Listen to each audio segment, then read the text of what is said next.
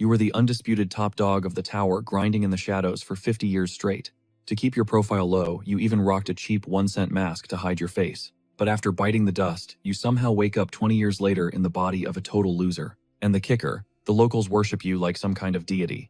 To figure this mess out, let's rewind to the day the 8th floor fell. Absolute chaos erupted in the deadlands of the 8th floor. Footsteps pounded the ground, matching the frantic rhythm of heartbeats. Soldiers marched in lockstep behind Kazuki. He freezes, throwing up a hand to signal the squad. With a stone-cold expression, Kazuki announces, "We are here to pull off the impossible today. Taking down the 8th floor guardian. Do not drag your feet just because this is a joint alliance raid. If we do not scrub this place clean, the 9th floor stays a myth forever." Suddenly the troops split, carving out a path. Kazuki narrows his eyes. Look who finally showed up. Spotting the approaching crew, Kazuki recognizes the Blue Eyes Guild. Leading the pack is a man hiding behind that signature mask. He flashes his trademark grin, strolling over to chat up Subaru. Subaru hits him with a polite, "Sorry to keep you guys waiting." Kazuki shakes his hand with a smirk. "Waiting, buddy, you are the first one here." Subaru raises an eyebrow. "I heard the martial arts squad was joining the party today." Kazuki sighs. "You are the main event, Narukami Subaru. They probably just want to pick up whatever scraps you leave behind." Right at that second, Subaru grips his sword hilt and speaks up. "If scraps are all they are after." Subaru drops a heavy hint. "Then I have got something for you right here." He drops a glowing object into Kazuki's palm. A status window pops open. Archangel's blessing. Kazuki is confused. "What is this?" Subaru explains. "I plan to clear this raid flawlessly, but this is just insurance. You hold on to it for me." Kazuki hesitates, listening to him. "But you need this way more than I do." Subaru cuts him off. "Besides, you planning to come back to Blue Eyes after this brawl?" Subaru emphasizes, "You can give it back to me then." In that moment, Kazuki looks down, a wave of melancholy hitting him. Subaru pats his shoulder, reassuring him. "Well, if you do not want to return it, keep it forever. Your call." Suddenly, a deafening boom tears through the air, making them both snap their heads toward the noise. Subaru warns, "Here it comes." Kazuki is shook. It is revealing itself this early. Moments before the historic clash, everyone rallies. 8th floor guardian Kazuki screams the order. Brace for impact. The poison dragon Hydra emerges, heads writhing, and launches an assault on the squad. Subaru looks up, scanning the beast, and lets out a sigh. What a hideous freak. Dark energy engulfs Subaru's hand. Thing makes my skin crawl. The system pings as lightning surges through Subaru's entire frame. His voice drops to sub-zero. "Today is your expiration date." The poison dragon Hydra side-eyes Subaru. Instantly, the heads roar in unison, charging up a massive green sphere of doom. Kazuki panics, yelling commands. It is unleashing a breath attack. Everybody fall back, but Subaru stands his ground. No need. Watching the monsters run wild, Kazuki asks in disbelief, "What are you talking about?" The Hydra combines its power, its roar, shattering the atmosphere.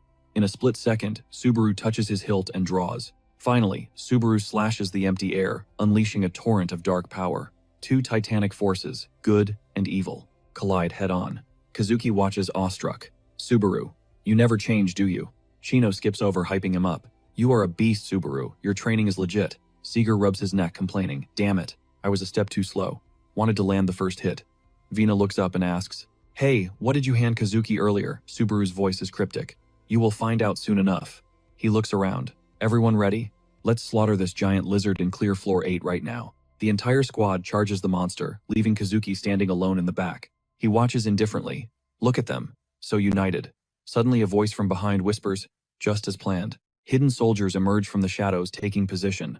Kazuki turns, smiling coldly. "Perfect. Let's get this started." Someone finally took the bait. The mystery figure muttered, "Hope luck is on your side, kid." Kazuki glanced back at the battlefield, his eyes dead cold. He watched with zero emotion. Her silhouette looked fragile against the storm, hair whipping around like a flag of war. Then the squad moved as one, launching a full-scale raid on the beast. Instantly, the poison dragon snapped, its glowing red eyes open, and unhinged its massive jaw, unleashing a torrent of lightning. That thing looked like a nightmare with teeth. Vina didn't flinch. She charged straight into the kill zone. Sigun screamed over the chaos. "Yo, a heads up before you go berserk. Would be nice." Right then, she glanced back to see a blade flashing in the light.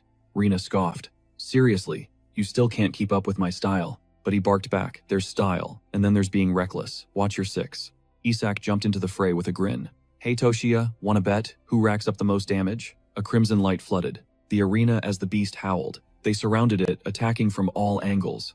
Toshia grunted. "If that's how we're playing then." Isak cut in, "Loser buys dinner tonight." He flashed a cocky smirk. and unleashed a devastating sword strike.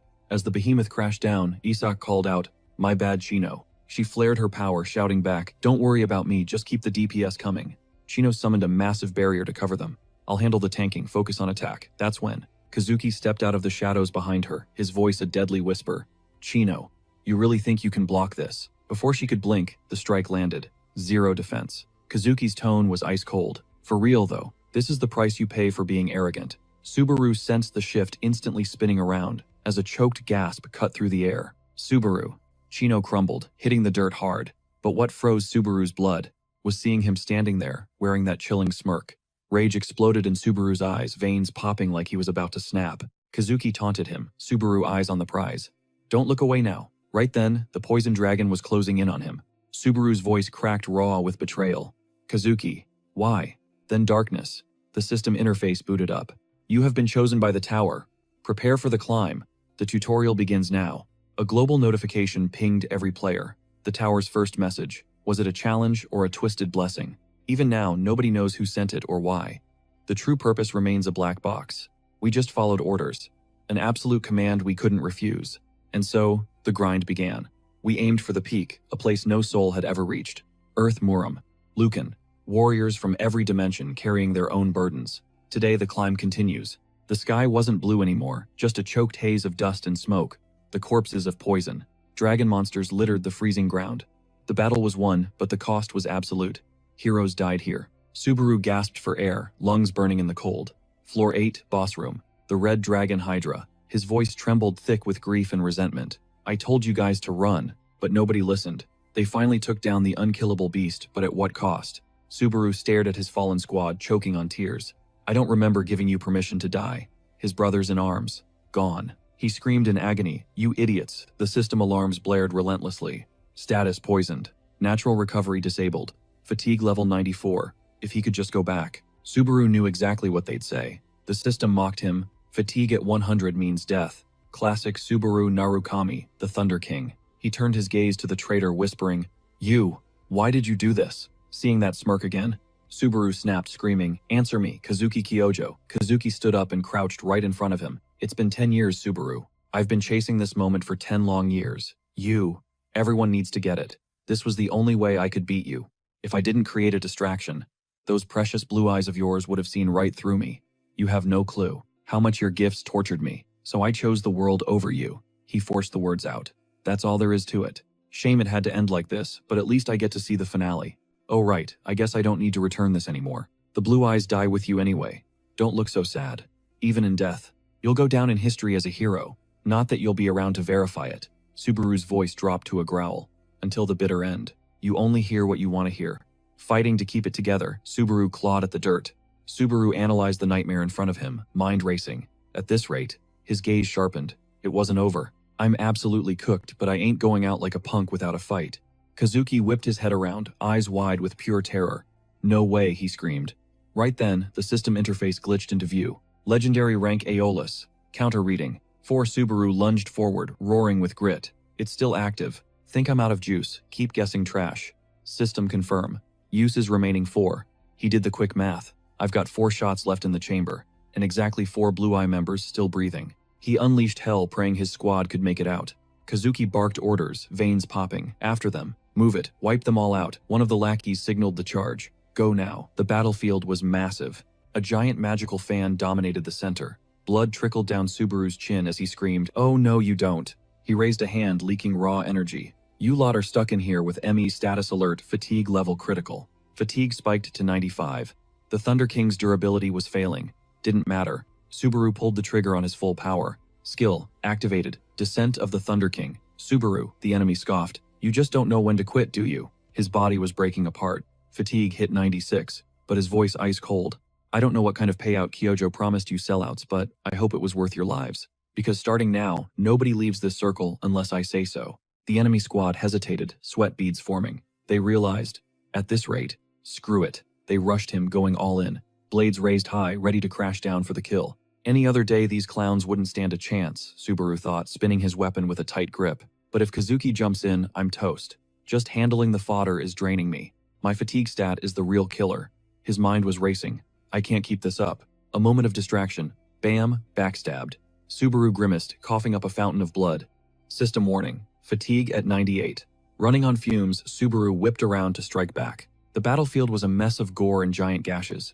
Light illuminated the carnage. His legs felt like lead. His sword clattered to the ground. Kazuki cheered like a maniac. We did it. We finally killed Subaru Narukami. But suddenly Subaru was right in his face, whispering, "You killed who exactly?" His body erupted. A massive surge of lightning exploded. The goon was fried instantly, eyes rolling back into his skull. Smoke cleared, body dropped. Subaru gripped the blade impaled in his own gut. He was running on empty. He collapsed to his knees. "He's down," someone shouted. "Is it finally over?" Kazuki skulked behind his minions, watching. That monster. Subaru. Can't believe he went out that easily. System alarm fatigue, 99. Danger. Warning death. Imminent at fatigue 100. Subaru's mind drifted. Kazuki. You of all people should know. Even as my legs give out. That in the end, suddenly Subaru bellowed incoming. His eyes were dark pools of pure vengeance. I win. Was he planning my eulogy? System activate. Archangel's blessing. This is my ticket out. Kazuki's jaw dropped, eyes bulging in horror. Subaru's blade was already airborne, and right in his face before he could blink.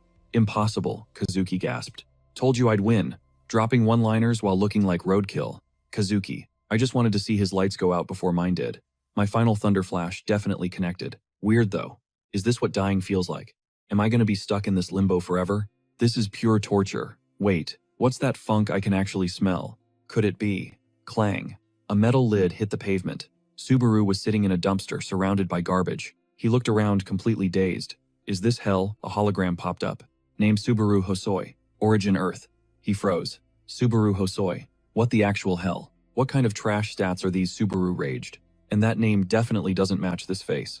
And Earth, that place is just a dumpster fire. Passersby started whispering. Yo, look at this bum, you just hanging out here to make us look good. Yup, he sized up the situation instantly. Subaru Narukami is an anomaly. Wait, is his power really sitting at 50% of what it was 20 years ago? Subaru Narukami died 20 years back. Seriously. Then, whose body is this? Subaru crawls out of a literal dumpster, totally dazed. You kidding me? Is this a glitch in the Matrix? Bam. He faceplants onto the concrete. Pain shoots through him.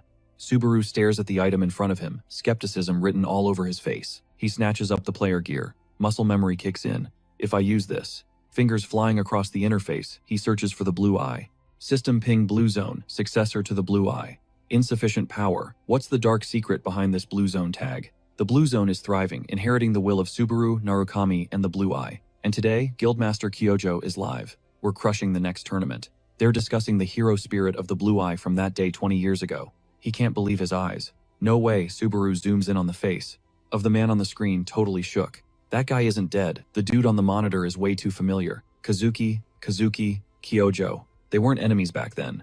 Subaru's mind rewinds to that conversation. What's up? Calling me out at this hour, he replied. Subaru, I'm thinking about leaving the blue eye. Subaru frowned. Yo, what? Out of nowhere. Kazuki proposed, I need you to break the news to the others for me. Friends. At least that's what Subaru thought they were. His voice dropped. You'll understand why soon. Don't worry, even when I'm gone, I'll always be your shadow. Fast forward a few years, Kazuki started a guild and showed up again. He used a name they used to joke about. Blue Zone. That was the shadow he talked about. But he's still stuck on floor 9, meaning he's achieved zero progress in 20 years. Suddenly, Subaru freezes. The bulletin board is blowing up with people heading to a memorial service. The Subaru Narukami Memorial Hall. Memories that haven't faded even after 2 decades. He jolts. My Memorial Hall Subaru stands right in front of the entrance to the Subaru Narukami Shrine. He's stunned. Okay, this building is way more impressive than I expected. Center stage. A mask is displayed like a holy relic. The crowd is locked in, hyper-focused on the display. Subaru stands there, totally lost in the sauce.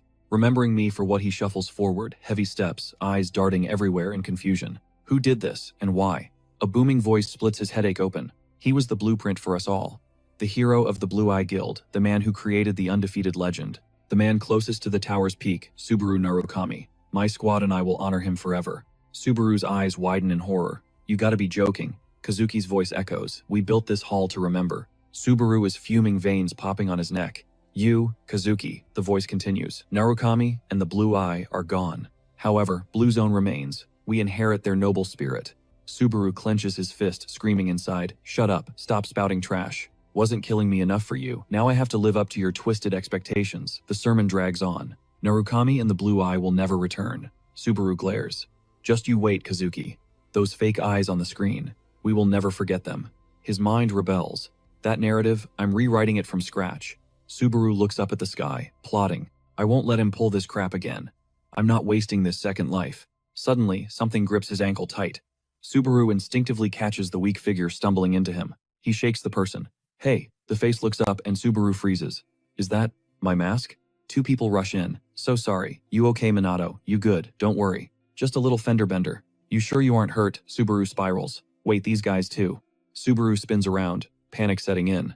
What the hell? He frantically rubs his eyes. Wide-eyed terror. What is this nightmare? Everyone around him. They're all wearing his face from his past life. What is going on? Kazuki's voice turns cold. It's a shame it came to this. But don't be sad. Even when you die, you'll be hailed as a historic hero. It clicks. Is this his game? Subaru's eyes sharpen into pure hate.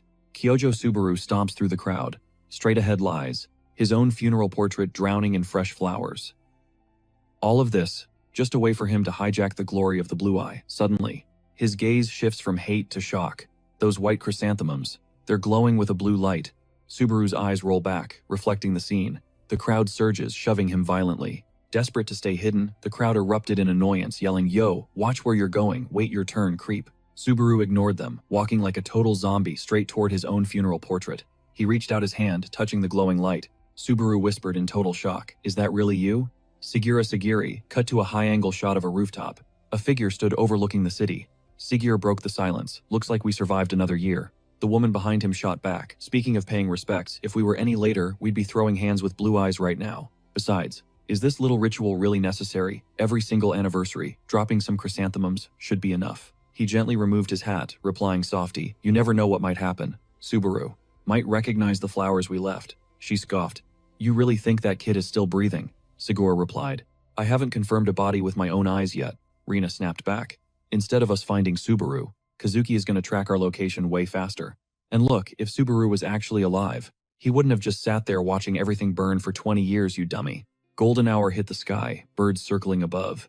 Cut to Subaru, crumbling in a corner, sobbing like a lost child. His whole body went rigid. She's actually... Subaru's thoughts raced, actually alive. He crushed the flower in his grip, whispering Sagiri's name. Interior, the cramped room Subaru Hosoi used to live in. Turns out, the guy was broke. The online search for blue eyes returned 0 hits. Subaru slammed the laptop onto the bed. But there's no doubt, Sagiri is out there. She's alive. But why is she hiding from Kyojo? Is that the root of all this mess? Knowing that guy's personality, he wouldn't let anyone sleep peacefully if they knew the truth. Did Sagiri really survive that blast solo? I'm not sure. All 4 of us got blown away that day. But as long as Kyojo is alive and kicking, reaching out now is basically a suicide mission. Plus, I'm powerless right now. Forcing it would just put a target on my back. He stared at the mask and flower on the table, telling himself, "First things first." Subaru looked at his hand, clenching it. "I need to get my strength back." He gripped the sword tight. Based on Hosoi's memories, the player tutorial kicks off in 2 days. He stroked the blade, lost in thought. If I can just survive this. Subaru's eyes hardened with resolve. As long as we're breathing, we can find each other again. Smash cut to the exam hall lobby. Hyuga stood there, arms crossed, radiating strict instructor energy. A candidate just finished the grind, body dripping with exhaustion. Hyuga stepped up, voice cold as ice. "You passed. But do you want to proceed to the next stage?" The guy stammered, terrified. "Next stage," he panicked, staring at the system window. "System alert. Do you want to challenge the next level?" The guy screamed. "No way, I'm not doing that. Are you insane? No. How am I supposed to solo 3 of them at once?" Hyuga barked back. "Keep it down, my head hurts. I'll fail you right now." As the guy teleported out, he frantically asked, "But I still passed right." Hyuga sighed, complaining. "That brat. Barely scraped by the tutorial. Can't believe I had to let a weakling like that through." Isaac Reinhardt's kid is the only one who cleared level 20. The rest of this batch looks hopeless. Suddenly, his eyes locked onto the screen. Someone walked in, dragging a sword across the floor. Hyuga warned, "That's a heavy name to carry, kid." "Well, it only matters if you actually survive." "All right, let's do this." In that moment, Subaru stood there, face stone cold, waiting for the system. Notification, spawning, 2 goblins. Eliminate the targets. Hyuga started to speak. "Let's get this test started right." Before Hyuga could finish, Subaru launched forward like a blur. Hyuga blinked, confused. Did something just fly past me? Before he could process it, Subaru had already deleted the monsters. He smirked internally, spent 2 days testing this body's limits. And I was right. This vessel I woke up in, it's actually cracked. System, continue to the next challenge. He accepted instantly. Obviously. I don't have time to waste, so let's speedrun this. Hyuga let out a shocked gasp at the scene.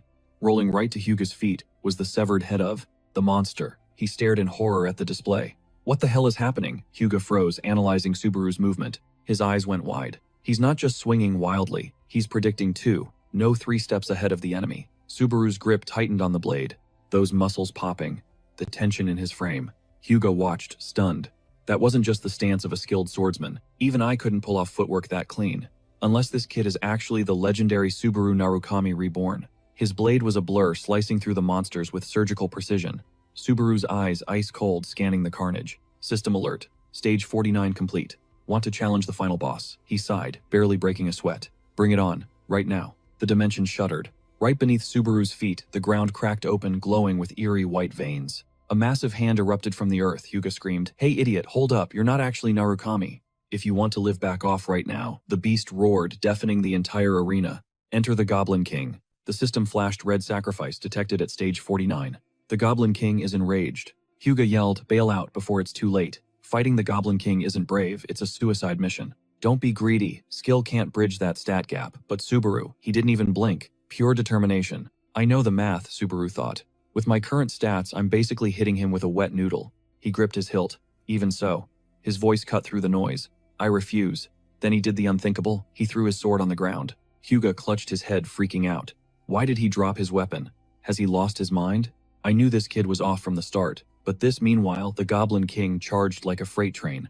Thwack! An arrow slammed into the beast's leg. The king's face twisted in shock while Subaru crouched low. In his hand, a fistful of poison arrows. Surprise. Ugly. The Goblin King paused, trying to process the glitch in the matrix. Subaru smirked. Let's place a bet. Do you drop me first, or do I turn you into a pincushion? Zero hesitation. Subaru dashed forward. The Goblin King let out a furious, earth-shaking roar. Come on, answer me. The monster lunged, massive legs tearing up the ground to close the distance. A giant axe swung down, aiming to split him in two. It was a clash of titans, but Subaru was faster. He weaved through the attack like smoke. Flashback time. He remembered the grueling training. Subaru unleashed a volley of darts. Off target. A memory surfaced. A girl walking up to him, shaking her head. That's not how you throw, Rina. Anything can be a weapon. She stepped up to show him how it's done. As she wound up, she explained, find the center of gravity and it becomes deadly. Snap.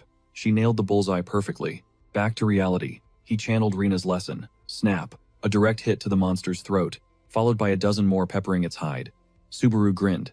Power equals rotation plus precision. Inverse to hesitation. That's the Rina style. Hyuga watched from the sidelines, mind blown. Goblin corpses and loot don't despawn until the trial ends. He's using the game mechanics against itself. I underestimated him. It's not just swordsmanship. He's mastering ballistics and using loot as ammo. Hyuga whispered. The kid's a genius. No, genius doesn't cover it. The Goblin King looked like a hedgehog now. The beast collapsed, totally spent. Subaru calmly retrieved his sword. He looked down at the fallen king. Nothing personal. Slash. A critical hit to end it. The system pinged instantly. System, you have defeated the Goblin King.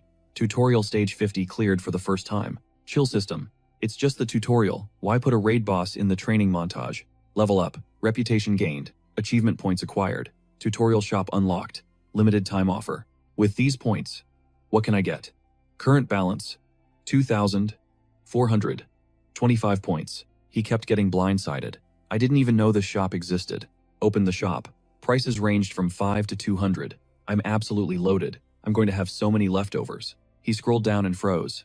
Wait, I can buy this. The Nameless Demon Sword. Cost 1,000 points. Grade sword. Effect drains user's life and sanity. Boosts cutting power and physical stats. A failed masterpiece by the legendary blacksmith Kinder. No name, just power. A Kinder artifact in the tutorial. That's insane. But a weapon that eats my HP. Next option, the Sword of Miranda. Cost 1,400 points. Grade sword. Reduces fatigue buildup. Extends combat time. A mithril blade, blessed by the temple. Looking at the holy sword, Subaru hesitated. Demon versus holy. Do I go for raw, self-destructive damage with the demon sword, or play it safe with the holy sword's stamina buff? He's wrestling with the decision. Both options look solid. How do I invest my starting points? Gotta play this smart. Then it hits him. A reroll strategy. Can I still swap? The system interface flashes open. Skill greed. Cost 1,400 achievement points. Rank S, level 1. Passive nullifies all side effects from items and abilities. Rank and proficiency are upgradable. Upgrade costs 10,000 C. Subaru's eyes pop wide open. Total shock. I've never seen a perk like this. If I pair this with the demon sword, no. It could literally delete the sword's curse. System notifications flood in. Skill purchased greed. Minus 1,400 points. Item acquired Blade of the Nameless Demon. Minus 1,000 points. A devilish grin spreads across his face. Totally worth every penny. He grips the hilt, giving it a test swing. The weight is perfect. Turns out this skill and the demon sword are a match made in hell. Instead of struggling with a high-risk weapon from day one, he just hacked the system. Hyuga strolls up. Not a bad pick, kid. That skill and the item have crazy synergy. But as a proctor, I'm stumped. I'm Hyuga, by the way. Why that specific combo? I don't know if it's practical, and frankly neither do you. Subaru snaps back. Do I need to draw you a diagram? Hyuga flares up. Just explain yourself. Is that really what you're asking? Manners are dead, I swear. You must be fried from the exam, so I'll let it slide. No deep reason, really. Hyuga stares him down. Internal monologue running wild. So that snot-nosed brat actually made proctor. He recalls a scrawny kid from back in the day. Big fan, sir. Can I get an autograph? An autograph.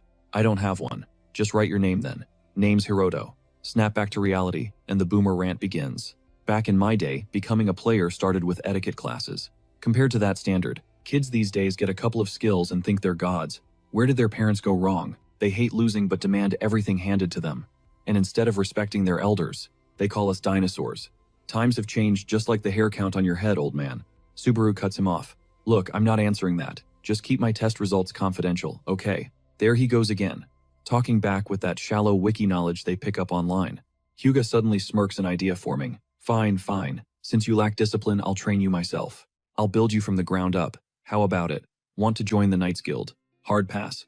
Hey, it's rare for a proctor to scout someone personally. Going to the second floor. Use the telly. Wait, hold up. Stop right there. The second floor. But Subaru is already ghosting him, walking away without a glance. Hyuga sighs, defeated. Good lord, what a disappointment. Moments later, Subaru lands in a new zone. The audio clutter is intense. Floor 2.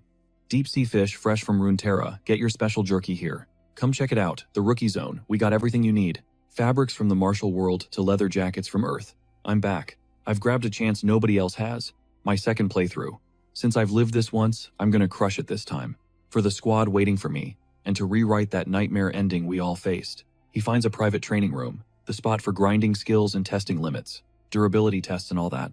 As he arrives, an old caretaker asks, "Which floor you from?" Subaru replies, "Just came up. It's a hub for regulars." The old man points a bony finger. "Then stick to training room number 1. It's got a straw dummy." Subaru pauses, then counters. "I'll take room number 5.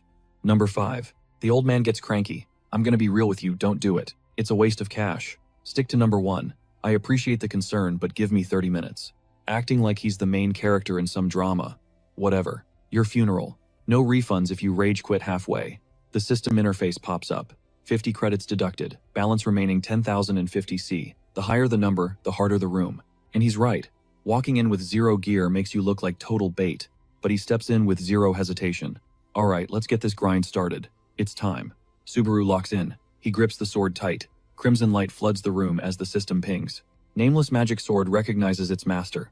All stats temporarily boosted. Absorbing user, HP, and MP. Greed level 1 attempts to parry the backlash from the nameless magic sword. A sliver of HP and MP regenerates. But Greed fails to fully suppress the blade's rejection. Stamina is tanking fast. Fatigue is spiking. Just as predicted, level 1 is too weak to handle this beast. But hold on, the nameless magic sword just drained the user's HP. It's a high-risk gamble. Power scales up as health drops. The more the system analyzes, the deadlier the blade becomes. Suddenly, a crimson aura flares up, blindingly bright. Subaru is losing the reins. Is this his limit? No, this was all calculated.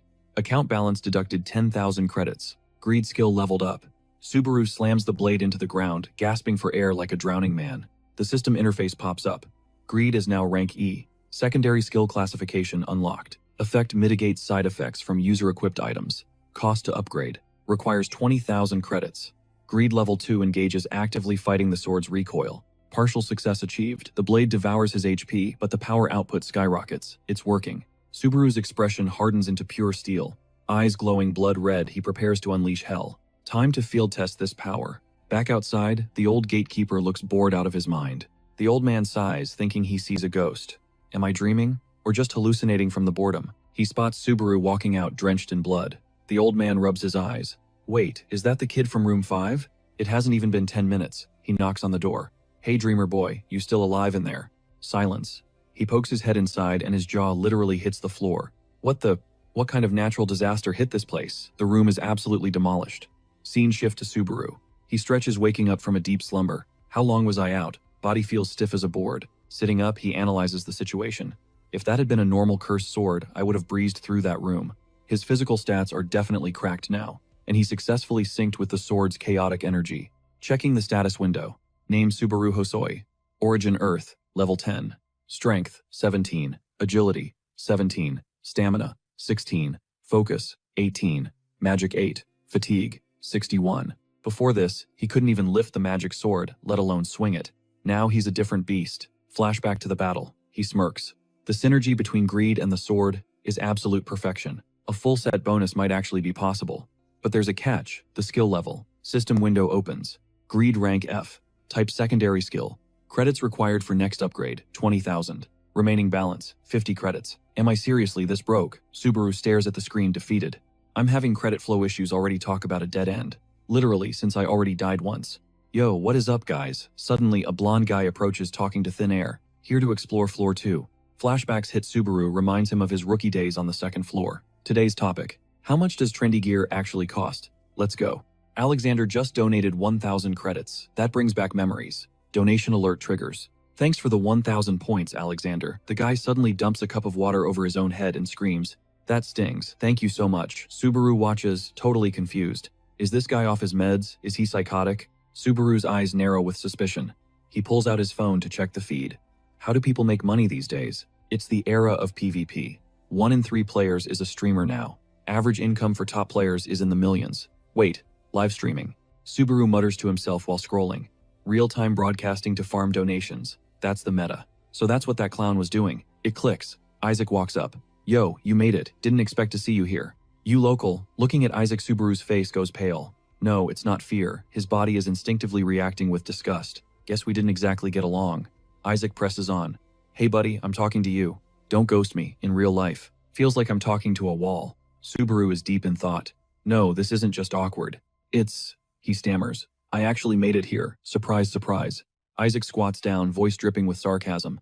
Never thought a weak piece of trash like you would survive the test. The tutorial. Honestly, I was betting on the goblin gutting you right there. Then it hits him, the memory floods back. Subaru's mind flashes back to the moment he was on his knees begging. Isaac, why? Why are you doing this to me? Wipe that serious look off your face. It's pissing me off. Just hearing your name makes my skin crawl. You can't even follow basic instructions. Totally useless. You trying to advertise that you're an orphan with 0 brain cells. Because you're doing a great job showing everyone how empty that head of yours is. That incident. The credits you coughed up. Not enough. So, bam, Isaac delivers a brutal kick to the gut, sneering at Subaru's pathetic state. Shut it.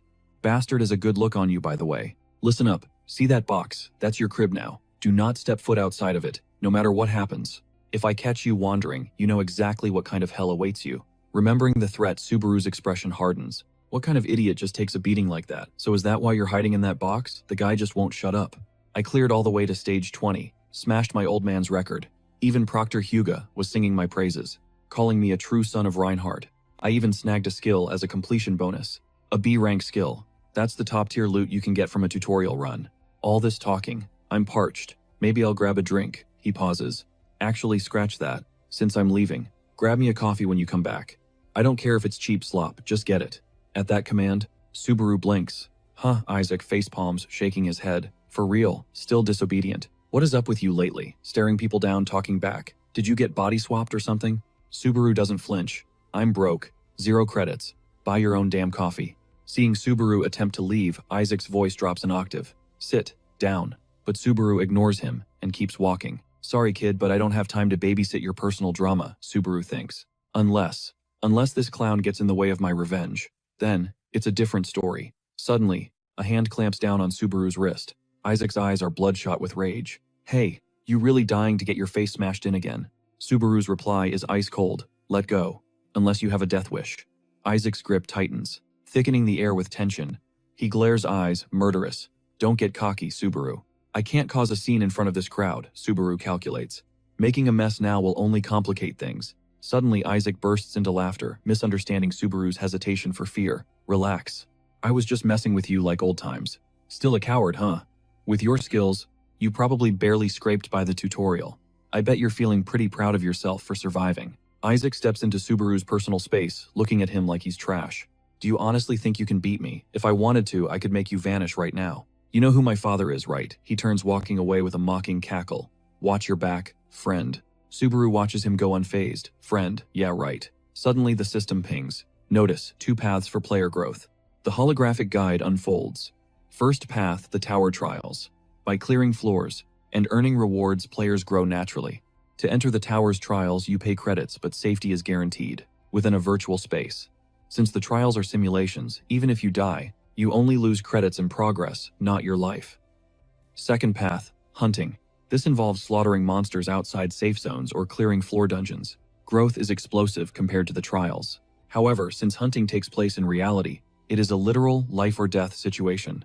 If you die out there, it's game over, permanently. Cut to the Orc Nest dungeon. Subaru stands amidst the carnage. That's why most players avoid hunting. Why risk your neck when there's a safe option? But Subaru isn't most players. He lounges casually on the corpse of a massive beast he just butchered. Safety is slow. The monster lies in a gruesome heap. Danger is fast. He pulls out a sleek device, scrolling through the breaking news. A masked figure looms on screen. Subaru freezes. Narukami Subaru, 80,000 live viewers. You gotta be kidding me. The mystery streamer brings the hype. What's good, chat? Y'all ready? Today we're crushing the third floor trials. Subaru's face twists in disgust. The name, the mask. How many clout chasers are gonna rip off this persona? System prompt pops up. Narukami's just a sellout, accepting 20,000 credit missions per clear. The fake grins. Narukami Subaru at your service. I'll play the clown if the price is right. Big thanks for the 20,000 creds, homie. Subaru's jaw drops. 20 bans for a single mission, and the requests are flooding in. Notifications blow up users like Lonely Wallet Poker and Safe Asset Drop missions. The masked fraud beams. Appreciate the love, fam. I'm about to wreck this dungeon for y'all. Narukami Subaru out, making absolute bank just by turning on a camera. Meanwhile, the real deal is out here breaking his back against literal monsters, risking his life for scraps. A quick check of his balance, a pathetic 50 credits. Salt in the wound. That guy's rolling in dough. Subaru glues his eyes to the screen, studying the hustle. He stands, letting out a long sigh, then snaps into focus. Adrenaline kicks in. All right, time for one last gig. A massive foot slams down. The earth quakes. A horde of nightmares emerges, fangs bared, snarling for blood. System alert, Orc High General has entered the chat. Subaru doesn't flinch. Don't have my poison needles this time, but whatever. I'm packing something way nastier. System update. The nameless magic sword is draining user HP. Every drop of blood fuels his stats. Level 2 mastery kicks in, nullifying the blade's recoil. He grips the nameless magic sword, eyes blazing. I'm on a tight schedule. Let's wrap this up. System ping, user HP, and mental stability temporarily restored. It's go time. Boom. A boot to the beast's face. No time for trash mobs. He launches into an aerial backflip. He rains down destruction, picking them off mid-air. The boss just stands there frozen, staring up at his doom. Subaru delivers a devastating punch. System clear. The Whispering Orc dungeon is history. He pauses. Guess I gotta put the costume back on. Staring into the mirror, he mutters to himself. I see how the game is played now. If I'm gonna stream, I'm doing it my way with raw skill. He slides the mask into place. Besides, I'm the only real one here. Subaru spins around and marches out. Notification: Narukami Subaru is now live. Cut to the office. Dead silence. Just Hasuka, deep in thought, looking intense. Her jaw tightens. She snaps. What the actual hell is this? Morons. Scumbags. Absolute garbage. A 5-man squad couldn't clear that. Are you kidding me? Seong Hyun strolls in. Careful. If the sensor beep hits first, that's a 1,000-point penalty. You were borderline just now. So what's the drama? Who is it this time, Hasuka? Growls Shubakichi. Seong Hyun blinks. Wait, is Shubakichi the real Narukami Subaru? Or another fake? She throws her hands up. Who knows? Could be a clone. Could be the guy himself. The OG hasn't shown his face. So logic dictates whoever's the strongest is the real deal. Literally everyone and their grandma is cosplaying Narukami Subaru for a quick buck. Is the streaming meta officially dead? Seong Hyun shudders. Don't even joke about that. This platform is the only reason we're eating. Hasuka rolls her eyes. You think I don't know that? These clowns don't respect the rules. Even the hardcore tower climbers think it's a joke. Seong Hyun lowers his voice, concerned. Hasuka, why'd you quit the tower climb for this dump anyway? Boredom, she says flatly. Same reason you bailed, right? If I had actual freedom, I'd be doing literally anything else. Now shut it. Seong Hyun flinches. No, I quit because I wasn't good enough. He stares at the floor. He only climbed the tower to meet his idol Narukami Subaru. Without that goal, his fire just burned out. Suddenly Hasuka yells, "Holy crap, I found a diamond in the rough." He sighs. What now? Another weirdo. Hasuka looks stunned. A brand new Narukami Subaru impersonator. Song-hyun groans. This is painful. Is this really what we call talent scouting? What a joke. Why are you even watching a Floor 2 stream with 0 views? But Hasuka's eyes are glued to the screen. I know, she whispers. But every time I see that mask, I just can't stop hoping it's him. And just like that, 1,000 credits vanished into thin air. Seong-hyun hits the deck, practically begging, "Please, man, you gotta forgive me." The system spams notifications, initiating second floor trial. Objective: clear the starter dungeon and extract. Completion score scales with the kill count. Subaru thinks to himself, this second floor run isn't exactly sweating me. But that feeling of eyes burning into my back, it adds a little pressure.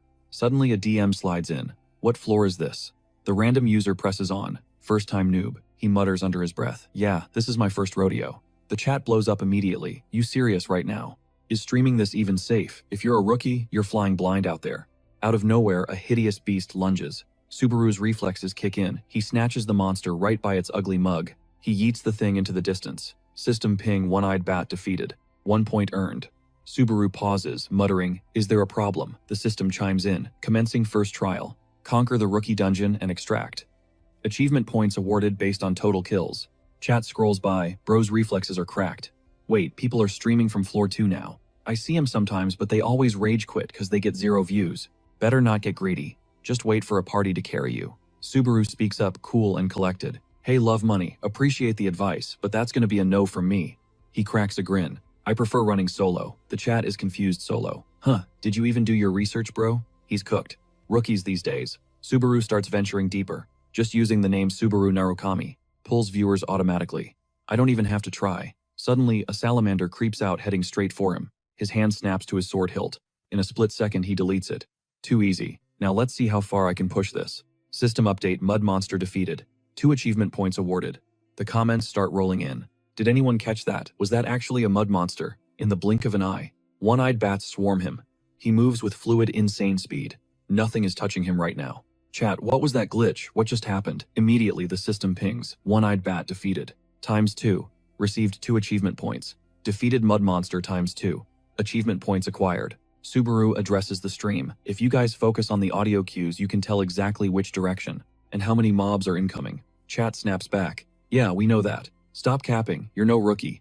I know that, too easy stuff. Hey, no pepper guy, what level are you even? Subaru keeps talking. If you guys already know the basics, I'll just say what's on my mind. Comments pop up. Normal players can't pull that off. Haha.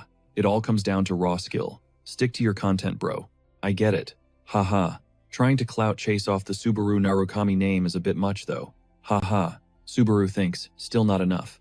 I need to stack as many achievement points as possible before I extract. Chat responds. Have you just been W-keying straight this whole time? Real men move in silence.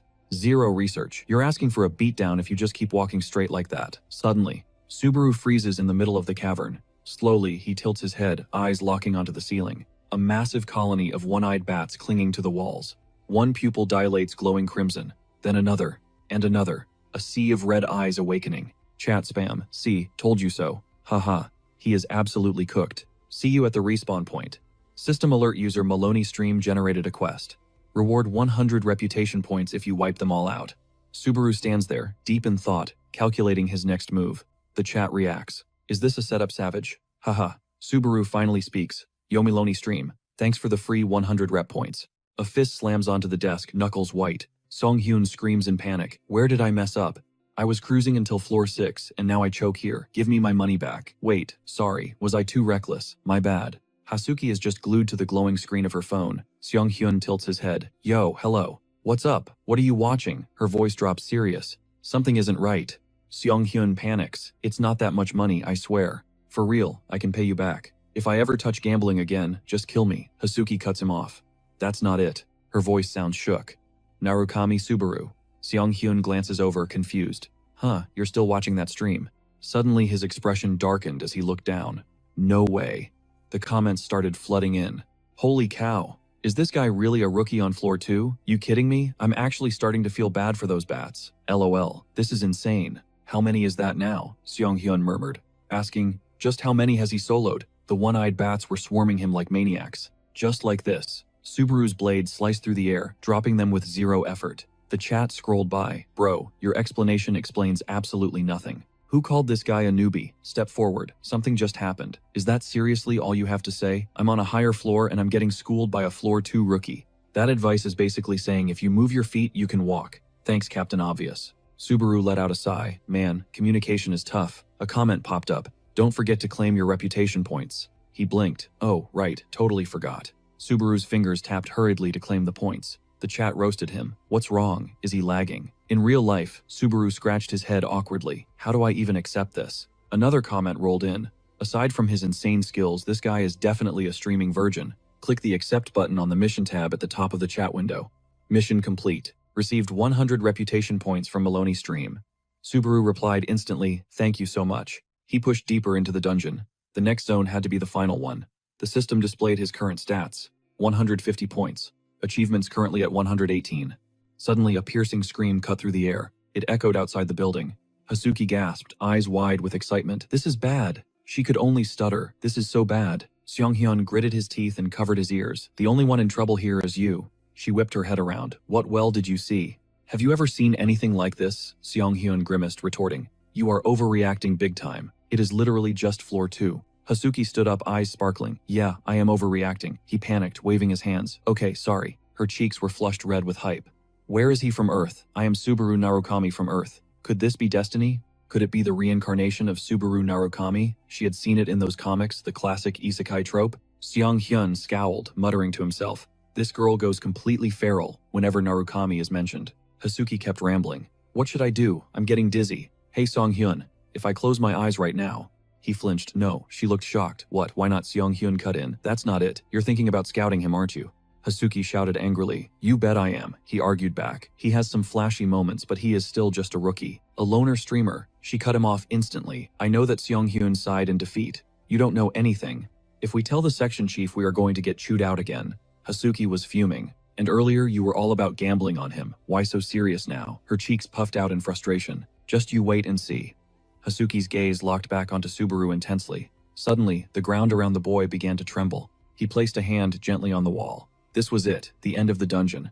The massive doors slowly, heavily creaked open. Subaru stood his ground, radiating pure confidence. And there it was, the werewolf, sitting in a slumber. You're Seeger, the werewolf, the chat exploded. Just seeing that thing gives me anxiety. Insane. Let's keep it a secret that I wiped to this guy 8 times. I thought it was a bug when he wouldn't let me pass on the first try. The system chimed in. Received acknowledgement from the werewolf.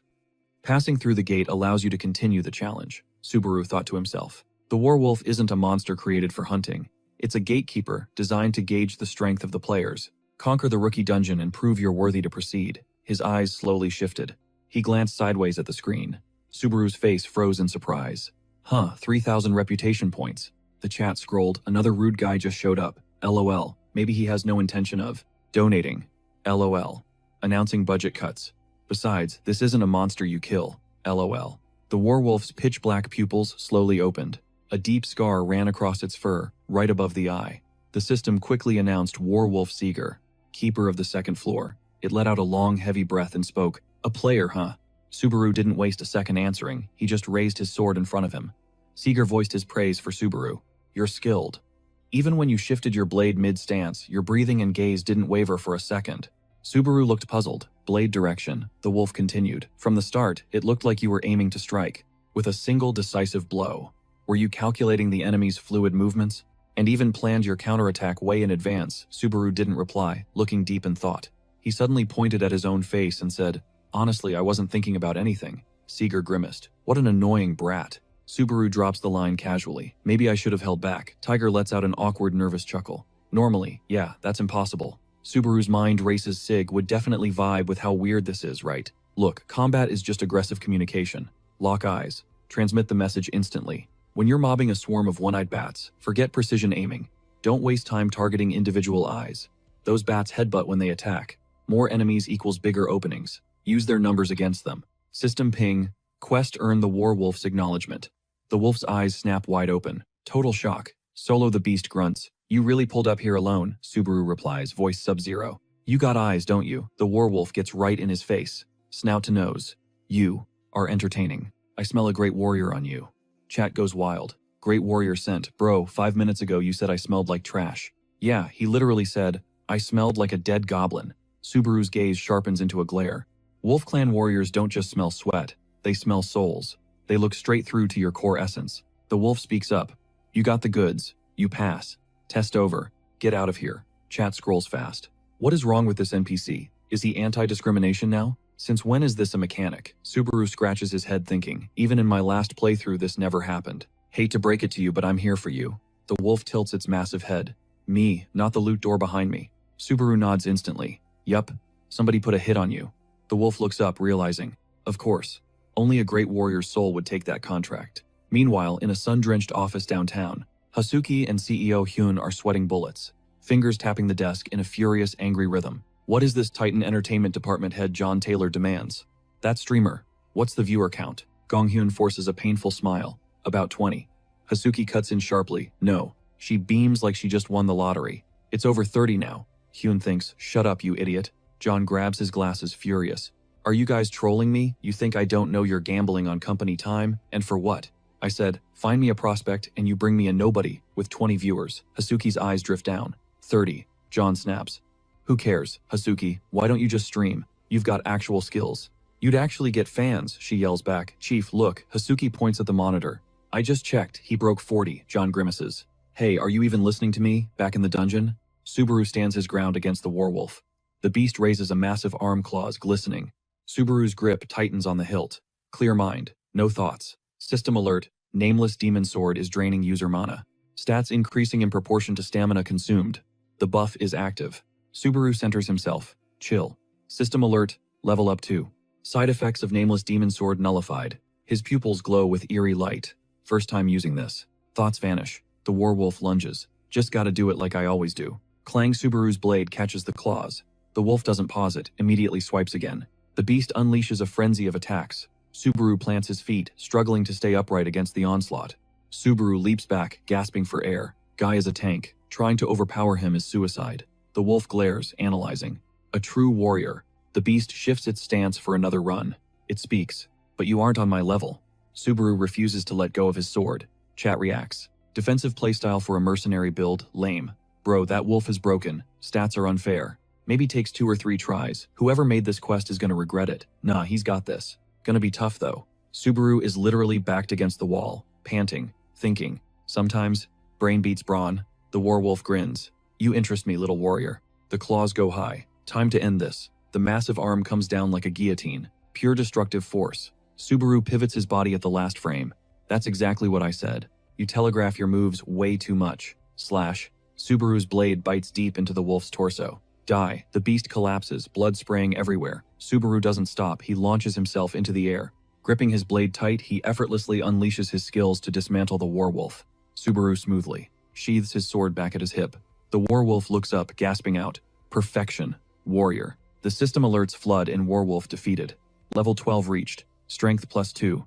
Agility +1. Focus +1. Magic +2. 500 achievement points secured. Chat pops off. Wait, did he actually clap him? Is he frozen? Did he just die standing up? This stream is fire. Isn't this his first run? No way. Subaru pants, flashing a smirk. He's down. Chat scrolls fast. Solo run. Cap off to you. The quest giver LOL bet he never thought the kid could pull it off. Viewer count 56. System alert, mission complete. 3,000 reputation points received from Boss Iset. Subaru speaks up. I'll put it to good use, Boss Iset. System update. Current reputation 3,150. Current achievement points 618. The gate creaks open, and Subaru slowly steps into the blinding light. Suddenly he freezes, sensing a lethal threat. Chat reacts. Something's raging. System panels multiply before Subaru's eyes. Chat freaks out. 13 options. You joking? The record so far is only 6 right. Is this a new record? I only got. System notification. Number of choices is proportional to player talent. Will you challenge the Thunder trial? Chat hypes him up. That's the spirit far. If he doesn't pick Thunder here, he needs a name change. Subaru hesitates for a beat, then finally speaks. I choose it. The system instantly confirms Thunder trial selected. Subaru's entire body gets wrapped in a powerful electric aura. Hasuki stays glued to the monitor, tracking every move. Everyone bursts into excited laughter. There it is. Hasuki points at the screen. He actually did it. We hit 60 viewers. How's that? Ever seen a streamer blow up this fast? And usually, quests give 2 or 3 options max, but he unlocked 13. John lowers his voice, continuing. It is seriously impressive taking down a werewolf. Rumor has it that beast was undefeated. But still, he's just a rookie streamer on the 2nd floor. There's a lot left to discuss. Hasuki grins with excitement. Chief, want to place a bet? He blinks surprised. A bet, she continues. If he fails to absorb the thunder, Seonghyun and I will work for a fixed salary for 5 years. On the flip side, if he succeeds, you sign him immediately. No complaints. Songhyun starts whining. Say what? Why am I involved? Hold on, wait. I don't even know this guy, John chuckles. Even if he makes it to the trial, do you really think he stands a chance? The only player to ever master thunder was Subaru Narukami. Hasuki replies confidently. Won't know unless we try, right? John crosses his arms. Fine, I'll take that bet. Hasuki quickly covers Seonghyun's mouth. I don't. System alert, thunder trial commencing. Subaru glares, whispering. This is... Suddenly, a voice cuts through the air. Watch out. Someone tackles Subaru out of nowhere. Boom, a massive explosion erupts from behind. Falcon is panting hard. With a giant fragment looming behind him, he yells at the dazed Subaru. What was that? You got a death wish. System update. Defeat the giant fragment. Subaru is shocked. Why is this guy here? Suddenly, the giant fragment grits its teeth and looks down. Chat scrolls by. What's the situation? Isn't this the thunder trial? Yeah, that's a monster from the giant clan. Why did he spawn like that? Subaru thinks. A boss-level monster. It was supposed to appear in part 2 of the trial. Did something shift because I took down Rex the giant fragment? Slams its weapon into the ground. In a blink, Subaru has already vanished from the spot, walking slowly. He sighs. It's just big. Its structure is way inferior to Rex. Lucky I already have this intel. Falcon rushes over, and after I got in trouble, saving you. Run now. Subaru tightens his grip on the hilt. I need to wrap this up fast before anyone interferes. System alert. The nameless demon sword absorbs user's blood. All stats increase, corresponding to health consumed. Upgraded to level 2. Side effects of the demon sword nullified. At this moment, Subaru stands his ground against the giant fragment. He suddenly widens his stance, locking into combat mode. The battle rages. The giant fragment slams its weapon down with bone-crushing force. Subaru sticks the landing just in time. But the monster isn't done, it charges again, relentless. Falcon gazes up at the sky, watching the chaos unfold. He sees Subaru hovering in midair before diving straight for the beast's head. The blade sinks deep without a second of hesitation. One strike and the giant fragment screams in agony. Subaru's eyes go pitch black, staring cold. You're too loud. He grips the hilt tighter. Stay quiet for the rest of your life. The monster forces its head up. Blood sprays everywhere. Its eyes droop shut, fight's over. System alert, you have defeated the giant fragment. Stage 4 cleared. The chat goes wild. Stage 4 already. System alert, level up. Level 13, plus 2 levels. Strength +1, agility +1, health +1. Magic power. You received 4,000 achievement points. Loot drop giant's heart. Loot drop thunderous. Chat 4,000 points. Is that back pay for stages 1 through 4? All at once, that's generous. Killing the werewolf perfect clears from stage 1 to 3. Falcon walks up to Subaru stunned. Yeah, you are. Chat lights up. Wait, is that Falcon? LOL bro, switch to polite mode real quick. Anyone would be on guard if a monster like that spawned in stage 4. Yeah, total panic mode. LOL. Falcon gasps, completely shook. Who on earth are you? Subaru stays ice cold. Can't you tell by looking? His pitch black eyes look down. I'm here to slaughter giants. Cut to a dead silent town. Barely a soul in sight, just nervous guards patrolling. Subaru sits alone in a quiet room. Eyes glued to the screen. Chat demands content. Show us the loot. Let me see it. Show us. Bet it's magic tier. Nah, probably rare. Subaru reaches into his inventory. I'm curious myself. Alright, let's unveil this. System alert, giant's heart. Rank rare. Type accessory. Health +2. A ring carved from a giant's actual heart. Boosts health and regeneration speed. Subaru muses. Accessories are high-value loot. Health boost, I can dig that. He glances at the floor. Needed some armor anyway. System alert. Thunderous. Rank rare. Type armor. Defense +5. Infused with the power of lightning. Active skill. Thunderous usable once daily. Nullifies all debuffs. 3 charges remaining. Chat sick find. Even with the usage limits. That's viable until floor 5. No way giant's heart is an endgame item. Priceless, honestly. Subaru equips the heavy armor instantly. System alert. Narukami Noah. Registers a quest.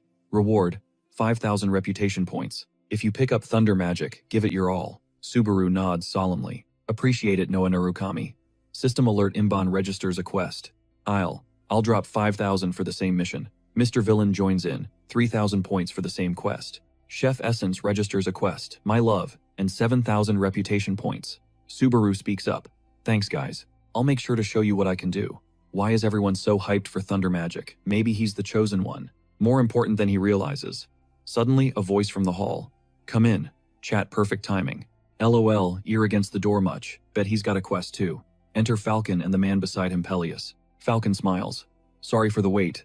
This is the knight captain of the village, Sir Peleus. Giant attacks have been ramping up lately. As knights, we're on guard duty 24/7. Full gear, total lockdown for everyone's safety. We banned all non-essential travel. Didn't expect an outsider to roll up, especially now. Peleus steps forward. Heard you held the line while I was gone. On behalf of the village, thank you. Subaru cuts him off.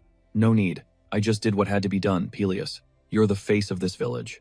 A brave knight standing against the giants. Peleus's expression hardens. Luckily, our scouts found the giant chieftain.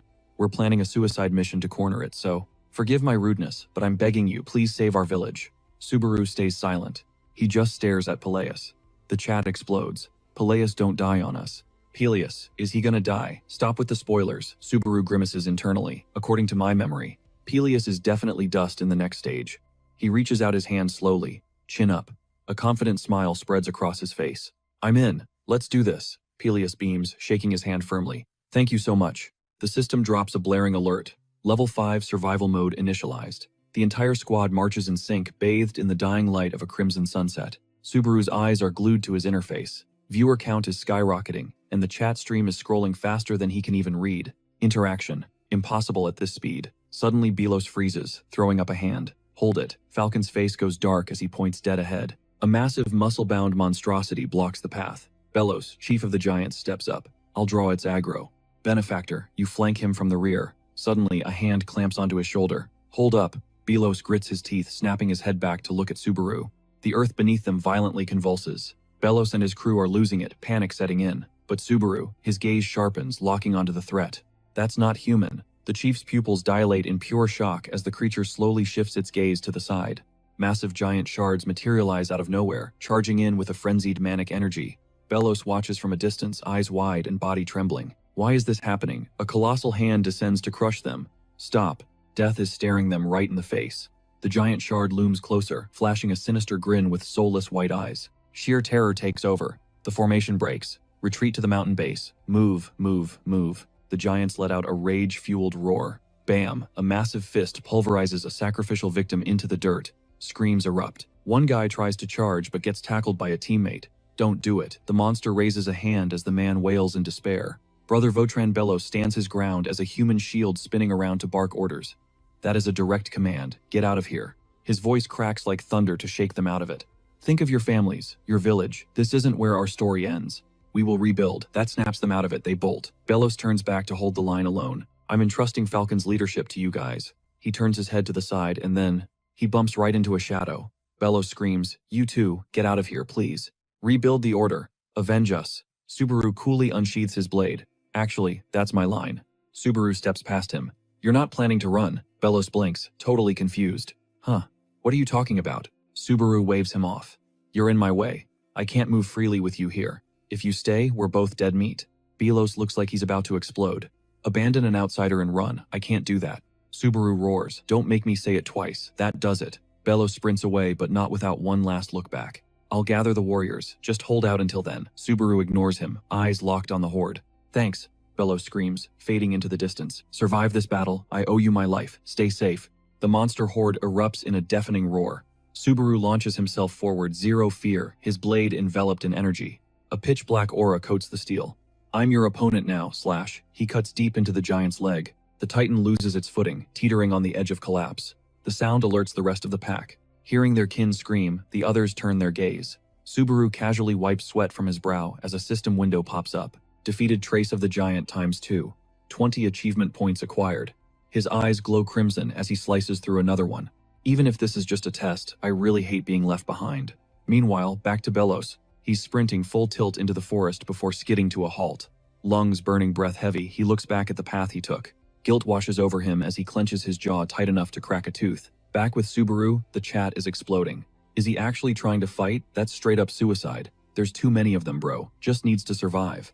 Exactly. Why'd he chase the tank away? Score depends on how many warriors make it out alive. Wait, it's not just about surviving. This game is rigged. Subaru catches his breath, mind racing. Belos was scripted to die here. If I play it this way, I can save every single one of them. While Subaru strategizes, the giants go berserk charging him. Boom, Subaru executes a one-hit kill. Defeated trace of the giant. 10 achievement points. He pivots instantly, deleting another one. Defeated trace of the giant. 10 achievement points. Subaru analyzes the situation.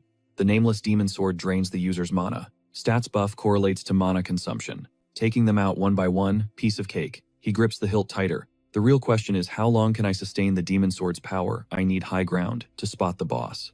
He scrambles up the corpse of the giant he just dropped to get a better vantage point. The remaining titans lock eyes on him. Subaru surfs through the air. Below him, the monsters unhinge their jaws, waiting for a free meal to drop. One beast gapes its mouth wide, reaching up to snatch him out of the sky. Subaru doesn't even swing his sword, he just stomps right on its ugly face. Subaru treats the giants' faces like literal stepping stones, parkouring his way up. The chat goes wild. One slip, and he's toast. Aerial combat isn't just a skill, it's Subaru Narukami's playground. Tuning out the spam, he locks in. Goal hit level 2. Gotta neutralize the nameless demon sword's backlash. His stamina and mental fortitude fully recharged. Stamina drain is way lower now. Good gear is a total game changer. Suddenly, his eyes snap wide. Target acquired. I need to find the boss before I burn out. He spots the monster in the distance. Found you. The beast locks eyes with him and lets out a twisted, mocking laugh. Subaru doesn't hesitate, he dives straight in. The giant winds up a massive weapon. Subaru's mind races midair. If I don't drop him in one shot, I'm finished. The giant raises its club face, dead serious. Subaru looks stone cold on the outside, but inside, he's praying hard. Please just work. Snap. The sound cuts through the air. Instantly, Subaru is engulfed in a blinding golden aura. Thunder booms across the battlefield. The giants recoil, clutching their heads and shielding their eyes in agony. Screams tear from their throats. Even the boss drops his weapon to cover his face, then glares up roaring. Human Subaru descends like a hawk blade aimed dead center at the monster's skull. The nameless demon sword drinks his mana greedily. His eyes glow crimson. The blade flashes with lethal light. Thrust. The blade sinks deep. The monster's eyes bulge in pure shock as blood sprays in a gruesome fountain. The massive giant stares in disbelief before tilting backward. Gravity takes over crash. Down goes the titan. The rest of the mob is too busy writhing in pain to notice their leader is dust. Target destroyed. The giant seed. System windows pop up like crazy. Stage 5. Survival. Cleared. Performance excellent. Level up. Stats. Incoming. Strength +1. Agility +2. Stamina +2. Magic power +1. The stream chat is losing its mind. Has anyone ever soloed that boss? No way. How is he this cracked? Was the difficulty nerfed? I didn't even see the kill window. When did that happen? He beat the unbeatable. Total glitch abuser. God, I hate how weak my avatar is compared to his. Subaru is gasping for air, lungs burning. If this were a typical manhwa, this would be the cool ending pose. But nope. The sky turns pitch black, lightning strobe flashing violently. The giants snap out of their daze, lowering their hands. Subaru raises his sword, realizing the grim truth. Reaching level 2 didn't cancel the demon sword's curse. He sways, barely keeping his feet. Right. The rules. Even with the objective cleared, the mobs won't despawn until the timer hits 0. The mechanic he exploited to farm XP, yeah, it's coming back to bite him. Hard. Blood drips from beneath his mask. Subaru stares at the wall of giants. This is bad. Really bad. I'm out of juice. Suddenly the heavens open up. A bolt of golden lightning tears through the sky, hitting the ground at Mach speed. The flash blinds him.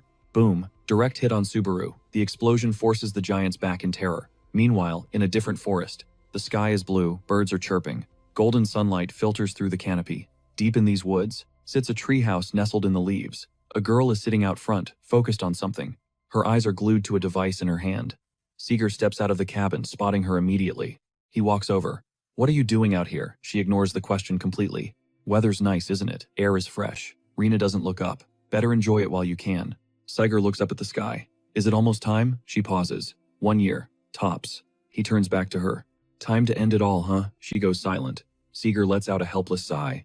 You're so weird. Zoning out while we're discussing the apocalypse. He leans in to see her screen. What's got you so hooked? She hesitates. Oh, this. It's the stream of Subaru. Right now he goes by Subaru Narukami. Seeger loses his cool. Subaru. You said Subaru. Rina sighs. Relax. Obviously not that Subaru. This kid just hijacked the name Subaru Narukami. Just some streamer on his second trial run. The live chat on her screen is buzzing. His movement is god tier. And they say this guy's a newbie. Rina stammers, then gets serious. You recognize it too, don't you? Xena snapped, her voice cracking with frustration as she tore into Tiger. If Subaru actually survived that hellhole, the tower would have chewed him up and spit him out ages ago. Tiger kept his cool. What's that supposed to mean? Xena's brow furrowed, a flush creeping up her cheeks. Subaru is gone. Dead. You need to wake up and face reality. Tiger didn't wait to hear the rest. He spun on his heel. I'm done discussing this. Xena panicked, her voice rising. Tiger, wait. She shot up from her chair, screaming, how long are you going to keep hiding in that kid's shadow? He whipped around, face twisted in annoyance. Look who's talking. He snatched the device from her hands. This is exactly why you're stuck in this mess. Xena opened her mouth to argue, but he shoved the screen right in her face. I'm just killing time here. Her eyes locked onto the screen. What she saw made her let out a blood-curdling scream. Tiger grabbed the device back, scowling. What now? But the second his eyes hit the display, Tiger froze. Stone cold. It was him. Subaru. On screen, the kid stomped the ground, hard enough to crack it. A massive shockwave of energy exploded outward, lighting up the entire dungeon. The pressure was so intense, the giants were pinned down, unable to take a single step. A system alert popped up. Skill acquired lightning. You have received 2,000 achievement points. Option 1, continue the challenge. Option 2, move to the next floor. The chat room went absolute nuclear. What?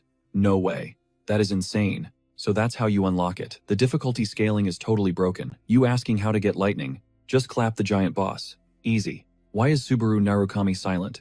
Makes sense though. Even if I told you scrubs, not like you could pull it off. He looked down, thoughts racing. No. Under normal circumstances, this power shouldn't even be available here. The system window flashed the specs. Lightning rank A+. First tier skill. Consumes stamina and mana to wield the power of thunder. Upgradable via lightning shards. Subaru stared at the panel and exhaled. I didn't die. That's a win. The challenge pausing right then literally saved his neck. A wall of notifications flooded his vision. Donation alerts everywhere. Subaru found his voice immediately. Thanks, guys. He checked his stats. Reputation points, 20,150. Like I promised, get me the gifts and I'll give you a show. Challenge resumes now. The giants shook off the paralysis and charged roaring like beasts from hell. Subaru's gaze sharpened like a blade. Time to show you something cool. 20,000 reputation points consumed. Skill greed level 2, upgraded to greed level 3. Effect lightning, side effects nullified. He raised a hand crackling with raw electricity. I want this current running through my whole body, but the lightning surged into his arm. His hand glowed brighter than a supernova. Come get some. He stood his ground, defensive stance locked, while the monsters rushed him like starving tigers. Just as they raised their massive fists to crush him, Subaru smirked. He gripped his sword hilt with both hands, channeling lightning into the nameless demon sword. His entire frame radiated a deadly crimson aura. Should I wipe them all out in one go? Just like the old days. He swung down with everything he had, eyes flashing with power. Wherever that blade went, giants were sliced clean in half. Nothing escaped. Total annihilation. Subaru's Reaper Slash. The curtain call. As the bodies fell, the glowing light around him began to fade. Subaru gasped for air, his lungs burning. Crap. I was trying to save energy for the trip back. He leaned on his sword, legs shaking. Misjudged my stamina reserves. Behind him a group approached. They saw the carnage and froze. Their faces were painted with pure shock. Peleos looked up, confusion written all over him, then bolted towards Subaru. Our savior Subaru, barely holding himself up, turned at the sound. His vision was going dark. He tried to regulate his breathing, but the world was blurring. He saw Peleos running over. Idiot. Seriously. Peleos reached out, and Subaru's eyes snapped shut. Logged out. Back in the real world, a device on a desk started buzzing. 3 people in the room, tension thick in the air. Seong Hyun looked up, voice trembling. Did we really need to go that far? John threw his hands up. Don't look at me. I gave up trying to understand women years ago. Hasuka buried her face in her hands, curled up in her chair. This is bad. This is so bad. Her face was beet red, sweating bullets. What do I do? She rubbed her face frantically.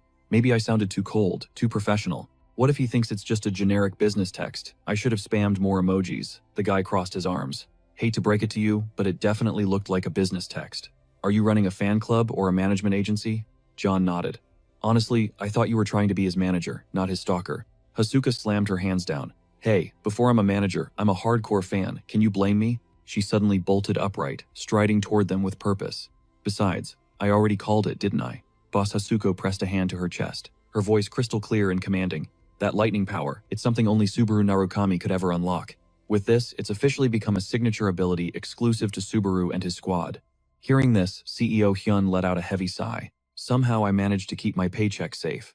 He rubbed his chin, a smirk playing on his lips. No wonder nobody else could get their hands on it. Definitely a player to keep on the radar. Suddenly, the device in his hand buzzed with a notification. Hasuko's eyes instantly lit up. "Oh boss," but CEO Hyun's next words sparked a flicker of anxiety in her. "Looks like Subaru Narukami just read the message." However, the moment he finished that sentence, Hasuko turned to stone. "He left us on red." He just looked at it. Both of them stared in confusion as she stood there completely paralyzed by the rejection. Meanwhile, at that exact moment, inside a room stacked floor to ceiling with anime figures, an excited voice rang out. Whoa, a young guy sat perched on a high-end gaming chair, surrounded by a killer PC setup in a sleek modern studio. His eyes were glued to the massive LED monitor, unable to hide the hype. "Alright chat, shall we get this party started?" This guy was a streamer, specializing in deep dive match analysis. Armed with eagle-eyed vision and encyclopedic game knowledge, he had crushed countless rivals, and cemented his status as a top-tier content creator. A confident smirk spread across his face. They called him Hawkeye. Legend had it that his breakdown skills were razor-sharp whenever he reviewed gameplay footage of various top players. That included Kurokawa Amon, the newest recruit to the Blue Zone. The future of the Blue Zone, a comprehensive breakdown of Kurokawa Amon. Hawkeye pointed dramatically at the screen, displaying Amon's profile. A total dark horse has emerged, climbing the tower at breakneck speed. Some folks are even calling him the second coming of Narukami. Time for Hawkeye to work his magic. His analysis list also included Kazuki Kyojuro, a former member of Blue Eye. Does he have what it takes to be the strongest man alive? Blue Zone's Kazuki Kyojuro Hawkeye dove into the stats. He's now a player representing Earth itself. The weight on his shoulders must be insane. But today, I want to take a closer look at his actual skill set. And of course, the generational legend Narukami Subaru is no exception. No matter what the haters say, the lightning belongs to this man right here, Narukami Subaru. Hawkeye didn't hold back the praise. When you guys think of a player who's just on a completely different level than everyone else whose name pops into your head, most of you are probably picturing this guy. That's right, Subaru Narukami. Hawkeye hit the go live button. He launched into his intro with high energy. What is up guys, it's your boy Hawkeye. Thanks for tuning in today. Today we're going to be dissecting the hottest player in the game right now, Narukami Subaru. The chat immediately blew up. Subaru Narukami is back. Nah, that ain't the OG. Wait, isn't he still stuck on the second floor already? Turns out there's a ton of Subaru clones. New Subaru, running out of content, LOL Hawkeye fell off. The chat was flooded with skepticism. Hawkeye didn't let it faze him. He clicked his mouse. Alright chat, don't kill the vibe before we even start. Hawkeye pulled up the footage of Subaru's battle. He lost his ability to commentate, leaving him stunned in silence. Oh, that is insane. The chat went into a frenzy. Yo, what is up with this dude? LOL, is he seriously a rookie? This is on a whole different level compared to that overrated gacha god, right? What floor is he even on? The doubt in the chat completely evaporated. Hawkeye remained glued to the screen. He stammered, What just happened? A chill ran down his spine as he witnessed Subaru's performance, leaving him with only one word. Godlike Hawkeye finally snapped into analysis mode. No, wait. Look at that focus. There is no way a normal player handles a brand new skill with that kind of precision. He couldn't stop praising him. He's perfectly controlling the output, channeling exactly what's needed into his blade, without wasting a single drop of power. The comment section was drowning in hype. Is that even physically possible? What do you mean? Am I the only one lost here? Oh, I see it now. I don't get the mechanics. Just one word, God. If this footage is real, that's insane. Hawkeye had to agree, it was madness. The delicate control, the hyper-focus technique. It's the concentration that makes it possible. And the judgment to deploy it exactly when the moment calls for it. He literally didn't make a single mistake throughout this entire raid. Hawkeye leaned in closer. Where the hell did this monster come from? He thought to himself. I bet half of you guys don't even realize what you're actually looking at. And before wrapping up the stream, he made a promise. This guy is going to be huge, mark my words. I plan to keep my eyes glued to him for the comment section under Hawkeye's upcoming stream is absolutely blowing up. I thought this dude was a tank main. You planning a collaborate with him, is that your hot take? If this guy climbs the ranks a bit higher, teaming up would be sick, but honestly, he's just built different. Suddenly, one comment snatches Hawkeye's attention. No final verdict today. He pauses, brain buffering for a second. Ah, right. I totally forgot to drop the signature Hawkeye one-liner. After a long pause, he decides to keep it 100. In terms of pure micro-control, he might actually be sharper than Narukami in his prime. Cut to black. Subaru jolts awake from a dead sleep, eyes wide. Something's gnawing at him, making it impossible to drift back off. As he sits up, the system chimes in. Stage 6 is imminent. His fatigue stats completely wiped. 0. Do you wish to postpone the challenge? Subaru recalls the 2 requirements needed to hit pause on this game. First, you gotta clear the previous stage. Second, the next stage cannot have started yet, and your fatigue level needs to be a flat 0. In other words, full HP recovery. Subaru scratches his head, mulling it over. My physical fatigue is 0, sure, but mentally I'm drained. Maybe it's time to smash that pause button for a bit.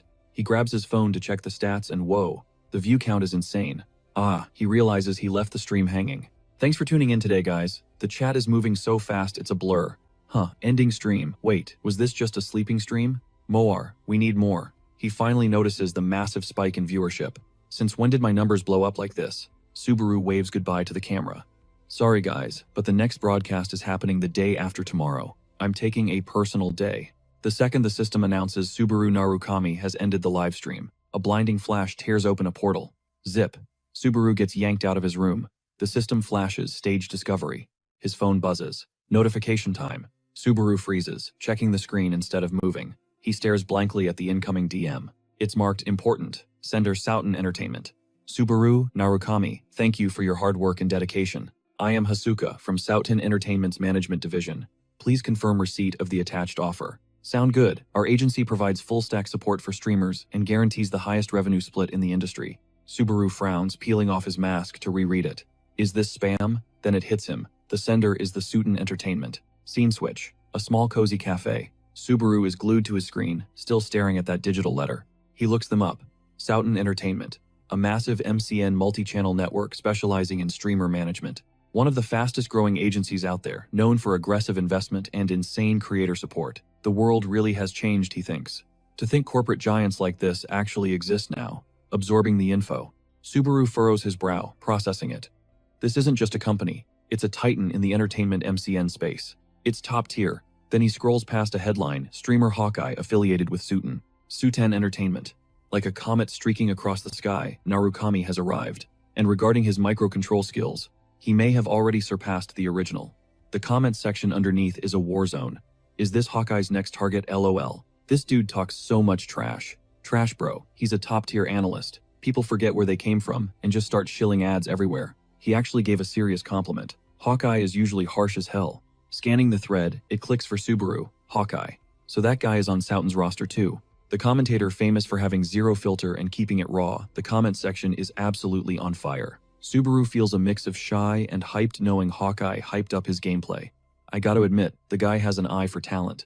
Meanwhile, on the street, heavy footsteps approach the cafe where Subaru is chilling. A massive dude freezes right in front of the shop. He checks his phone. On the screen, a replay of Hawkeye's live stream. Hawkeye's voice cuts through. In terms of pure microcontrol, he might actually be sharper than Narukami in his prime. Isaac rage quits the app. After hearing that hot take, don't mess with me. That kid barely reached the second floor. He curses at the black screen. Hawkeye, you full of crap. Once I climb up there, I'm gonna gouge everyone's eyes out. His blood is still boiling. Isaac stomps the pavement hard enough to crack it. Damn it. He storms into the cafe, mood completely trash. Morning ruined vibe check failed. Stepping inside, he halts and lets out a heavy sigh. His rage meter spikes again. Of all people, Subaru is sitting right there. That just ticks Isaac off even more.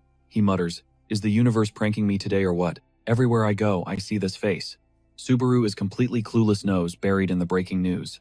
On his screen, Isaac seethes stalking over to Subaru's table while the kid's guard is down. He didn't just spill the drink, he weaponized it. The latte was fresh off the machine, steam still rising when he knocked it over. Subaru bolted upright, instinct taking over hot. Then he froze. The face staring back was all too familiar. Isak tossed out an apology that was about as genuine as a $3 bill. Whoops, my bad. He feigned ignorance, tilting his head. Wait, Subaru. Running into you a lot lately, huh? Guess this second floor is smaller than I thought.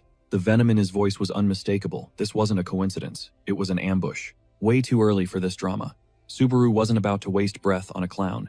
He decided to take the high road, turning to sit back down like Isak didn't exist. But Isak wasn't done playing with his food.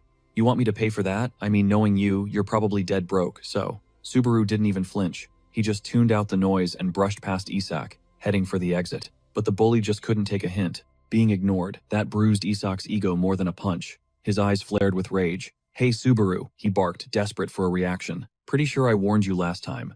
Without warning, Isak lunged, snatching a handful of Subaru's collar. You got brain damage or something. You little punk. He leaned in close, invade your personal space close. Wipe that smug look off your face. You think I'm gonna let this slide? If you're dying for a beatdown like the old days, you just gotta ask. I'll grind you into the dirt again. Just like you want. Subaru stared at him like he was watching paint dry. Slowly, deliberately, his hand clamped over Isak's wrist. Sorry buddy, but... He didn't just remove the hand. He flicked it away. I don't have time for your nonsense today. That wasn't a gentle tap. The pressure was immense, leaving an instant nasty bruise forming on Isak's wrist. Isak froze, mind racing. Since when is he this strong? Subaru was already walking away cool as ice. Let's just say you paid for my coffee. Thanks for the treat. And just like that, he was gone, leaving Isak standing there looking like an idiot and footing the bill. Hey, get back here, Isak screamed, but Subaru didn't even pause. The cafe door slammed shut with the finality of a gavel. Feeling like a slap in the face, Isak let out a frustrated breath. Huh, I was planning to climb the tower quietly. He cracked his knuckles, the sound echoing his irritation. Used to be Subaru Narukami. Now he's Subaru Hosoi. Forget the coffee, Isak stormed out, his mood completely ruined. Everyone is testing my patience today. Meanwhile, Subaru was cruising down the street when a thought clicked. Oh, that's right. He whipped out his phone and fired off a text. Scene switch, luxury bathroom. Haruka was soaking in the tub, vibing. Her phone lit up with a notification. The sender ID flashed one name, Narukami. The message was, brief, Subaru, let's meet. Cut to the dungeon depths. A shaft of light pierced the gloom, revealing a gruesome scene.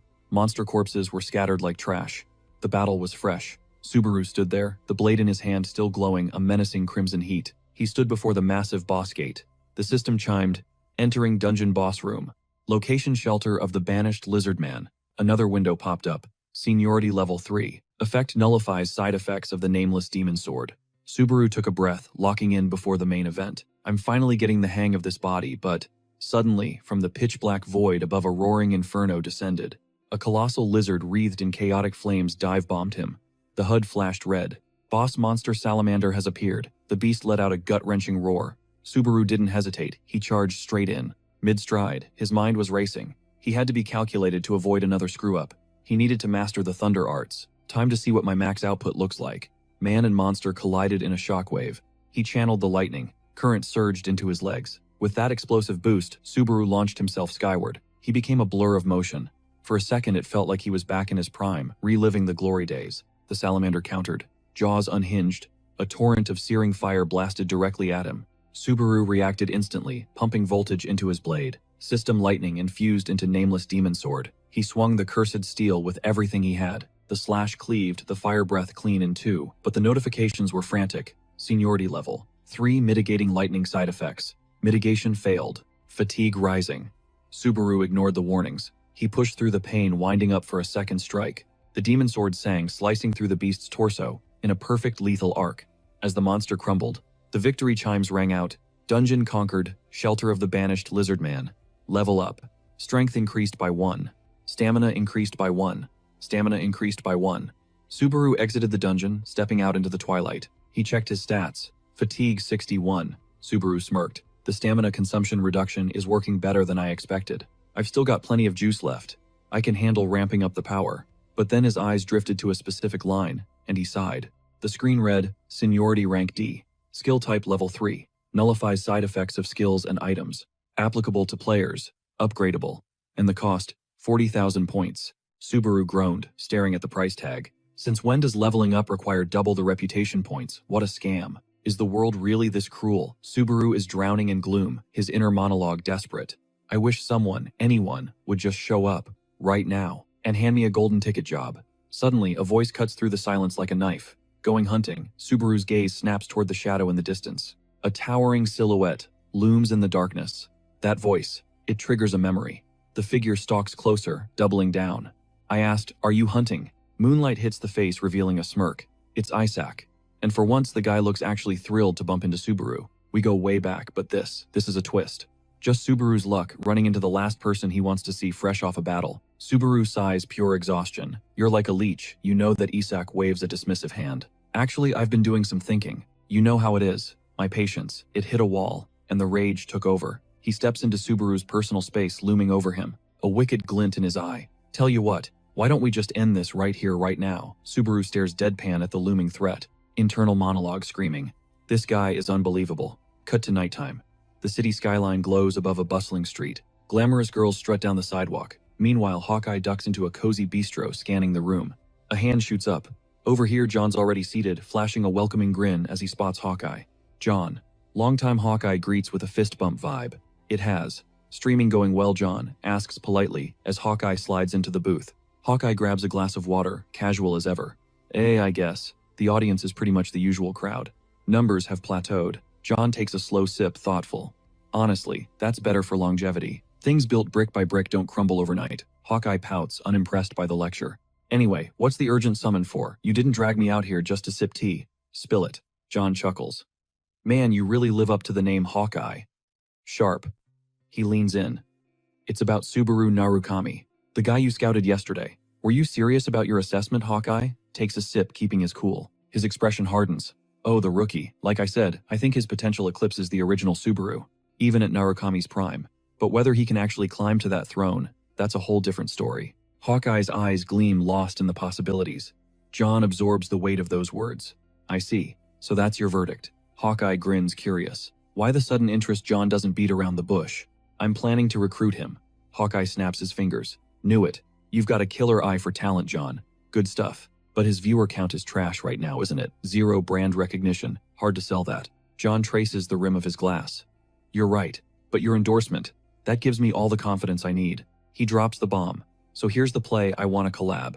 You and Subaru Narukami. Boost his numbers, get his face out there. That's the mission. Meanwhile, back in the alley, Isak is still posturing. Just the two of us now. Subaru just wants to bail. He shrugs, bored. Yeah, sure. Isak keeps running his mouth. You only survived the dungeon because you got carried, you know that. He sneers, looking Subaru up and down. Look at you.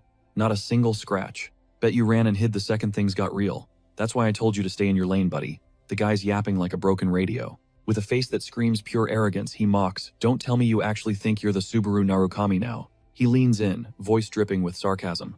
Dreaming of slinging lightning like that famous streamer Isak, clamps a heavy hand on Subaru's shoulder. Subaru Narukami, that piece of trash. If he's dead, he should have stayed rotting in the ground. His face twists in disgust. All you wannabes make me sick. Damn it. He glances at Subaru, expecting validation. Right. Subaru stares at this loudmouth, exasperated. He lets out a long, heavy sigh. I gotta admit, I never expected an era filled with cheap Subaru Narukami knockoffs either. But now he's curious. Let me ask you something. Why do you hate my guts so much? What's your beef with me? Isak blinks, thrown off by the directness. Simple. Isak spits. Because your name has Subaru in it. Subaru tilts his head. Why hate the name though? I thought everyone loved it. Isak stammers, his confidence cracking. You know who my father is, and you still have the nerve to ask that. Subaru looks genuinely baffled. What does this have to do with your parents? Aren't you a little old to be bringing up daddy in a street fight? Isak puffs up his chest. Bernhardt, high ranker of the 9th floor. The name hits Subaru like a truck. Bernhardt. You don't mean the /sword master. Flashback. A memory from his past life rips through his mind. Sirens wailing. A frantic broadcast. Emergency. The impossible has happened. Subaru Narukami, the Blue Orchid, the comet from Earth, has defeated Jaker Bernhardt of the ancient Rune continent. With a single strike. In the memory, Subaru walks away cold and indifferent. Behind him, Bernhardt lies amidst a shattered wasteland. The fight lasted less than 30 seconds. Lying in a pool of his own blood, the fallen master crawls, reaching out. Wait, I can still thud. His sentence dies in his throat as his arm goes limp. Just like that, a high ranker from the 9th floor gets absolutely folded. Snap back to reality. Isak is fuming at the way Subaru just addressed him. You little piece of trash. Keep that name out of your filthy mouth. Subaru cuts through the noise, cool as ice. So, let me get this straight. You got beef with me because of the /swordmaster. No. Wait, is it because of your daddy's nickname? A slight frown creases his forehead. Do you have any idea the living hell Subaru Hosoi went through because of that nonsense? Isak snaps. He's done listening. Shut your trap. One more word out of you. He lunges, ready to kill. Flames erupt, swallowing them both. Isak grits his teeth. No, Subaru doesn't even flinch, just watching the show, as Isak's hands begin to morph. Enough yapping. Just die already, Isak roars, channeling a massive fireball into his palm. I hate Subaru Narukami, he screams. I hate his guts so much I could puke. The guy ain't even special. But he hogged the spotlight, acting all high and mighty. And because the guildmaster was like that, the rest of them got cocky and died right alongside him. His face twists with pure venom. Served him right. Right now rotting in some corner of hell. They're probably paying the price. The thought brings a sick, satisfied grin to his face. He unleashes the attack, cursing the whole time. Sharing a name with that loser is your biggest mistake, boom. The blast engulfs Subaru. Isak exhales, convinced it's game over. Oops. My bad. Lost control there. He was technically a friend, right? What have I done? Isak is tripping on his own power trip. Guess I'll go hunt down that masked streamer scumbag next. Suddenly, a voice cuts through the smoke. Mask, huh? Isak freezes. No way. Nobody survives that. But there he is. Subaru steps out of the inferno like a boss. He's rocking the exact look from the livestream Isak just mentioned. You talking about this thing? The ground is scorched earth flames, still licking the dirt. Isak's jaw hits the floor. Impossible. Subaru isn't just alive. He doesn't have a single scratch on him. Isak is shook. You took that blast point blank. How Subaru doesn't even break a sweat, answering Isak's rage with chilling calm. Feels bad, doesn't it? Whoosh. He closes the gap instantly, hearing a spoiled brat like you. Bam. A devastating gut punch connects, sending Isak's eyes rolling into the back of his head. Isak's pupils tremble violently. He lets out a pathetic whimper before crumpling at Subaru's feet. He hacks, choking on agony. Blood gushes from his mouth, mixed with screams of pure pain. Subaru looks down like he's stepping on a bug, bad-mouthing them. Isak wipes the red mess from his lips, struggling to speak. Why? You? No way. Subaru interrupts ice cold. Who do you think is standing in front of you right now? Subaru Hosoi, the kid you bullied until he cried. This masked Subaru Narukami, or the blue-eyed Subaru Narukami. He slowly peels off the mask, staring dead into the eyes of the loser on the ground. Isak is still in denial. Don't mess with me. So, you really are that streamer Subaru Narukami, huh? He stumbles back to his feet, sneering. That Thunder God title ain't all that. If a piece of trash like you can learn it, it's nothing. He charges up another attack, arrogance dripping from his voice. You think that level is enough to beat me? If a pathetic weakling who isn't fit to shine my shoes can learn it, then I'm already better than the original blue-eyed Subaru Narukami. Am I right? Subaru just stands there listening to this garbage. Isak roars, I right, you bastard. He lunges. While Isak is frantic, Subaru just casually flicks his wrist. One move. Slice. Isak's arm goes flying into the air. It happens in a split second. Isak's brain hasn't even registered the loss yet. Subaru sighs. Too bad. Wrong answer. Honestly, I'm impressed you can spew that much nonsense and still miss the point entirely. Cold steel presses against Isak's throat. He stammers, trembling. Wait, what do you mean? Terror washes over him as Subaru's earlier questions echo in his head. Do you know what he suffered? Feels bad, doesn't it? A brat like you bad-mouthing them. Finally, the penny drops. Isak realizes he messed up. Big time. He's shaking like a leaf. Don't tell me. Subaru waits patiently, watching the realization dawn on him. You're the blue-eyed Narukami. The moment the words leave his lips, Subaru strikes. Slash. A fountain of crimson sprays into the air. Isak is done. Playtime's over. Blood drips heavily to the ground as his body collapses. Subaru slides the mask back on and turns away. I let him off too easy. He murmurs to the body to Hosoi. Hosoi, consider this payment for letting me borrow your ride. Scene shift. Next morning. Same old coffee shop, but the vibe is different. The staff is buzzing with gossip. Yo, what is that? Some cringe Subaru Narukami stan. Does he have zero shame? Looks like the guy is live streaming right now. Subaru ignores the haters. He stays planted in his seat, eyes locked on his handheld device, unbothered by the whispers. Behind me is a streamer, so I'm sticking to the no-face reveal policy strictly. Keeping the mask on gives me a massive tactical edge, total anonymity. Suddenly the door chimes. Enter a girl. Sorry to keep you waiting, it's Hasuka. Her cheeks are bright red. Nice to meet you. I'm the contact person. She rushes through the intro. I'm Hasuka, the manager. Subaru stands up, keeping it classy. I'm Subaru. Hasuka takes his hand, clearly nervous. It's an honor. She can't stop staring at Subaru's silhouette. Damn, the resemblance is uncanny. Her imagination starts running wild. What if the real Subaru Narukami is alive? What if he came back wearing a mask? Or is this guy just a total fraud? She's staring way too hard. Subaru tilts his head. You good? Hasuka snaps out of it. Yes, right. Crap. She remembers John's advice. First impressions are everything. Winning the client's trust is the key, got it. Do not look unreliable. Panic sets in. I already blew it. Subaru watches her mentally unravel and asks you a Narukami fangirl or something. Her eyes go supernova. Yes. A massive hardcore stan. Subaru waves it off. Chill, I'm not the real deal. Also, manager, pretty sure I'm the boomer here. Hasuka shakes her head violently. No, I mean, I'm a fan of you. Oh, she's a legit certified fan. You hit the right switch and she starts yapping non-stop. I've been watching since you had 0 views. Literally, I was your first viewer. When you beat that bat and cleared Greg's trial, and then chose the Thunder Challenge for a fair 1 versus 1. I was mind blown, and then Subaru is stunned. He didn't expect a superfan. Hasuka keeps rambling, reenacting moves with her hands. Your movement was so fast, so clean. Just watching it gave me chills. When you tamed that beast, my palms were sweating instantly. It felt like I was the one fighting the giant fragment. Subaru listens amazed. She's actually the OG viewer. She remembers details I forgot. Behind the mask, Subaru grins. I was pretty reckless back then. Surprised you kept up. Hasuka beams. It was epic, right? I knew it was destiny. That's why I marched into the office and begged, please let me be his manager. After venting her fangirl emotions, she snaps back to business mode. Okay, gotta act professional now. Need to earn his trust. The contract is ready. Since you're busy, I'll give you the spark notes. She slams the contract on the table. Commercials highlight clips, events, etc. We're going to generate every ounce of value possible using the Narukami brand icon. Subaru flips through the pages. So what's my grind? Hasuka replies. Just keep streaming like usual. That's all we need. It sounds too simple. Subaru gets suspicious. Streaming is that easy, Hasuka explains quickly. Because you're the first to master Thunder. From the department head down, the whole company is obsessed with you. She hypes herself up internally. Good job, me. Stick the landing, she asks eagerly. So what do you think terms look good? Suddenly, Subaru cuts in. Are all managers at Star? Built like you, Hasuka. The question kills Hasuka's smile. She shrinks into herself. No. Everyone else is way more pro and reliable. I'm just… Seeing her spiral, Subaru corrects her fast. No wait, that's not what I meant. Subaru scans Hasuka's stats. He analyzes her vibe. Judging by that aura, she's not a normal NPC. Why is someone with that power level working as a manager? Hasuka mutters, I'm cooked, I'm cooked, I'm cooked. Under the mask, Subaru looks serious. In other words, from here on out, the enemies I'm about to face are going to be way stronger. No breaks. I gotta speedrun this growth. Hasuka is visibly wilting. I absolutely had to look trustworthy. What if he rejects it? At this rate, do I have to physically force him to sign, contrary to her panic? Subaru extends a hand. I'm in. My gut says I can trust you.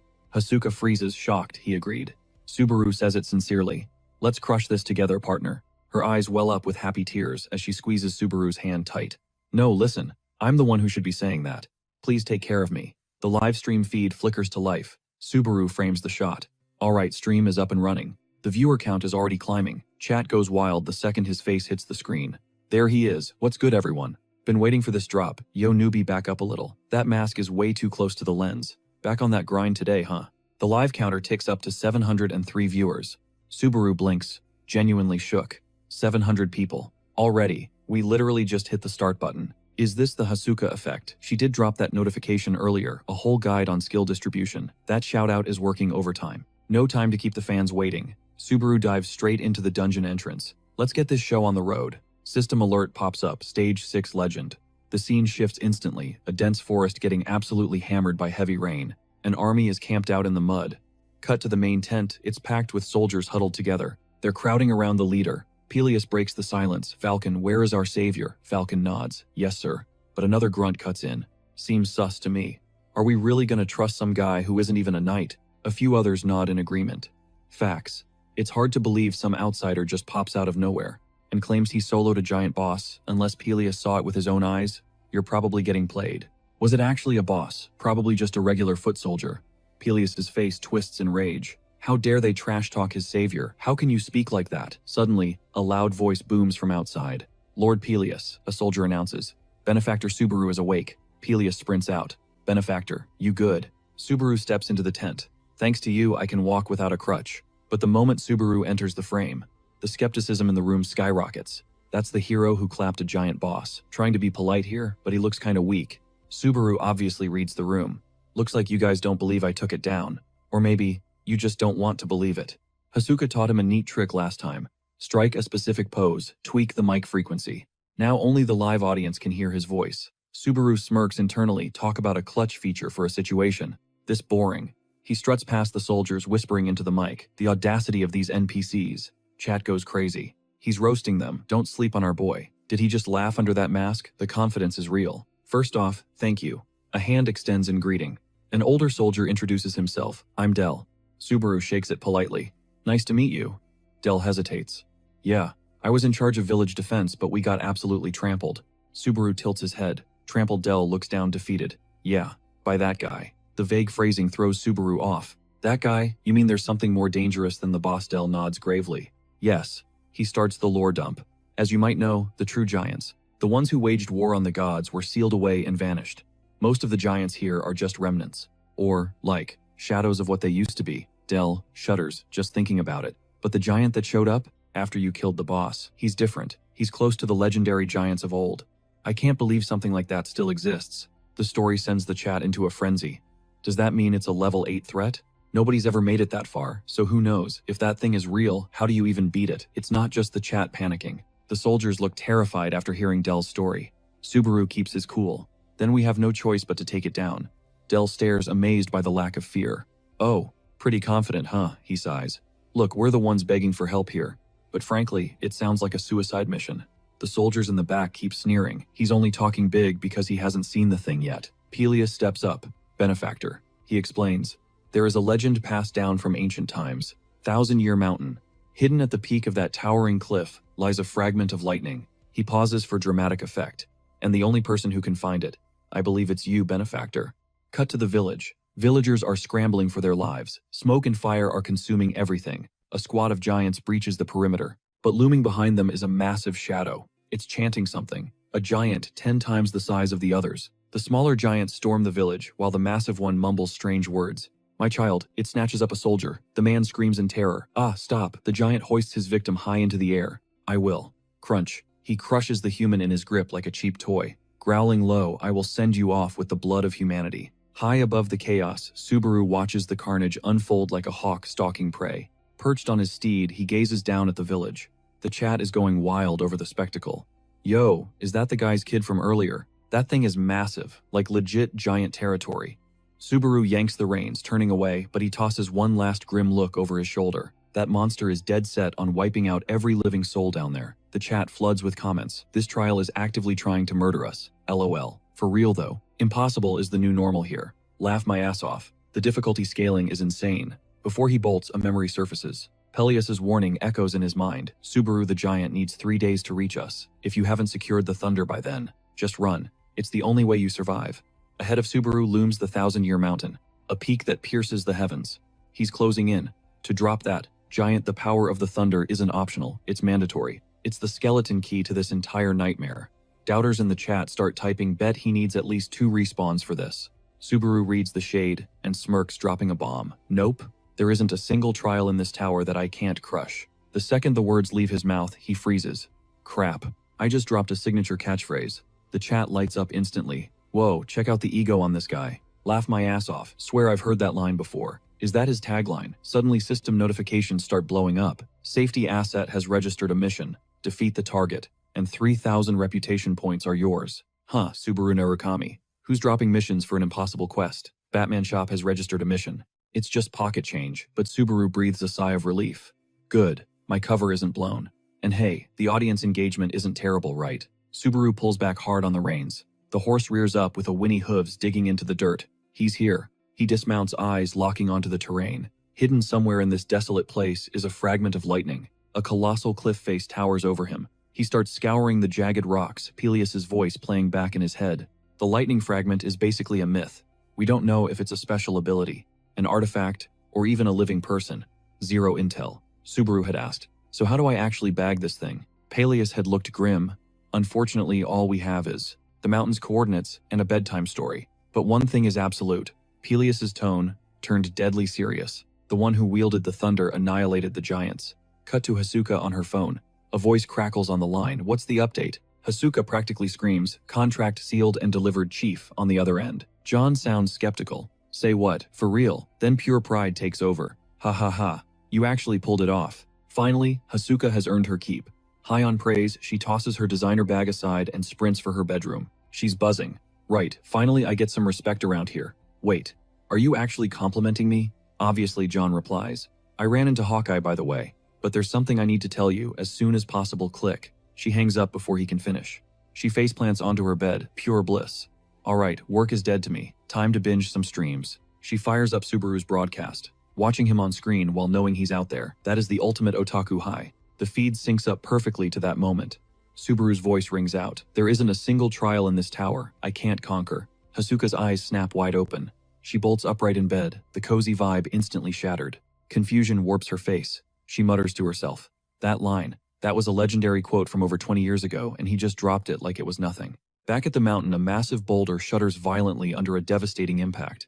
The chat is losing its mind. Is he bare-knuckling that? Don't tell me. Despair. The comments are a mix of shock and awe. A deep crater scars the stone surface. But Subaru isn't done. He's testing exactly how tough this rock really is. He winds up pouring every ounce of strength into one final blow. Let's finish this. The punch connects with an explosive boom. The boulder shatters, sending shrapnel flying everywhere. Dust settles, and finally, Subaru spots his prize. Found you. He steps over the rubble boots, crunching on stone fists still clenched. He knows what the audience is thinking. The camera can't pick this up. A massive crackling energy is screaming out to him the call of the lightning. It's pulsing from behind this ancient gate. He marches toward it, pace quick determination locked in. The chat reacts. That door is huge. Looks like giant-sized architecture. How do you open that without a key? Just smash it, that's your thing. Wait, seriously, how? Ignoring them, Subaru gently places a hand on the cold surface. Golden light begins to bleed through the cracks. He smirks, subtle as a brick to the face. In other words, a system alert blares, generating Tier 3 Thunder God concept. It's actively canceling out the backlash of that raging lightning inside him. But the real boss fight, that's happening inside. Bam! A massive punch slams down, sending Subaru launching into the air. You want my attention. You scream, I answer. A surge of golden energy blasts forward, shattering the stone wall like glass. He stands there watching the dust settle, totally unbothered. Ice in his veins. As the heavy door creaks open, he strolls in. The chat goes wild. He's pushing forward. Something huge is dropping. Let's go. Suddenly, Subaru's eyes widen. He spots something. He freezes mid-step. Then locking in, he steels himself and marches on with determination. That robotic voice returns. Warning. Entering the path of thunder. No exit until completion.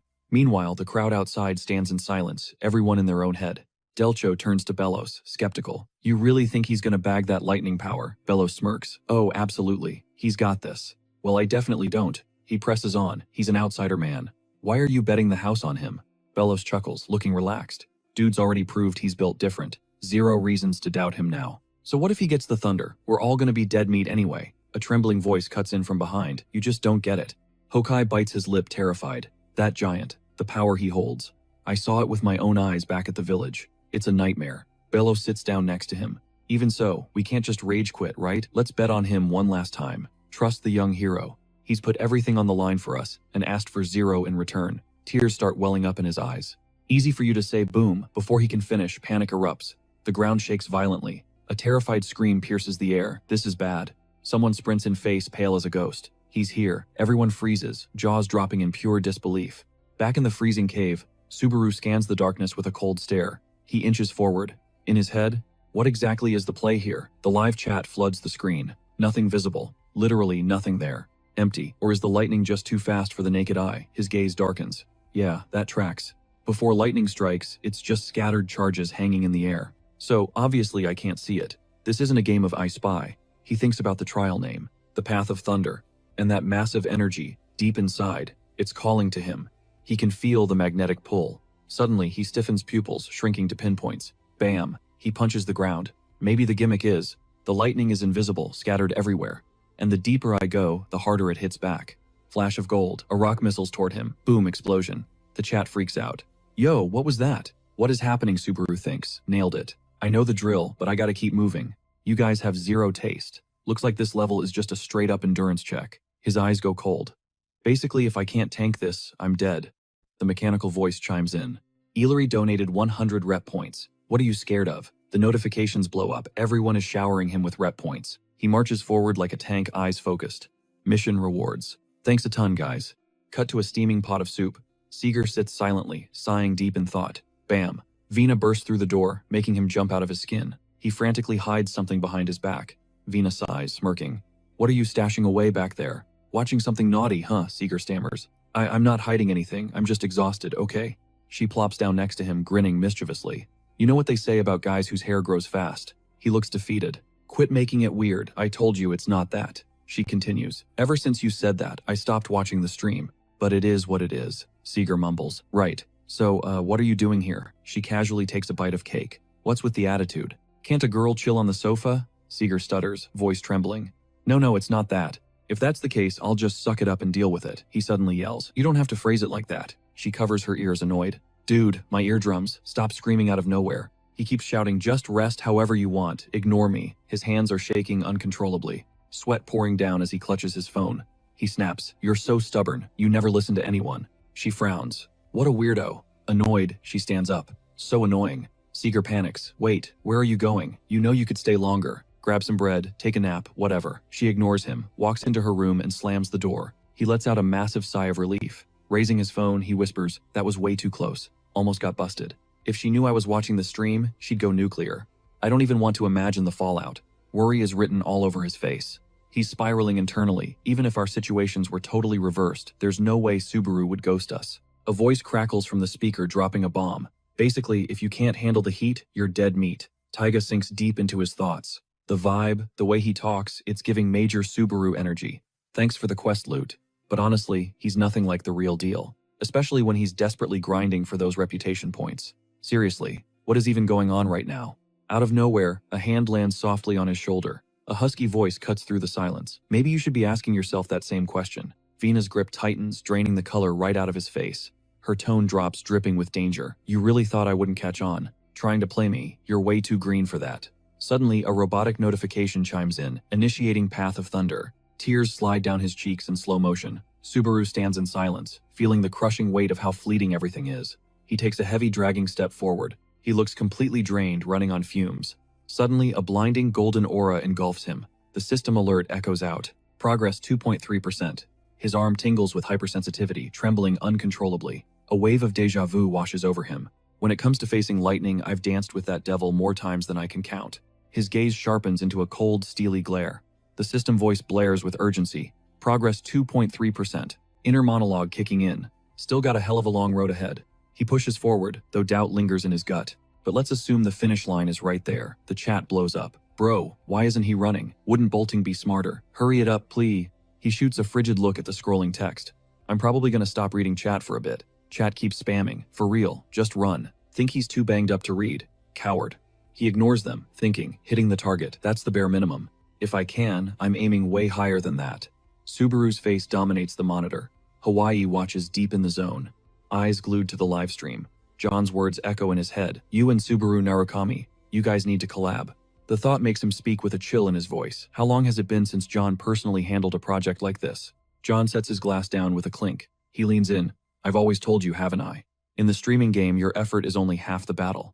Knowing this is a test, he continues pacing his words carefully. Your lineage and the players dominating this era, that's what dictates your clout. A smile of approval creeps across his face. Bingo. Subaru Narukami's stream isn't about fan service. It's more like a hardcore veteran's daily vlog. He might be a rookie streamer, but all he needs to do is keep up that signature commentary style of his. His voice drops to a whisper. This is a legitimate shot. Ride the comet's tail and become a star yourself. You could shine right alongside him. Hawaii looks hyped, motivation surging through him. He clenches his fist like he's ready to brawl. I've made up my mind. His eyes flared with intensity, pupils shrinking to pinpoints as a wild manic grin split his face. You can bail right here if you've got cold feet about the tower, right? Me, I'm gunning for the top spot. I'll be greater than everyone. You know the vibes. He gazed silently up at the heavens, slouching back in his chair with an eerie sense of calm, hands lazily clasped behind his neck.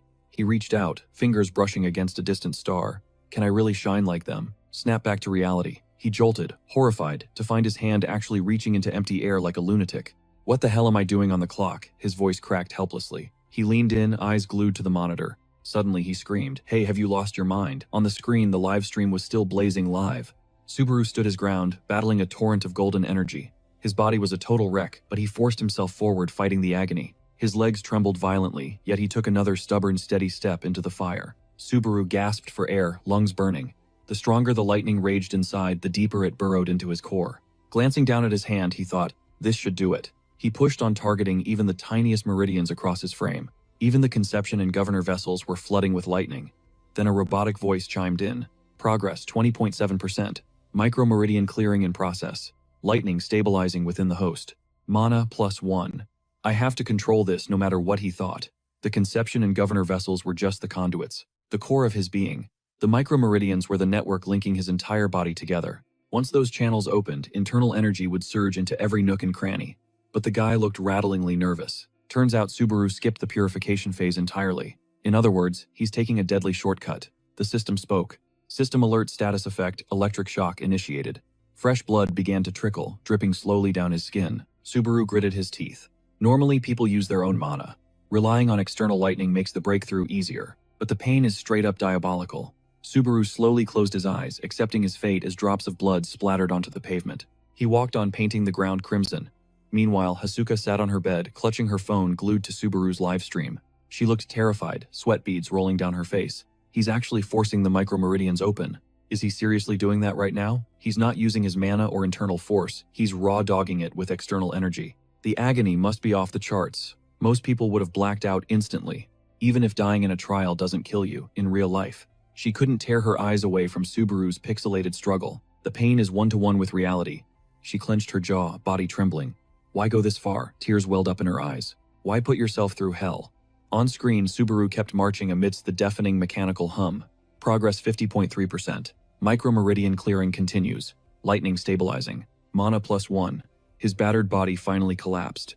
This is all my fault. He was drowning in despair. I'm the one who got them killed. Gong Hyun stared intensely at his phone screen.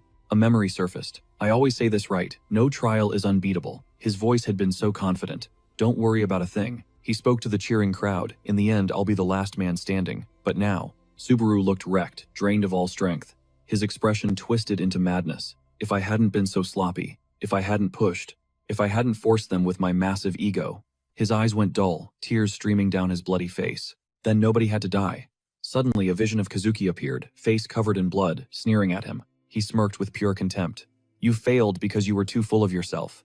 Subaru snapped, sprinting blindly forward. Every step left a bloody footprint in his wake. He kept cursing himself. It's on me. It's all on me. Defeated, he face-planted into the dirt, utterly spent. He gasped violently. His mangled hands clawed at the air, trying to grasp a sliver of hope. Cut to an endless expanse of lush green grassland. Subaru watched leaves dance around him, mumbling, "Where the hell am I?" Then he spotted a group sitting in a circle, huddled around a campfire ahead. Subaru froze every muscle in his body, locking up with tension. His pupils blew wide. Guys, Suhei, Soya, Kei, Yuri, even Sig, and Xena. Subaru scrambled to his feet and sprinted toward them. Was it all just a bad dream? He reached them in seconds, tears spilling as a relieved smile broke through. Of course, it had to be right. Oh God, it was just a disgusting nightmare. At least listen to the nightmare I just lived through. Then a voice cuts through the darkness like a blade. Subaru, you straight up led us to the slaughter. I don't want to die. That scream hit Subaru like a freight train. Suhei, Soha, and Chino are sitting right there, breaking the silence. You talk such a big game, she hisses, resentment dripping from every word. But look at my aunt now, she's got a gaping hole right through her gut. Why didn't you protect us? Subaru's eyes snap wide, panic setting in. All he can do is choke out Chino's name. Then whoosh, a blazing crimson inferno erupts dead center. Subaru is drenched in cold sweat, stammering I. He's paralyzed watching the flames consume them all. Desperate, Subaru stretches out a trembling hand and screams. Wait, he howls into the sea of fire. Don't go, just hold on a second. Subaru squeezes his eyes shut, agony written all over his face. Reliving the loss all over again. He collapses, muttering, please, over and over. But the fire roars louder, morphing into a blinding flash of white light. That glare snaps Subaru back to reality. He drops to one knee, mind racing. Just a hallucination from clearing my meridians. Damn, that was close. Almost went into full-blown spiritual backlash. The system pings instantly progress at 97.87%, clearing minor meridians now. Lightning crackles and stabilizes inside his veins. Mana +1. Subaru's expression goes dark. Who the hell came up with this insane trial? He pushes himself up, surrounded by jagged arcs of golden lightning. Thanks for the reminder, he thinks grimly. Now I remember exactly why I'm still breathing. Kazaki's face flashes in his mind. Cut to chaos. Villagers are cowering behind a wall of armored knights, knuckles white, clutching their weapons in sheer terror. Suddenly, a colossal beast materializes just outside the barrier. They're frozen, waiting for the signal. The monster grins, baring its teeth in a mockery of a challenge. The knights exchange nervous glances. You gotta be kidding me. Is that the actual boss? So that masked guy really ditched us, huh? Then a voice cuts in from behind, making them spin around. Our benefactor will return. Count on it. Pelias steps up, voice rock steady. You seriously bet the fate of this entire village on a stranger whose name you don't even know. And you have the nerve to doubt him, the knights stammer. No, we didn't. Pelias scowls. Pathetic. And you call yourselves knights. Suddenly, a hand claps onto Pelias' shoulder. You're right, kid. Deo steps in. Before we start pointing fingers, remember this. Defending the village is our job. In a blur, his blade is out. Deo points his sword forward, eyes blazing. Knights aren't the ones who get protected. We are the shields for everyone else. With that, he launches himself forward, moving at the speed of light. Dio raises his blade high, igniting the fire in the men behind him. Today we die like true knights. Back with Subaru. System pings progress, 99%. A glowing circle and a golden pill materialize out of thin air. He stares at it bewildered. The hell is that? But judging by the progress bar, that's the goal. The display flashes fatigue, level 97. Subaru freezes for a split second as waves of golden spiritual energy pierce through his body. He sprints toward the energy source. Just one more step. The system blares a warning. You must reduce fatigue levels. Going further is critical. Ignoring it, he forces a foot forward. Meanwhile, on the battlefield, A boot slams into the earth. It's Deo using the ground as a launch pad. He leaps, swinging his razor-sharp blade in a wide arc. Deo puts every ounce of strength into a clean slash across the beast. Blood sprays out like a geyser. The monster throws its head back, screeching in agony. It hunches over and throws a massive haymaker at Deo, but whiffs completely. Peleus is already closing the distance, sword drawn. He roars, "Leave the rest to me." He plants his foot on a boulder and launches himself right in front of the beast. The creature looks up, totally caught off guard. Peleus is coming in hot like a missile. He grips his hilt tight, face twisted with pure killing intent. Next second slash right down the middle of the beast's face. The monster grinds its teeth, growling through the pain. Then the beast tips backward. Chunks of flesh go flying as its massive body starts to crash to the ground with a deafening thud. Peleus sticks the landing. The other knights erupt in cheers. They did it.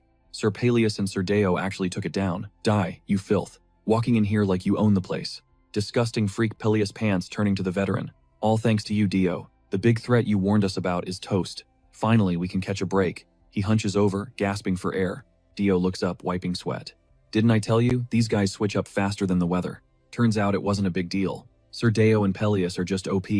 Now we just gotta mop up the leftover giants. But before he can finish that sentence, crunch, a gigantic foot stomps him flat. Deo. Peleus stares in pure panic, recognizing the enemy instantly. He screams out in terror, "This guy isn't human, he's on a whole different level." Cut to Subaru. He reaches his hand toward the glowing circle while the system upload bar pings in the background. 99.9%. Subaru crushes the energy in his fist, muttering, "I'll make you beg for mercy in hell." The system flashes completion 100%. His eyes flare up, radiating pure murderous intent. "Kazuki, your head is coming home with me as a trophy." Meanwhile, radiant golden energy explodes around Subaru, wrapping him in a blazing aura. A second later, bolts of lightning slam into his body, absorbing instantly. Subaru turns his back, thinking. Finally, he lets out a heavy, exhausted breath. "It's done," he sighs. Suddenly the whites of his eyes turn pitch black, Venom style. His body collapses backward, completely drained from soaking up that power. The system logs go crazy. Small meridians cleared. Magic amplification boosted by 20%. Casting speed for all skills increased by 20%. All stats +2. Subaru grits his teeth, fighting through the pain. "If you've got another hit in you, at least give me a heads up next time." He faceplants onto the shattered ground. System prompt legend, Chapter 6, complete. Cut to John brooding in front of his monitor screen. He scans the chat stream. Insane difficulty. He passed out again. How long until he wakes up this time? John mutters, "You can only push your luck so far. Maybe the streaming life isn't cut out for him." Just then, his phone buzzes. Incoming call from Hawaii. He picks up. "I'm watching Subaru Narukami's stream right now." Hawaii laughs. "You too, John. It's absolute madness, isn't it?" John starts theorizing, breaking it down calmly so the audience can keep up. Hawaii just grins and says, "This guy's gonna be a superstar, top-tier player and streamer." John asks, "You really think so?" "Honestly, it's gonna be rough. He's built like a hardcore gamer, not an entertainer." Hawaii scratches his head, agreeing. "Exactly. That's the hook. People are tuning in for the raw, unfiltered Subaru Narukami. Not a content creator, a true player. We're watching the birth of a legend in real time." John frowns, cutting him off. In real time, suddenly on screen, Subaru's arm twitches. He struggles to his feet. The chat goes wild. He's up early. Thank God he's actually alive. Finally, awake Subaru slowly cracks his eyes open. Panting hard, he clutches his throbbing head and curses. "Damn it. What's my fatigue at?" The system reads 81. Subaru smirks. "Nice. Lower than last time. Must be the stat boost. That last lightning strike was a surprise, but hey, not a bad result." Rewards start rolling in. Mission clear. Reputation points acquired. Total 20,420. Stacked up a decent amount, he notes. A new icon pops up. Rank D. Skill limit break for items. A passive skill for players. Subaru summons his lightning orb. Still not enough to upgrade the skill tier though. "If I drop that giant, I'll have enough. And this bad boy is the key." Item stats pop up on the HUD. Lightning spear. Soulbound. Hidden class equipment. An ancient artifact carved from pure lightning. 1 throw. Massive decisive damage. Remaining uses 1. The chat goes feral. God tier item. Only 1 shot. That dropped here. Are you kidding? It's account locked. Subaru catches his breath, thinking. It's a one-time use item. Usually doesn't drop until the 8th floor. I got lucky seeing it this early. He speaks up. Exactly. Doesn't look like a spear, right? He presses a hidden button on the orb. Subaru stretches his muscles. God tier items can shapeshift under specific conditions. Depends on the requirements. The chat is confused. "Bro, how do you even know that?" Talking like a total pro. Subaru steps into the dark cave alone.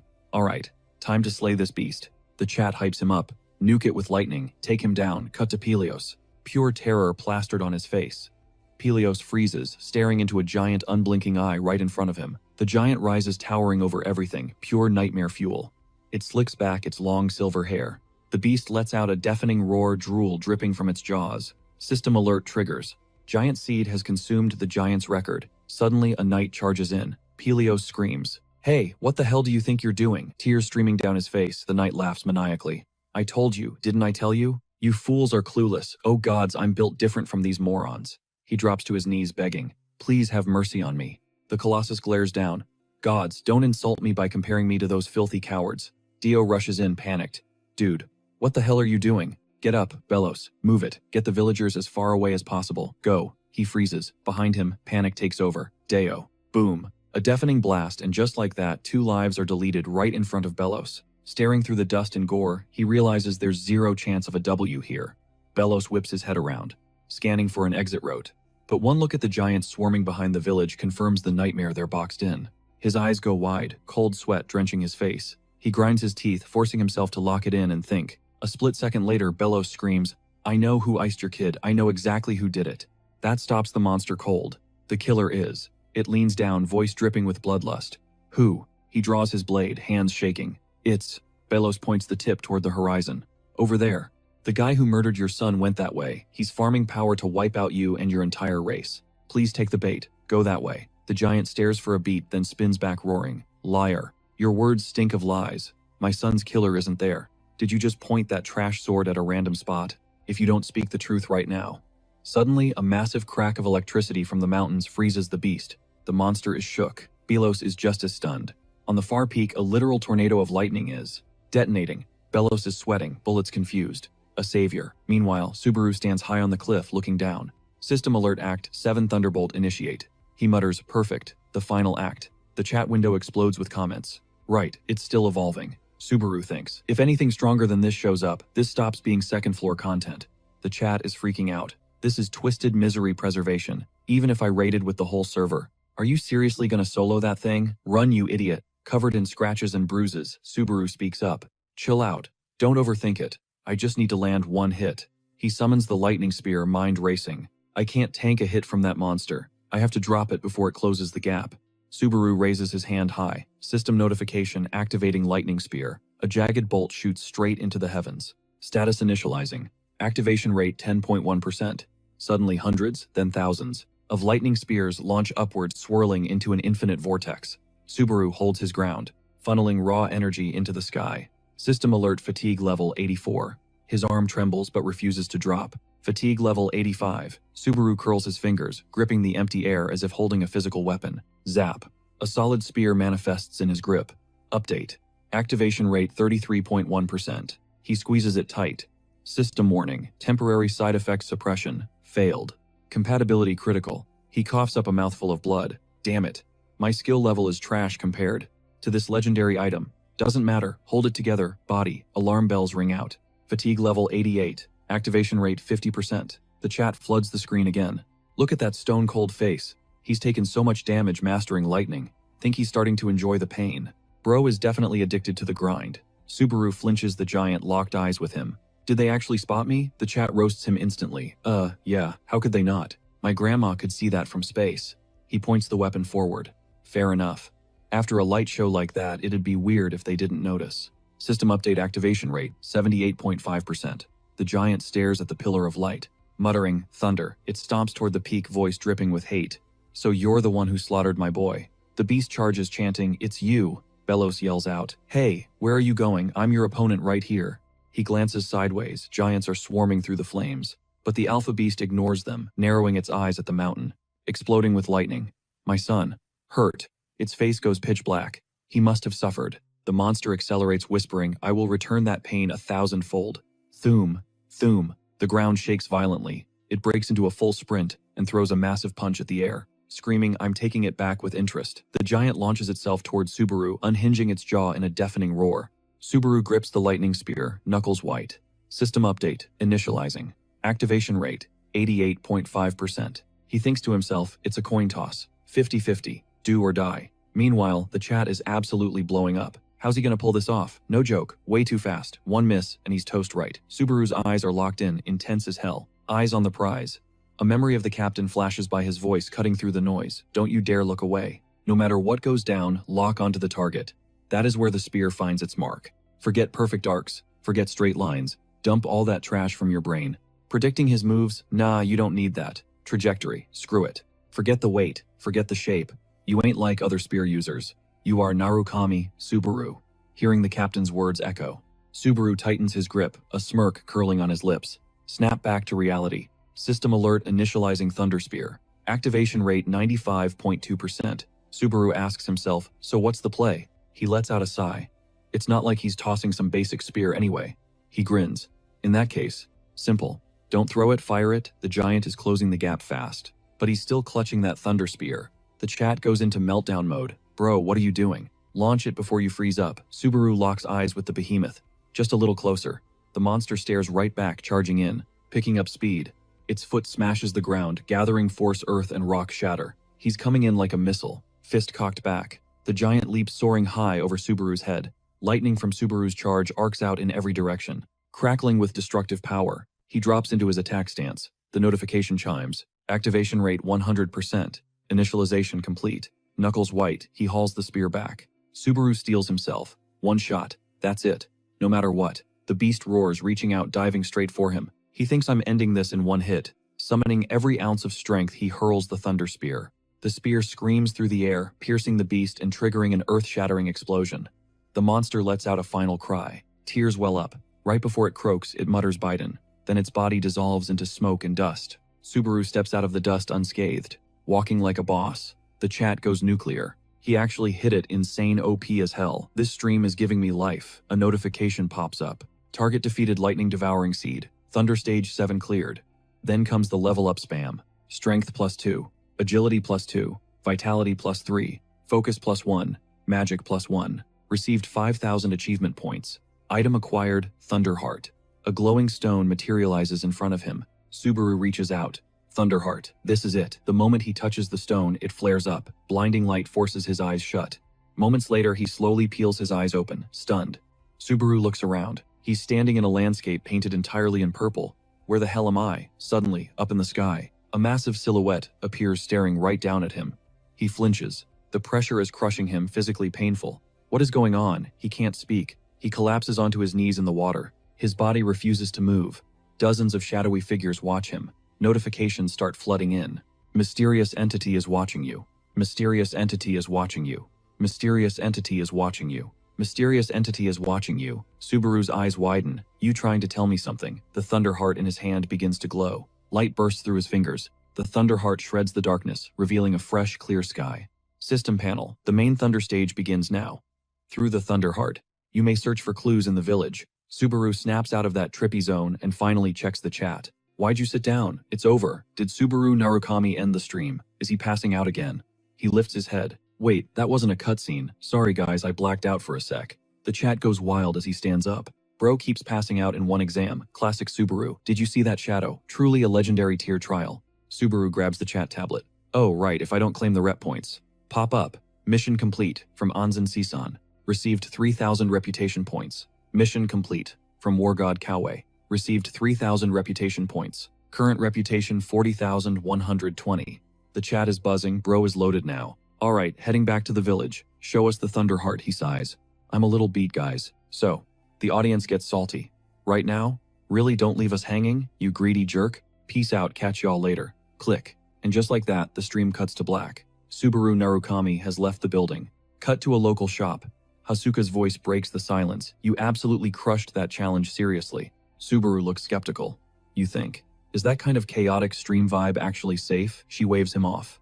Safe. It was flawless. You hit a peak of over 3,000 concurrent viewers yesterday. Did you even look at the chat? His eyes go wide. 3,000. My bad, I was too locked in on the challenge to check the numbers. She blinks, startled. No, wait, that was a compliment. You don't get it, do you? Pulling 3 grand as a rookie is insane. And your timing, chef's kiss. Honestly, looking totally exhausted actually worked in your favor. Subaru nods. Right. Leaving them hanging right at the good part. Like a season finale cliffhanger. Hasuka leans in curious. You planned it that way, he shrugs. I figured I'd unbox the rewards live with the chat next time. That way my reaction is 100% raw. No acting. Her jaw practically hits the floor. For real. Wow, you actually know the meta. The old man was stressing for nothing. Anyway, I actually got you a little something today. He raises an eyebrow. A gift. She crosses her legs looking confident. Something you literally can't say no to. She flashes a mysterious grin, cheeks flushing slightly. It's extremely special. Look up a streamer named Hawkeye. Subaru pulls out his phone and types it in. Boom. A blonde guy yapping on screen pops up. Alright, chat, like the title says, this is the main event. Or, wait, should I pivot? Nah, let's stick to the script. Anyway, cutting the fluff. Watch this clip first. Is this guy the next Narukami? Or is he gonna become the main character? The chat goes wild. Yo, more Narukami content. Just some otaku. Dude, that challenge was absolutely unhinged. He continues, I'm gonna break this down frame by frame. Time-lapse golden hour light starts filtering through the blinds. The blonde streamer keeps ranting. Surviving this monster during the trial, put simply, he literally nerfed himself with an extra challenge mid-exam. In the real world, Hasuka sits across from Subaru. She's staring silently at Subaru, face burning red. On screen, Hawkeye holds up a finger. My bad, let me give you the TL.DR. I don't need to overanalyze this point. Let me sum it up in one line. Subaru watches intently. He is Subaru Narukami. The voice drips with arrogance. Zero explanation needed. Period. He glances at Hasuka. Is that the manager's take too? Suddenly she leans over the table. Can I ask you something real quick? He stays chill. Shoot. She hesitates. I know this is super weird coming from your manager, and I know it's kinda rude, but her cheeks are glowing crimson now. A bead of sweat trickles down her face. Hasuka steels herself. Why are you doing this, Narukami? Why stream? She locks eyes with him. It's not just for the cash, right? Subaru crosses his arms, falling into silence. Hasuka watches him process, fidgeting anxiously. His answer hits like a truck. Nope, it's the money. That's literally it. Her face explodes into a tomato red. You can practically see the steam venting. Ah, she collapses back into her seat, mortified. I mean, cash is king. Sorry for the weird question. Subaru shrugs. It's cool. She recovers and opens her bag. Right, the gift. Let's talk business. That Hawkeye guy you just watched, he's tied to Saturn and he's a certified veteran with a 6-year contract. His analysis content is gold and his fan base is massive. He knows talent when he sees it. Take this, that stream just now, and all future revenue generated from it. Anything derived from your content gets a 50-50 split. Subaru frowns. Split with who? Hasuka grins. With you, obviously. Since it's based on your footage, ad revenue, donations, VODs, the whole 9 yards. Subaru grabs the thick stack of papers. For real, ever since signing with this agency, it's just been one W after another. She gets shy hearing him say that, looking down and scratching her cheek. You think so? Yeah, this is a hell of a surprise. Hasuka smooths her hair back. So, I know this is sudden, but as a sign of goodwill, would you be down to collab with Hawkeye? Cut to black. Time skip. Back at his apartment, Subaru peels the mask off his face. Maybe I don't need the mask when I'm just meeting people. In real life. And maybe I shouldn't have gone so hard on the only for the money thing. He stares at his reflection in the mirror. The more connections I make, the harder it gets to figure out how much to hide.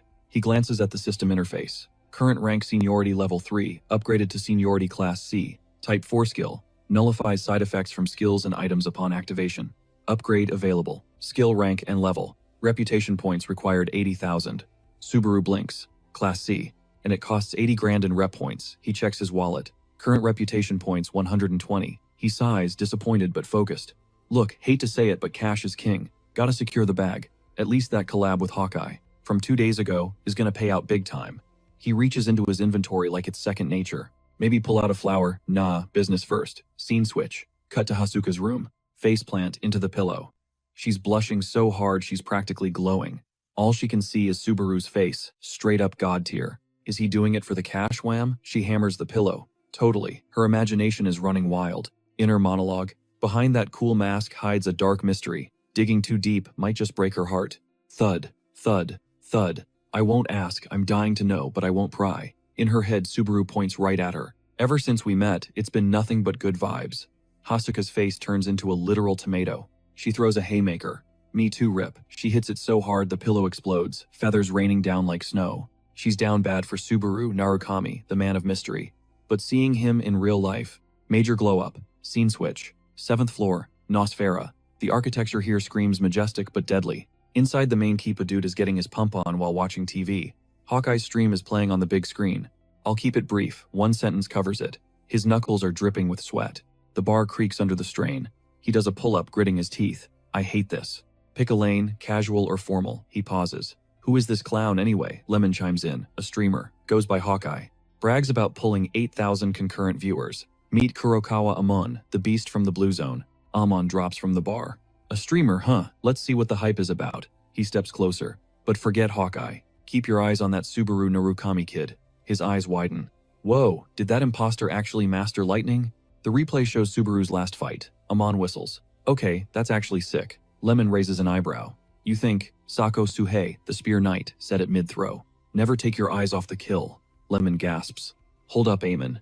You memorized his casual banter. He looks up, intense. I studied every frame. Their breathing, their rhythm, everything. People think it was just Subaru, but the whole squad was god tier. And their deaths, super sus. Every member was a powerhouse. Something smells fishy about how they went down. Suddenly, Hawkeye's voice blares out. He's Subaru Narukami, Enough said. Amon's face twists in disgust. Who gave this clout chaser the right to speak on them? The disrespect is unreal. Lemon shrugs. That's the streamer game, isn't it? Trading dignity and pride for a few seconds of fame. Click. Amon kills the feed fuming. He spins around, totally triggered. Why are you showing me this trash? Lemon stammers. Not my call. Guildmaster Kyojo wanted you to see it. Isukiya Amon freezes. He's calling the shots. Lemon signals a subordinate. Lightning is our legacy. The blue zone started there. A cart rolls in. We know this streamer has a weakness. Greed. Lemon yanks the cover. Bling gold bars stacked high. Amon's jaw drops at the sight. Under that cloth is enough bullion to buy a small country. Lemon smirks. Budget secured. We're bringing him in whatever the cost. Amon mumbles. You gotta be kidding me. He rubs his chin. This guy can be bought. Meanwhile, back at the village, reconstruction is in full swing. Ping system notification. Floor 2, imminent. Belos is in full commander mode. Gather the wounded. Critical cases first. Get meds to the minor injuries as soon as possible. Then a familiar crunch of footsteps grabs his attention. Belos lights up like he just saw a messiah. Savior, you're finally awake. You passed out cold at the perimeter. We were terrified. If you didn't wake up, I would have been lost. Subaru stretches, working out the kinks. Still a bit woozy. Belos nods. Makes sense considering the battle was just yesterday. But enough about that. Can we chat at the inn later? Subaru asks. I've got questions. Belos bows deeply. Anything for you. He salutes, hand over heart. Catch you later. Subaru watches him leave. Belos. Solid guy. Chat blows up. Time to put him out of his misery. Just marry him already. Congratulations. Back in the cozy wood cabin, first order of business. Cracking open that system panel. Time to see what the loot gods dropped. Subaru grips the gleaming orb. Description reads, Thunderheart. Unique binding 0 level requirement. 30% lightning resistance. Plus 20% lightning damage and massive immunity to electrocution. His jaw hits the floor. No shot. Is this for real? The onlookers are scratching their heads. No shot. Is that a W or an L? Hyped or salty? Could be both. Only Subaru knows what is actually going on inside that head of his. He knows these stats are absolutely broken for a lightning build. Behind the mask, he is grinning like a maniac. This item is god tier. Just as he is celebrating his new toy, a knock interrupts the vibe. Here, take this. Someone barges in, lugging a massive fruit basket. Chat and Subaru are equally shook. Fruit. Peleus pops his head in. Sleep well. The comments section immediately goes wild. Your boyfriend came to visit. Someone missed you, bro. But why fruit though? A few moments later, they are seated across from each other. After mulling it over, Subaru breaks the silence. Turns out, the legends were legit. Peleus totally misses the point but rolls with the hype anyway. Yeah, I saw that light too. You basically saved the whole village. Subaru unhooks the item from his shoulder. This dropped from the giant's corpse. It is called the Thunderheart. Even Peleus cannot hide his shock. Hold up, that is impossible. Seeing his reaction, Subaru presses him. I am hoping you know what this is, but contrary to expectations, Peleus shakes his head. Nope, looks super weird to me. That answer hits Subaru like a bucket of ice water. Chat is rioting. Yeah right, thought this guy was the lore master. Mr. Know-It-All. Peleus hangs his head in shame. My bad. I only know the ancient folklore. I do not even know if they are real or what happened after. Subaru sighs, giving up. It is fine. Just spill whatever tea you have. He starts his story. I only know 2 legends. Subaru leans in, intrigued. 2. Peleus recalls the imagery. First one says thunder was used to slay giants. Seems like you are the one wielding it now, hero. And the second one claims the gods and giants fought over the thunder. Subaru immediately interrupts. They fought over it. Peleus nods. Yup, this is basically the deep lore. The gods and giants went to war just to control the power of thunder. The giants took the L. So, this gem implies someone deliberately crafted it. Subaru spins the orb in his hand, wondering, who could it be? The legend does not say, but the reason is crystal clear. Peleus drops the answer. to let humanity wield the thunder, and the reason humans need it. His expression turns dark as he finishes the thought is to fight the gods and the giant gods. Peleus always assumed they were way out of humanity's league, but now he is imagining a future where everyone is packing thunder power. Staring at the stone, Peleus confirms it. This thing was created so humans could actually stand a chance against them and win. As soon as the story wraps up, the system pings clarified. All forgotten legends of humanity unlocked. Thunder trial complete. Skill proficiency leveled up. Achievement 17.05. Thunder mastered from level 1 to level 3. Before Peleus can blink, the system starts teleporting Subaru out, transferring to floor 3. Peleus panics and yells, "Benefactor, what is happening?" The light vanishes instantly. Subaru is gone, leaving Peleus totally confused. The scene shifts to a majestic, sprawling palace. Welcome to floor 3 Altenin. A teleportation circle blazes in the city plaza. Subaru materializes like a literal deity. Chat is already spamming the feed. Finally made it to floor 3. Took him long enough, right? The locals look bored out of their minds. Another Narukami cosplayer. When is this trend gonna die? Before the gameplay starts, a system alert pops up. Subaru Narukami Love donated 1,000 reputation points. Grats on reaching floor 3. So how are you feeling right now? Hit with a surprise interview, Subaru hesitates. My feelings. His mind drifts back to his past life in this exact spot. I am back. He remembers a woman approaching him. Excuse me. Caught off guard, he turned around instinctively. Yeah. Looking back, Subaru feels a wave of nostalgia. That was Xena, and she looked super icy back then. She scratched her head, acting shy. I just got separated from my squad. Xena held out her hand to indicate a height. Have you seen a guy about this tall? Subaru rubbed his chin, pretending to think. You mean the guy a head taller than me?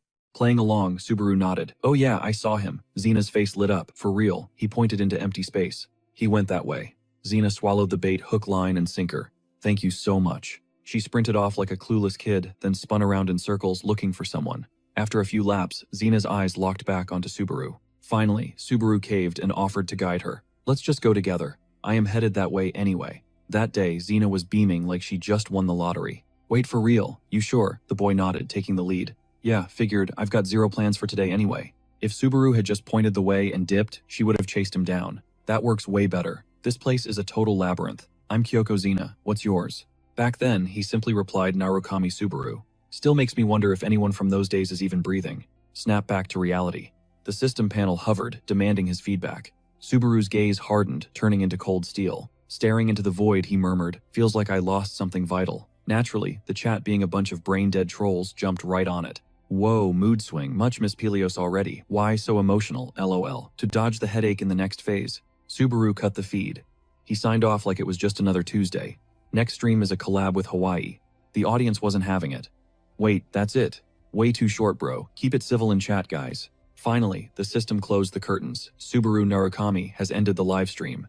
Meanwhile, in a massive swanky suite, crystal chandeliers sparkled overhead. A hand slammed onto the table where Subaru sat. Sorry to keep you waiting. John stood opposite, looming over him. Hasuka is en route right now.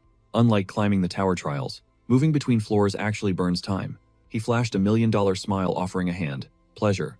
I'm John too, from Southtown Entertainment. Subaru looked annoyed internally, groaning, recalling her warning, real yapper, that boss of mine. John missed the mumble, blinking blankly. Subaru took the handshake, recovering smoothly. Nothing. Heard about you from the manager. Good to meet you. John smiled again, sinking into the chair across from him. Normally I'd have Hasuka relay this, but I wanted FaceTime with you. She's only hyped up a high-level player like this exactly twice. So color me curious. Subaru blinked, caught off guard. Twice John leaned in to explain. The first one goes without saying. John dropped the name and Subaru froze. Narukami Subaru of the blue eye. Arms crossed, head tilted. Caught me off guard. That harsh judge actually had eyes for you. The guy sharing the name, Narukami Subaru. Subaru scratched his head, forcing an awkward laugh. I wouldn't know about that. Let me ask you something point blank. Before Subaru could speak, John cut him off. You interested in the guild? Blue eye. Subaru's eyes went wide, staring daggers at the man. John smirked, reaching into his pocket. That reaction tells me you're not exactly uninterested. Subaru frowned, suspicious. Why ask that out of the blue? John pulled out a device, looking down at it. Actually, that's part of why I'm here. John slid the tablet to Subaru. 5 days from now. This is the grand prize for a tournament on floor 3. The screen's glow illuminated Subaru's face. You kidding? Under the table, miniature lightning bolts crackled from his hand. Is this Xena? Holding the device, reading the notification, he went silent. Narukami Subaru has ended the live stream. She sighed, voice flat. It's over. Xena turned, venturing into the forest. Wonder if the other business is wrapped up too. High heels crunched against the grass. She reached a patch of ground blanketed in white snow. Deeper she went, the snow getting thicker and heavier.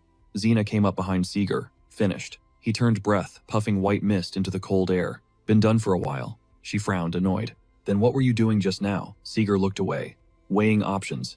In front of him, an attacker frozen mid-strike, turned into an ice statue. Further back, a whole squad on ice. Kill him or release him. Xena didn't hesitate. Ice them. We know who sent the dogs. Seeger hesitated, shaking his head. Can't be sure yet. That's why I'm thinking. He looked down. If it was Kyojo, if he sent a hit squad, he wouldn't use scrubs like this. She sighed at his logic. But letting them walk causes problems. While Seeger rambled, a glow began to radiate from Xena. If they leak our position. Sharp icicles erupted from the snow. She raised her arm, levitating them. Her hand stayed still, the deadly blades hovering in dead air. She flicked her fingers forward. The floating spikes locked onto their targets. Xena's face, stone cold. Staring down the frozen mob, Seeger panicked at the sight.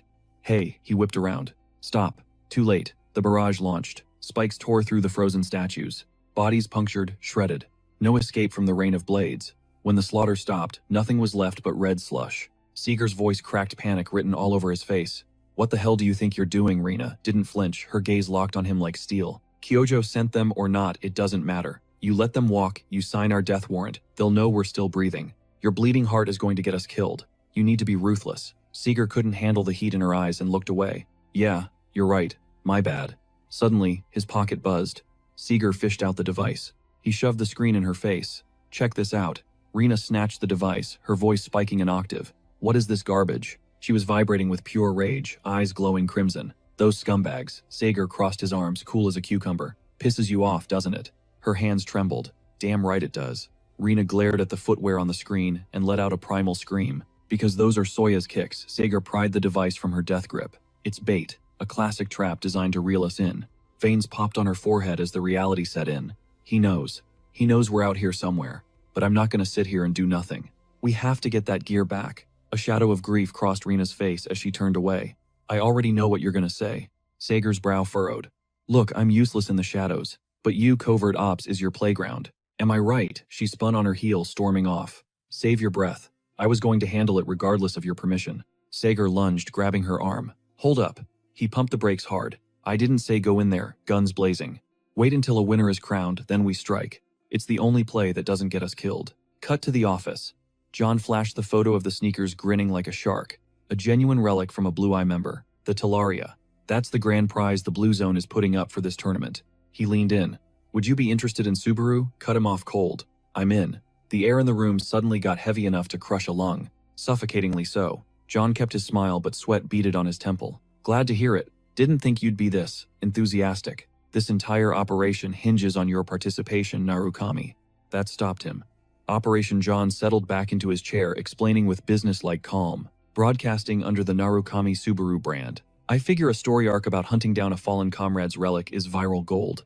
Behind the mask, Subaru's expression twisted into fury. You aim low. His fists clenched so hard his knuckles turned white. Energy began to leak off him. Using Soya's legacy for clout, John sensed the shift and leaned forward, concerned. Is something wrong? Did I strike a nerve? Subaru stayed silent, his voice dropping to sub-zero temperatures. Let's do it. John's relief was palpable. Seriously, fantastic? Subaru stood up, scraping the chair back. I'm heading out. John looked up from his seat, professional mask back on. Right. Looking forward to our partnership. As Subaru walked away, John called out to his retreating back. I'll be cheering you on from behind the monitor. The words didn't even register. Rage consumed Subaru's mind like a wildfire. I won't let anyone else touch them. Over my dead body. Back in his room, he flopped onto the mattress, staring at the ceiling. A thought crossed his mind. Wonder what kind of twisted format they're running. He rolled over to face the wall. Ideally, it's a one-on-one duel. Not that I have the luxury of choosing. A knock came at the door. It's Hasuka. Subaru bolted upright. He glanced at the mask sitting on the table, conflict dancing in his eyes. Decision made, he grabbed it and opened the door. Standing there was pure elegance. Hasuka peeked up shyly, expecting to see his face. Oh, he'd chosen the mask at the last second. Her internal monologue kicked in. He wears that thing even inside his own bedroom. Subaru stepped back. Come on in. Her face turned beet red. Excuse me, you mean inside your room? Totally oblivious to the implications, Subaru hit her with pure innocence. I mean, if you prefer the hallway, that's cool too. I don't mind. Hasuka waved her hands frantically. No, no. She gathered her courage. Pardon the intrusion then. She stepped in, and the atmosphere immediately turned suffocating. Dead silence. Hasuka's eyes darted around the room, noting the stark lack of furniture. Spartan living, huh? She finally met Subaru's gaze, realizing he hadn't blinked or looked away since she walked in. Her mana depth is insane, he thought. No way is she just a manager. Being studied like a lab rat made Hasuka squirm. She smoothed her skirt, flustered. Is something wrong? Do I have something on my face? No, Subaru replied flatly. You just weren't talking. I heard you have the tournament intel. Hasuka jumped. She'd almost forgotten the mission. She scrambled to pull out a file. Right, sorry. She handed it over, regaining her composure. This tournament is a battle royale. It's a brutal, simple system. Last one standing takes the jackpot. It is going to be a total bloodbath. Thousands of players throwing down with zero mercy. The endgame. You either seize victory, or you end up 6 feet under in a heartbeat. Subaru scanned the display, eyebrow raised. So we are talking a solo deathmatch. Hasuka nodded sharp and quick. Exactly. Since there is only one prize on the line, it turns into a free-for-all by default. She leaned in, hyping it up. The battlefield is a virtual training simulation. But here's the catch. You have to be a third-floor player just to qualify. Entry fee is a cool 1,000 reputation points, and there is no cap on participants. I am dropping the archives of past battle royales into your inbox right now. Just give them a quick skim, Narukami, and you will get the vibe. While she was still briefing him, Subaru's phone started blowing up in his pocket. He checked the screen, it was flooded with clickbait notifications. Narukami, Subaru's god tier plays. The undefeated path of Narukami Subaru ending battle royales in 10 seconds flat. Narukami Subaru, the secret blueprint to becoming him. Reading the titles, he thought, it is literally all just highlight reels of me. Snapping back to reality, he shoved the physical papers aside and said, I will use these for research. Thanks for the hustle. Hasuka scratched her head, humble bragging. No sweat, just doing my job. Then her tone shifted, curiosity piqued. By the way, did you hear anything from the guild leader? Subaru blinked, totally lost. Hear what? Hasuka lowered her voice. Actually, we received a DM. The second she dropped the name Blue Zone, Subaru froze. A flashback hit him hard, that guy Izuki. Instantly, his aura flared up, radiating pure, unadulterated rage. He hissed, did you just say Blue Zone? Hasuka broke it down quickly, explaining that he wants a face-to-face. Since they cannot slide into his DMs directly, they emailed the agency instead. Subaru's eyes narrowed. They are reaching out already, she stammered, a bit nervous. He probably wants to negotiate in person. Higher pay than us, better perks, the whole VIP treatment. Subaru's hand tightened into a fist, knuckles white. Ghost them. Hasuka blinked, startled. Roger that. Wait, seriously, just ignore it. Subaru's voice was ice. I have zero intention of joining Blue Zone. Or any other guild for that matter. Suddenly, Hasuka shot up from her chair, throwing a fist pump. Yes, oh my god, that is a load off my mind. She beamed, totally relieved. I was stressing out about whether to even tell you, but I am so glad I did. She breezed toward the door, spirits high. Well then, chill out until the collab starts, watching her bounce away. Subaru muttered. She is celebrating like she just unlocked a platinum achievement herself. Peeling off his mask, a smirk tugged at his lips. Just a regular employee, but she rides for the company like that. She is seriously built different. Cut to a massive stadium. 2 silhouettes stood in the shadows, scheming. It was John and Hawkeye, huddled up like villains, plotting a heist. John broke the silence. So this is the master plan for today. The ultimate comparison test, old-gen Narukami versus new-gen Narukami. Hawkeye smirked. What do you think? Pretty spicy, right? John kept it real. You are challenging his legacy head-on. It is a bold move. But if you take an L here, it is going to destroy your reputation. You get that right. Hawkeye looked unbothered. He shrugged off the concern. I welcome the heat. I need a definitive result so the viewers trust me. Whatever happens, I own it. Then his eyes flashed with arrogance. But be real, have I ever actually lost a match? John laughed. A dark sound. Fair point. But ultimately, the ball is in Narukami's court. Hawkeye scratched his head. I guess. Click, click. The sharp sound of high heels cut through the air. Guild leader, it was Hasuka, trailing Subaru. She walked in beaming. Great work today. John put on his best business face. Ah, hello there. Hawkeye. Finally locking eyes with Subaru, felt a rush of adrenaline. There he is, my ticket to becoming a supernova in the streaming sky. Finally we meet. Subaru, ignoring the tension, scanned the massive arena. Place is huge. Did you rent this whole thing out? Hawkeye stepped forward, hand extended, playing it cool. Hey there. He flashed a polished streamer smile. I am the streamer Hawkeye. Subaru shook his hand firmly. Narukami Subaru. Looking forward to working with you. Hawkeye acted starstruck, scratching his head. Whoa, it feels surreal, meeting Narukami Subaru in the flesh. Meeting the main character of the day. I am actually getting emotional here. Big fan, seriously huge fan, Subaru waved it off humbly. Ah, come on, I am still just a rookie streamer. I am nowhere near your level, Hawkeye. John cut in impatient. All right, save the bromance. For when the cameras are rolling, that is how streamers do it. Hawkeye grinned, shifting gears. Let's keep this energy for the live broadcast then. Ping, a system window materialized in thin air. Hawkeye was live. He looked into the lens, waving with practiced charisma. What is up, chat? Hawkeye here. Thanks for tuning in today. Right then, status windows flood the view. But deep down, Hawaii is hiding some seriously shady intentions. Word on the street is this collab is fire. Boom, 12,000 viewers right out the gate. Hawaii grabs the mic. This is the moment you've all been thirsty for. I finally got him here. A challenger steps onto the arena floor. Hawaii shouts, "Tada, give it up for Narukami Subaru." He waves, "Yo, what's up guys? Narukami Subaru in the house." Notifications go crazy as he starts vibing with the live chat. Nope, never seen his face either. Rumor has it, even his manager is clueless. What's the secret, Narukami? Subaru scratches his cheek. Nah, nothing like that. I'm actually drop-dead gorgeous. Hawaii looks shook. Watching the insane engagement from the community, Hawaii thinks, whoa, hold up. This energy is way crazier than my own streams. His clout is actually off the charts. Subaru keeps the energy high with the fans. Sorry, not sorry, but I'm not planning on losing to any of you. It's not a brawl, guys, just a friendly hangout. Hawaii mentally tips his hat. His crowd work is smoother than I expected. Meanwhile, Subaru keeps going. Girlfriend? Nope. Friends? Zero. Right now. Hearing that key info, Hasuka lets out a blissful sigh of relief, leaving John looking totally helpless. Hawaii jumps in. All right, let's stop roasting our VIP guest. Let's get to the main event. Cue the system audio challenge initiating now. Floodlights snap on. The golems start powering up, looking at thousands upon thousands. An army of golems itching for a fight. Hawaii breaks it down. Why did I pick this specific challenge? Let me explain. As the enemy marches forward, Subaru starts his rebuttal. 2 reasons. 1, it's the ultimate test of control. He leaves a dramatic pause. And 2, I can prove I'm right here, right now. Meanwhile, Subaru gets a ping. The end donates 100 rep points. You seriously think you can clear this? Subaru stays ice cold. If I wasn't confident, I wouldn't have taken the gig. The roster flashes on screen. The comment section lights up instantly. I can feel the swag from here. Haha. Is he actually gonna smash the record in one run? The chat scrolls fast. Maybe. I'm sweating already. Subaru's fists unconsciously clench as he stands dead center. System alert, Mucho Spicy has assigned a quest. If you bag 43 plus kills in one run, reward 10,000 rep points. Penalty face reveal on cam. Subaru hesitates, raising a hand. Hard pass. That's way too early to risk the mask. System alert, McFetish drops a mission. I want to see the face too, 2,000 points sent. Mouse thinking toilet adds 3,000. Lava Beast throws in another 3,000 to spice it up. The pot is huge. Subaru holds up a finger. Thanks for the gifts. I promise if I fail the mask comes off. Chat explodes. He didn't refuse, oh my god. Usually rookies just take the punishment, but he's taking the loot too. Hawaii grins. You got it. For this quest, every single rep point goes straight to Narukami. He cues the timer. Alright, let's roll. The finger hits the button. It's showtime.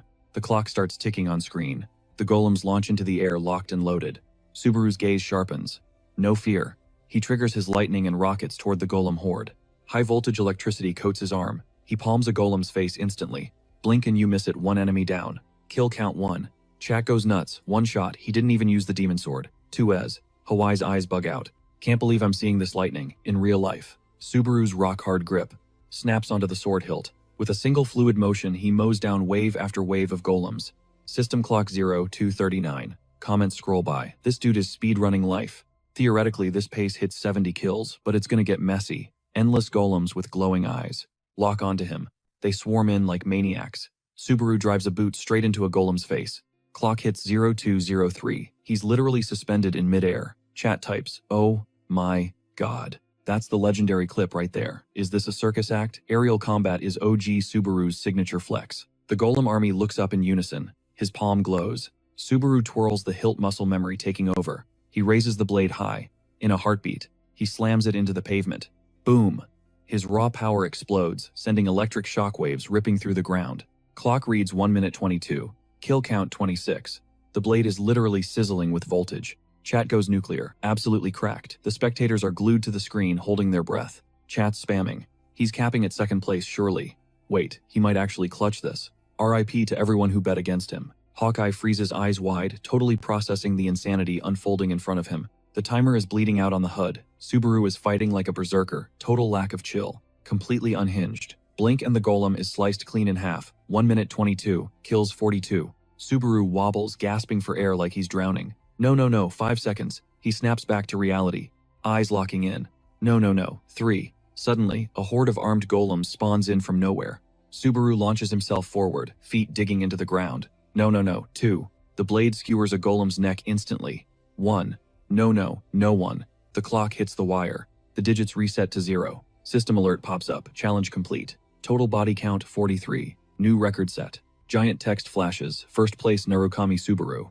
Chat loses its mind. 43 kills. Actual god gamer. No shot. Did not see that coming. He missed it by 1. Oh my god. This is history right here. Hawkeye rushes over. 43. He tied with Narukami Subaru. It's a dead tie. Razor-thin Hawkeye yells to the camera. Chat, what are we thinking? The stream feed scrolls fast. Literal chills, guys. Thought he was just RNG carried to rank 2. Rank 2 is already sweaty enough though. Thought it was just random mobs. Rumbling donates 100 rep points. I almost peed my pants, not gonna lie. Instant sub from me. Hawkeye grins. Thanks for the 100 rep fam. Chat scrolls. Feed wiper hack ice drops 200 points. Hyping you up for a reason. Hawkeye responds. You again. Feed wiper hack ice, that's like the 100th time. Change your username, bro. Thanks for the rep though. Notification Mushroom Villas donates 1000 rep points. Hawkeye scratches his head. You asking if this is Narukami Subaru's stream? Nah, wrong channel. Alert Reinhardt drops 10,000 rep points. Hawkeye freezes, staring at the mobsend.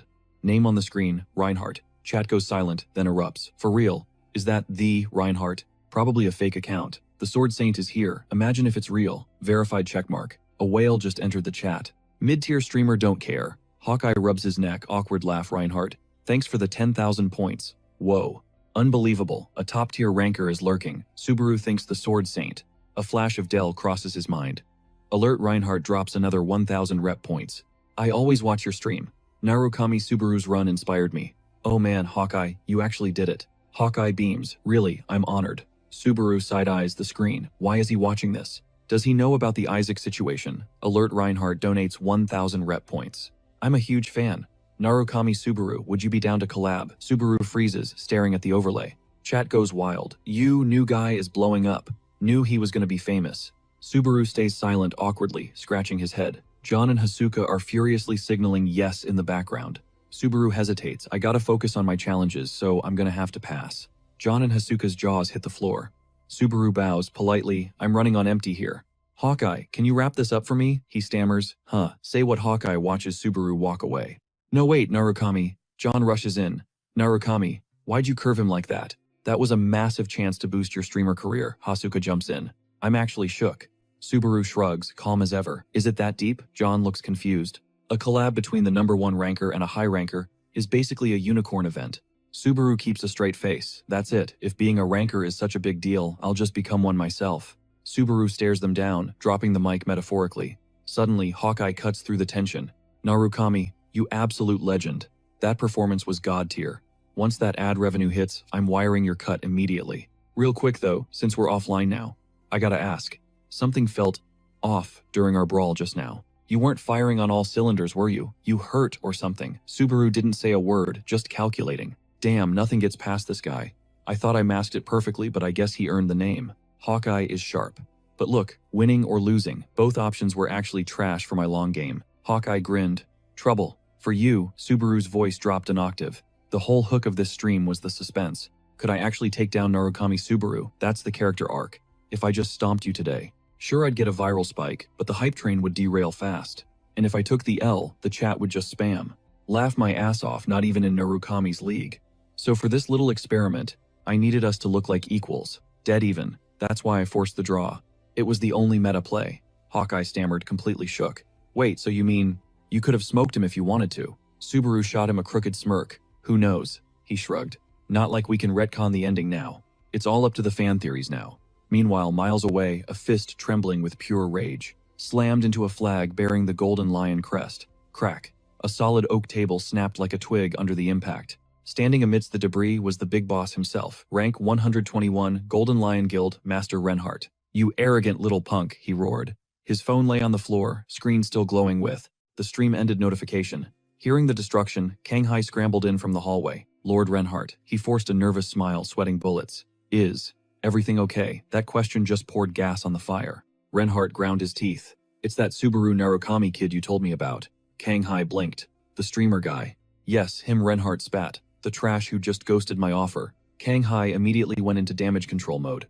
The audacity, turning you down. Sir, that's insane. Reinhardt cut him off before he could finish kissing up. I was going to publicly humiliate him, crush him, live, and kill those rumors dead. But now, the plan is toast. I don't care about the reputation points I wasted.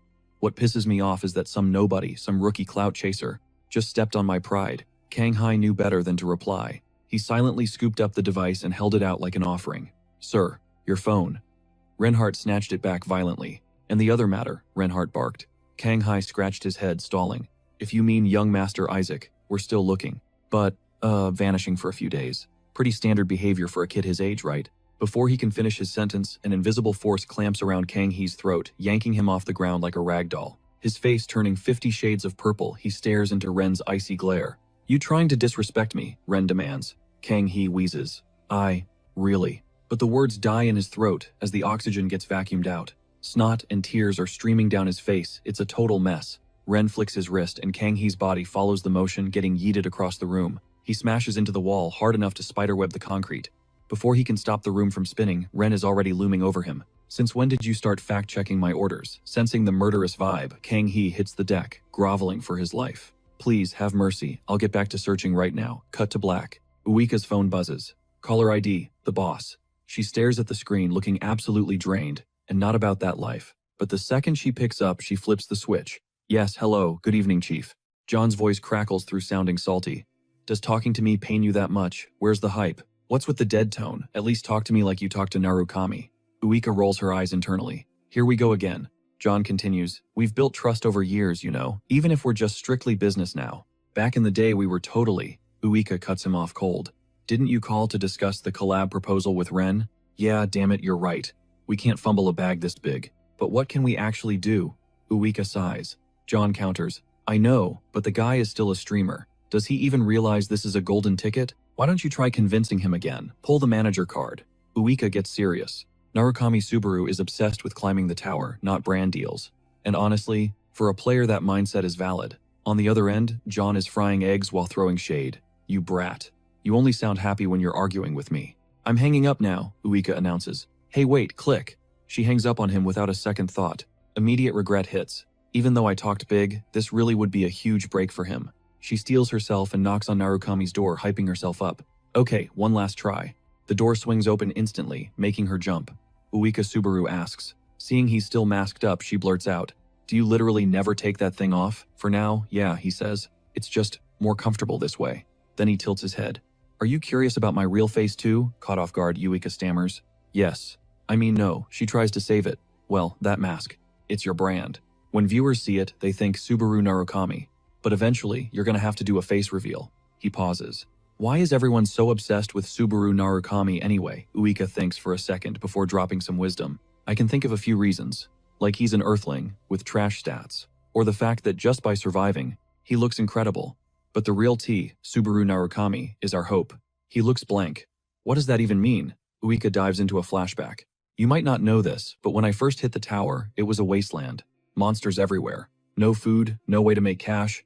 Stability was just a fantasy. The only way to not die was to climb. You climb, you get reputation points. With rep points, you can actually build a life. And slowly, people started to believe that this world could actually belong to us. The top-tier players gave us hope that we could beat this tower and settle here. And the guy standing at the very top of that list is Subaru Narukami. It's not just about climbing. He was the first one to prove it was even possible. Snap back to reality. Subaru sounds skeptical. You really think that Uika leans in close, getting playful? That's a secret, just like what's under that mask of yours. Maybe I'll spill the tea one day. He dodges the subject, opening the door wider. Anyway, you came here for business, right? Sorry for grilling you. Come inside, let's talk. Uika's face turns bright red. She waves her hands frantically. Nope, not a big deal. I'm leaving. Good night. She spins around and bolts. Subaru watches her disappear down the hall. Around the corner, Uika lets out a huge breath. I yapped so much I forgot to even convince him. And why does he keep trying to get me into his apartment? My heart is literally pounding. Back at the door, Subaru murmurs to himself. Hope, huh? Cut to a blinding white room. A mechanical system voice echoes. It is a pleasure to see you again, Subaru Narukami. Thank you for the 1,000 reputation points. He types out a quick reply. Let's absolutely crush mission villain today. A system notification pops up. Kim Soo has gifted you 500 reputation points. But the chat is buzzing. Everyone's dying to know if he's ghosting Sir Reinhardt's alliance offer. Yo, pleasure meeting you. Name's Mondo from the Gresso Guild. Got some serious business to discuss you free. On the live stream feed, Subaru lets out a heavy, tired sigh. The chat is going absolutely feral, spamming the same question over and over. Which side are you picking for floor 3? Gonna run it solo again. Honestly, teaming up sounds insane to him. Meanwhile, the view count is spiking, and donations are raining down like confetti. At this rate, he just wants to give the crowd what they crave and rack up those points. Suddenly, the system interface glitches into view. Initializing floor 3 challenge. A holographic panel flashes 2 options for Subaru to tap the Ottoman Kingdom or the Conrad Kingdom. Picking a side changes the whole game on this floor. These factions have serious bad blood, so Subaru's mission objective completely flips depending on his allegiance. The cursor hovers and the system locks it in. Selection confirmed Kingdom of Conrad. Only 3% of players ever pick Conrad. And trust me, there is a very dark reason for that statistic. Floor 3 Conrad Kingdom, the mercenary den. The second he steps into the lobby, eyes are already on him. One guy specifically locks onto the fresh meat. Vulture practically vibrates with excitement. Fresh meat, perfect timing. I was bored out of my mind. He starts strutting over with zero hesitation. You can smell the malice coming off him. As they cross paths, Vulture throws a hard shoulder check, trying to body Subaru to the ground. Big mistake. Subaru doesn't budge, he's like a brick wall. Vulture bounces off, spinning around just to keep his balance. Subaru. He breezes past like a ghost, completely unbothered. He doesn't even spare a glance at Vulture's confused face. The thug snaps, barking out, "Hey you blind," or something. Inside, Vulture's sweating. That guy's strong. But when Subaru turns around to look at him, Vulture decides to double down on the stupid. He puffs up his chest, screaming, "What's your malfunction, pal?" Subaru's voice is ice cold. "You're the one with the issue. You slammed into me on purpose." That bruised Vulture's fragile ego. He lunges, grabbing Subaru by the collar. "Listen here, you little punk. You're just a trash tier E rank. How dare you talk back to a B ranker?" The commotion draws a crowd, everyone circling up for the show. "Yo, is that a fight? Who's the new kid?" Classic Vulture bullying the E ranks again. Some things never change. Subaru stays deadpan. A B rank. Perfect test dummy for my new move. Vulture pauses, looking confused. Huh, test what? Before he can finish, blue lightning crackles around Subaru's leg. In a blink, he drives a knee straight up. Crack. A brutal uppercut to the jaw that definitely rearranges Vulture's dental work. The guy goes rigid instantly. He launches into the air like a ragdoll, before face-planting onto the cold stone floor. The room goes dead silent. What the? Did he just fly? I saw a flash of light. Maybe he just tripped. Dude, people don't trip and fly backward 10 feet. Amidst the chaos, one mysterious figure locks eyes on Subaru, but the rest of Vulture's crew, they see red and rush in. He took out Vulture, that cocky little E-rank. Get him. I'm gonna rip that mask off and take his face with it. In seconds, Subaru is surrounded by the angry mob.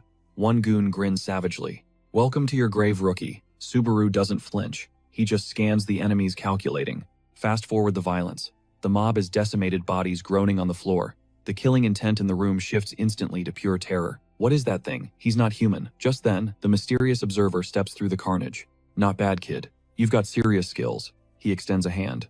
The name's Damon. I'm an appraiser. Pleasure. Yeah, right. The guy thumps his chest, acting all official. Name's Raymond. I handle the rank exams. Raymond grips his hand, eyes scanning him suspiciously. Never seen your face around here. What kind of gigs have you actually finished? It's common knowledge. Low-tier mercs are soft-locked into trash jobs.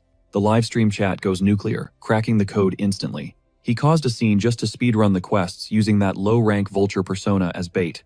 Suddenly, the system flashes the endgame objective. The narration drops the harsh truth. The third-floor trial is a total grindfest, requiring a mountain of completed jobs, and a score of 10,000 points. But here's the catch. Low-rank gigs cap out at a measly 50 points. It's a trap designed to keep players stuck. Subaru coldly breaks down the math. I needed a shortcut. I can't afford to burn even a single second. I'm not here to slow grind my way up the ladder. Raymond tugs at his beard, muttering about rules. Hey, you an otherworlder, doesn't matter. I can't just hand you a free pass. There's a pecking order here. Subaru cuts him off, voice sharp. Then there's gotta be a way to skip the line. Does it make sense to waste resources on an otherworlder who's just gonna bounce anyway? With a gaze full of main character energy, Subaru drops the bomb. There's only one way to clear the third floor instantly, and I'm about to make your wildest dreams come true. Raymond freezes, expression tightening. What are you getting at? Subaru reveals the target with zero hesitation. The Thunder Cave. I'm taking it down. Raymond practically shrieks in terror. Hold up that hellhole. That's strictly high-rank territory. Subaru's eye flares ominously behind his mask. I know. It's an ego war between Osman and Conrad over an unbeatable dungeon. Lightning cracks across the sky, illuminating the sinister silhouette of the Thunder Cave, a third-floor nightmare that no player, mercenary or knight, has ever cleared. The narration zooms out to the geopolitical mess. A massive, unclimbable mountain range splits the kingdoms of Osman and Conrad, sparking decades of brutal conflict. A strategic map overlays the screen circling the Thunder Cave as the ultimate choke point. Conquering it means a free pass through the mountains and total military dominance. Subaru makes the stunned examiner an offer he can't refuse. Issue me a rank A trial status, and I'll clear the dungeon. I swear I won't exploit the title. Raymond nervously twirls his mustache, mumbling to himself, weighing the insane risk. Subaru's stare darkens, radiating silent menace. If he shuts me down here, things are gonna get messy. I'll have to drop him if he stands in my way. Crushed by the pressure, Raymond folds. Fine, I'll write the recommendation so you can join the raid team. He tries to rationalize the decision. Raid parties always need more bodies anyway. The chat breathes a collective sigh of relief. Raymond turns to go, tossing instructions over his shoulder. I'll grab the paperwork. Sit tight. The raid party heads out in 5 days. Mission windows instantly flood Subaru's vision. Neon Dylan throws down the gauntlet, betting 20,000 credits on a solo clear. Another window pops up, it's Claire Chan mocking him, putting up 5,000 for the same feat. Subaru silently analyzes the holographic screens, clocking the timing. That hits exactly when the third-floor tournament wraps up. Did Blue Zone rig the schedule on purpose? Raymond stares at the dirt, voice dropping to a whisper, clearing the Thunder Cave. Honestly, I'm kind of desperate too. Clutching the scroll, he's haunted by old ghosts. I tried that suicide run when I was young. Lost half my squad. Subaru snatches the document. That history won't repeat itself. Raymond blinks confused. Huh, Subaru holds up the scroll, unveiling his true plan. Because I'm running this solo. The chat room absolutely detonates. Raymond screams face, twisting in pure panic. Have you lost your damn mind? Thunder Cave is a raid dungeon. You're telling me you're going in alone. They can barely scrape together 20 guys as it is. He sighs, trembling with anxiety. Look, it's gonna be brutal. I assumed you had a crew. Subaru shuts him down cold. I don't. His eye burns behind the mask as he doubles down. No allies. Suddenly, heavy boots slam onto the edge of a rocky cliff nearby. A hooded figure watches the livestream feed thinking, is he seriously trying to solo that? He really is just like Subaru. On the broadcast, Subaru keeps it blunt, asking if I'm taking other quests. Nope, not interested. Then he drops the mic. That being said, I'm taking a break from streaming. The comments section instantly riots. A woman gasps, hey wait no. Seeing the stream offline message, she crushes her device in frustration. Just when I found something to kill time until the third floor. Suddenly, a bright, blushing laugh escapes her lips. He really does vibe just like him. Her grin widens as she whispers, walking his own path, screw what anyone else thinks. She gazes at the cloudy horizon, eyes full of nostalgia. It feels like the real Subaru is back on air. She presses the phone to her chest, a memory surfacing. Oh right. He's entering the tournament too, isn't he? Peering over the cliff edge with a predator's gaze, she makes her move. Maybe I'll stick around and crash his party. The figure leaps from the cliff with malicious intent. I hope he doesn't win so. Atsuko bounces alongside Subaru through the city, radiating good vibes. She grins, totally satisfied. Nailed it. As expected, you really captured the OG energy perfectly. Subaru keeps his face straight, but internally he's thinking, yeah, that's the Narukami Subaru brand alright, even if the chat was absolutely roasting him the entire time. Atsuko chips in hype levels high. Think about it. If you just grabbed some basic NPC quests, the stream would have been totally mid-right. It wouldn't have felt special. You think Subaru replies coolly. Honestly, that was all your call. She tilts her head, switching gears. So what's the play now? Straight grinding until the tournament drops, he says. No clue what kind of monsters are showing up, so I need to stack some levels just to be safe. His expression hardens. Plus, I need to stress test exactly how much lightning I can output with my current stats, and see what this Thunderheart can really do. His eyes ignite with zero-tolerance determination. One thing's for sure, I'm not letting anyone get their hands on the Thunder memory. Meanwhile, a man stomps down a hallway practically steaming with rage. Damn it, who does he think he is? Usually when Blue Zone snaps its fingers, people come running. The audacity of this guy making me come all the way out here just for a face-to-face. Jinsaki reaches the door. Sneering, I don't care if it's Thunder or whatever. Why the hell am I dancing to some third-floor nobody's tune? He kicks the door open, wham, oozing arrogance. Yo, I'm here. He waves lazily as he struts in. The guy inside barely looks up from his screen. Drinks land on the table, bathing in the sunset glow, but the room feels ice cold.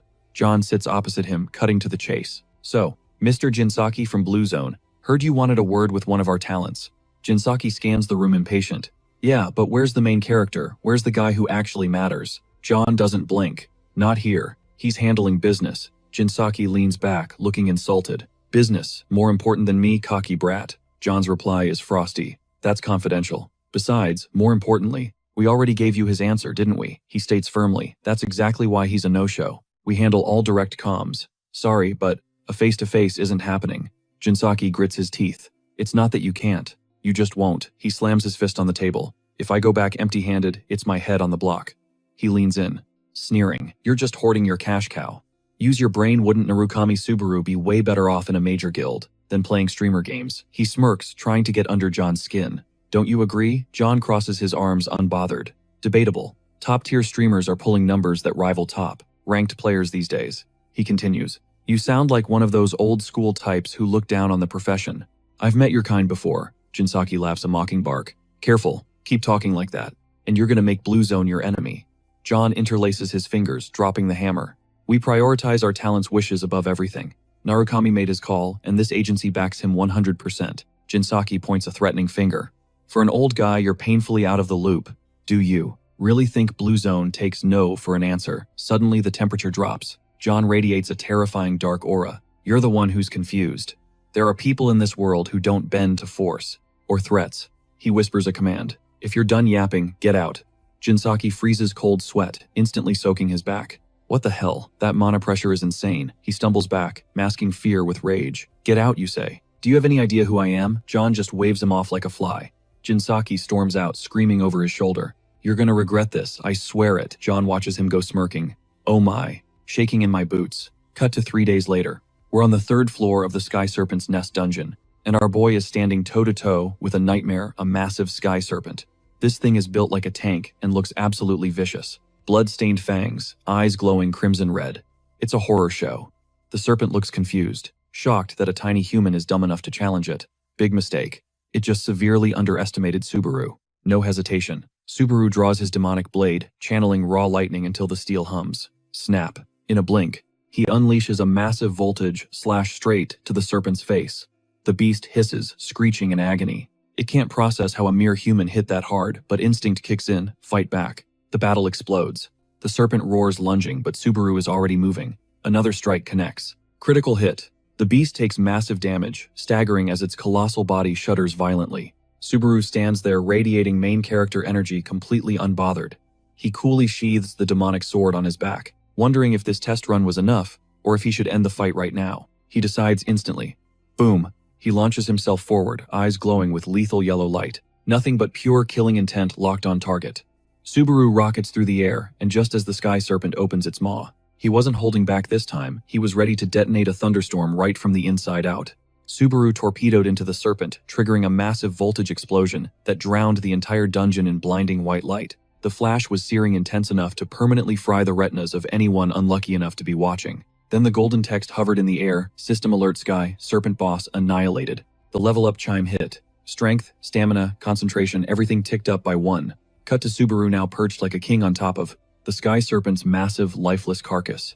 The beast was so colossal, it made the cavern feel like a closet. A glint caught his eye. Just within reach, one of the serpent's fangs was pulsating with light. It glowed a deep, bloody crimson, looking less like a tooth and more like a high-tier ruby. Subaru did the mental math. 10,000 credits, maybe. He remembered that was the going rate about 20 years back. Stashing the loot, he swiped open his status window. Level 35. Strength, stamina, and mana were all sitting pretty at 36. Speed hit 33, concentration at 30. 9 levels in just 3 days. The grind was absolutely paying off. But he knew when to call it. Getting greedy leads to mistakes. Besides, Soya was waiting, and the thought of vengeance for his friend sharpened his focus, wiping the victory smirk right off his face. Jump cut to Hatsuka. She's looking like a main character today, radiating elegance in a dress that screams effort. She caught Subaru's eye the second he walked into the cafe, offering a little wave as he slid into the booth. That grin on her face was huge. Subaru figured she must have hit a jackpot or something, because she was practically beaming. Did you see it? She chirped. Subaru blinked, totally lost, and Hatsuka's face fell as the realization hit her. He was clueless. When he pressed for details, she sighed and filled him in. The collab video. Obviously. But Subaru, staying true to his brand, admitted he'd been too buried in the dungeon grind to even open YouTube. Hatsuka just laughed it off, composing herself. Typical behavior for Narukami Subaru. That chill attitude and his obsession with training. That's just part of the package. But deep down, Hatsuka sensed a shift. This wasn't exactly the same Subaru she used to know. She reached into her bag, slid an envelope across the table, and told him to take a look. He tore it open and froze. Hatsuka watched his reaction as she explained it was the revenue breakdown from the Hawkeye stream. Subaru's jaw nearly hit the table. He was looking at a payout of nearly 50,000 credits. For a D-streamer, those numbers were astronomical. Hatsuka admitted even she was shook by the numbers. She could have wired it, sure, but she needed a face-to-face. Because there was something else. Subaru leaned in, interest peaked as Hatsuka's demeanor shifted. A slight blush crept up her neck. She started talking about a contact named Kai, a guy with a serious gambling habit. Through him, she'd found some intel. She looked hesitant, like she was debating whether to even say it out loud. Finally, she spilled. There's an underground betting ring where people put cash on players, gambling on survival and victory. Standard rules: the favorite gets a low payout rate. Low risk, low reward. You bet on the skilled guy, you get peanuts back because it's a safe bet. Here's the kicker. Subaru's current odds were sitting at a massive 6.1 multiplier. But there was another guy, someone with a payout of just 1.2, the house favorite. Who is he? Subaru demanded. Hatsuka dropped the name Omar, a blue zone grinder who's been hard stuck on the third floor of the Cave of Thunder for 10 years, a decade of obsession. That toxic fixation made Omar infamous despite having zero clout as a streamer or ranker. And get this, Omar is likely hunting Subaru right now. Subaru's solo clear announcement wasn't just news. To Omar, it was a personal insult, a mockery of his 10-year struggle. Suddenly, Subaru cut the tension by pointing out that Hatsuka was leaning in way too close. Like personal space invasion close. Hatsuka froze. She turned beet red, panic scrambled, and practically threw herself back into her seat. Recovering, she pressed on. With the Cave of Thunder sandwiched between the tournament and the next trial, a showdown with Omar was basically inevitable. She just wanted to give him a heads up. Watch your back, she warned. Scene fade. We cut to the ominous third floor of Ortonel. Ancient skyscrapers loomed over the cobblestones as vintage carriages rolled endlessly down the block. Inside one of those rides, a crew was busy trash-talking, hyped that tomorrow they'd finally confront that loudmouth who'd been chasing clout by claiming he soloed the Cave of Thunder. Two guys sat there armed to the teeth, one gripping a spear, the other nursing a sword. The swordsman scoffed, telling his buddy that Subaru was just capping, spitting lies because he had zero clue what the Cave of Thunder was really about. He told him to ignore the noise. That man was none other than Captain Omar. Omar sat in silence, rhythmically flipping a gold coin to keep his nerves in check. With an icy demeanor, he told his underling that the rumors didn't faze him. Everyone knew Subaru lived for the flex, but the squad kept running their mouths betting Subaru's career was going to crash and burn. They claimed he only leveled up that fast because he swiped the title of Thundermaster, something they'd been grinding for forever. Even so, they figured Subaru was tripping on power, acting like he was the main character, the real Narukami Subaru. As the goons continued roasting, Subaru Omar cut them off instantly. He warned them that this wasn't the time to look salty or jealous. Throwing shade at someone's achievements was a bad look. One bold lackey hesitated before asking the real question. So what's the play? Do we actually bow down? Omar squeezed the coin in his palm and declared that if it came down to it, he was ready to give the kid his props. With zero hesitation, the squad was shook into silence. That's when they spotted the detail that betrayed him. The gold coin Omar had been toying with was now bent in half from his crushing grip.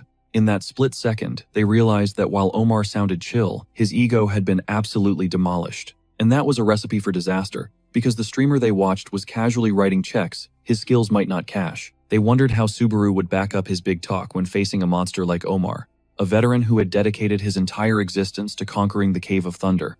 The scene cuts away. We zoom in on Subaru's demonic blade and the Narukami mask resting on a table. Subaru was locked in, absorbing every scrap of intel on Omar. He realized this guy was obsessed, having burst onto the scene 5 years ago. He'd hit the blue zone around the same time. But the real shocker for Subaru was seeing Omar instantly steal the spotlight. In the Cave of Thunder run, Omar was already deep in the dungeon, just inches away from the finish line. Suddenly, it clicked why Keijo had that smug look while running the tournament. If the house had a favorite to win it all, everything made sense. Still, Subaru just smirked and sent a silent, "My bad," to Keijo. Deep down, he knew he was back in prime form, fully ready to see if Keijo could handle the chaos he was about to unleash, or if he'd fold. The scene transitions again. The marketplace was decked out and way more packed than usual. In a corner, a merchant was lecturing a hunter, claiming that no matter how tier 1 the loot started out as, in this condition it was basically trash. The hunter's harvest was sloppy, leaving the hide riddled with scratches. The merchant lowballed him with an offer of 15,500 credits. The hunter wavered, clearly desperate for cash. Sensing blood in the water, the merchant bluntly told him to take the deal, or kick rocks. That was his final number. Defeated, the hunter caved and grabbed the 15,500 credits. As the merchant rolled up the hide, he smirked internally at his luck. Red Troll hides had auto-regen properties and were worth a fortune, but most noobs didn't know that meta. He scammed people like this on the daily. Just as he secured the bundle, a crimson crystal-like fang slammed onto his counter. The guy making the deposit was none other than Subaru. The merchant froze instantly, recognizing a sky serpent fang when he saw one. Subaru coolly asked what the payout was. The merchant examined the fang, realizing it was a flawless S+ tier drop, barely a scratch on it. Still, the scammer smiled, thinking this kid picked the wrong guy to haggle with. He started buttering him up, praising the item's quality. He explained that sky fangs were usually high B or A rank loot. But then, right on cue, the excuses started flowing. He pointed at a microscopic scratch, claiming it didn't meet the elite standards. He added that Subaru's timing was tragic because the market was currently flooded with sky serpent fangs, causing the value to tank. The merchant whipped out his tablet, punched in 8,000 and flashed the screen at Subaru, acting like he was doing him a favor out of the kindness of his heart. Subaru just accessed his memory bank for prices from 20 years ago. Thinking that 8,000 credits was a solid haul, Subaru was ready to seal the deal. But a voice boomed from the shadows, shattering the vibe. The stranger dropped a bombshell in that pristine condition. The Sky Fang was easily worth 15,000 credits minimum. Sky Serpent Fangs were S-tier loot, meaning the seller called the shots on the price tag. Subaru spun around to face the intruder. The shopkeeper looked like he'd seen a ghost, draining all color from his face. It was Snyder, the man the myth, striding towards Subaru with predatory grace. The guy was an absolute unit, his massive frame sucking the oxygen out of the room. Yet terrifying as he was, Snyder was undeniably drop-dead gorgeous as he sized Subaru up. His gaze drilled into the kid, trying to decipher if this scrawny figure was actually the Narukami Subaru. Simultaneously, the realization clicked for Subaru too. This was Snyder. Cut to the familiar tension of the third-floor cafe. Snyder and Subaru sat face-to-face, the air thick enough to cut with a knife. Subaru had zero patience for small talk. He wanted the bottom line. Passers-by whispered, totally confused why a high-tier player like Snyder was slumming it in a cramped coffee joint. Subaru knew the score instantly. They weren't besties grabbing a latte. This wasn't a bromance, it was business. Plus, Subaru hated beating around the bush. Snyder, on the other hand, was vibing, downing cup after cup like he had all day. Finally, the giant broke the silence, grilling Subaru on his bold claim about solo clearing the Cave of Thunder. Subaru shrugged it off, acting like it was no biggie. That's when Snyder laid his cards on the table. He admitted he initially pegged Subaru as just another cocky drifter chasing clout. I mean, a rookie fresh on the third floor. Walking in and declaring he'd wipe the floor with the Cave of Thunder, that sounded like straight-up delusion. Subaru leaned in, asking if Snyder's vibe had shifted. The big man clarified he was sitting on the fence, 50% believer and 50% skeptic. Because of that split, Snyder was only offering up half a serving of respect. He admitted the kid was cracked at the game, overflowing with raw talent. But he still couldn't wrap his head around the idea that this kid was in the same league as the legendary Narukami Subaru. Meanwhile, Subaru scanned Snyder like a boss fight mechanic. He initially thought Snyder was just a weirdo with too much free time, but those eyes, they were dead serious. Subaru cut through the tension, asking if Snyder kept dragging him to this specific cafe on repeat, just to fish for compliments or a gold star. Snyder shot back that he had a proposal, and instantly his demeanor flipped to pure rage. His eyes flared an electric blue, radiating lethal intent.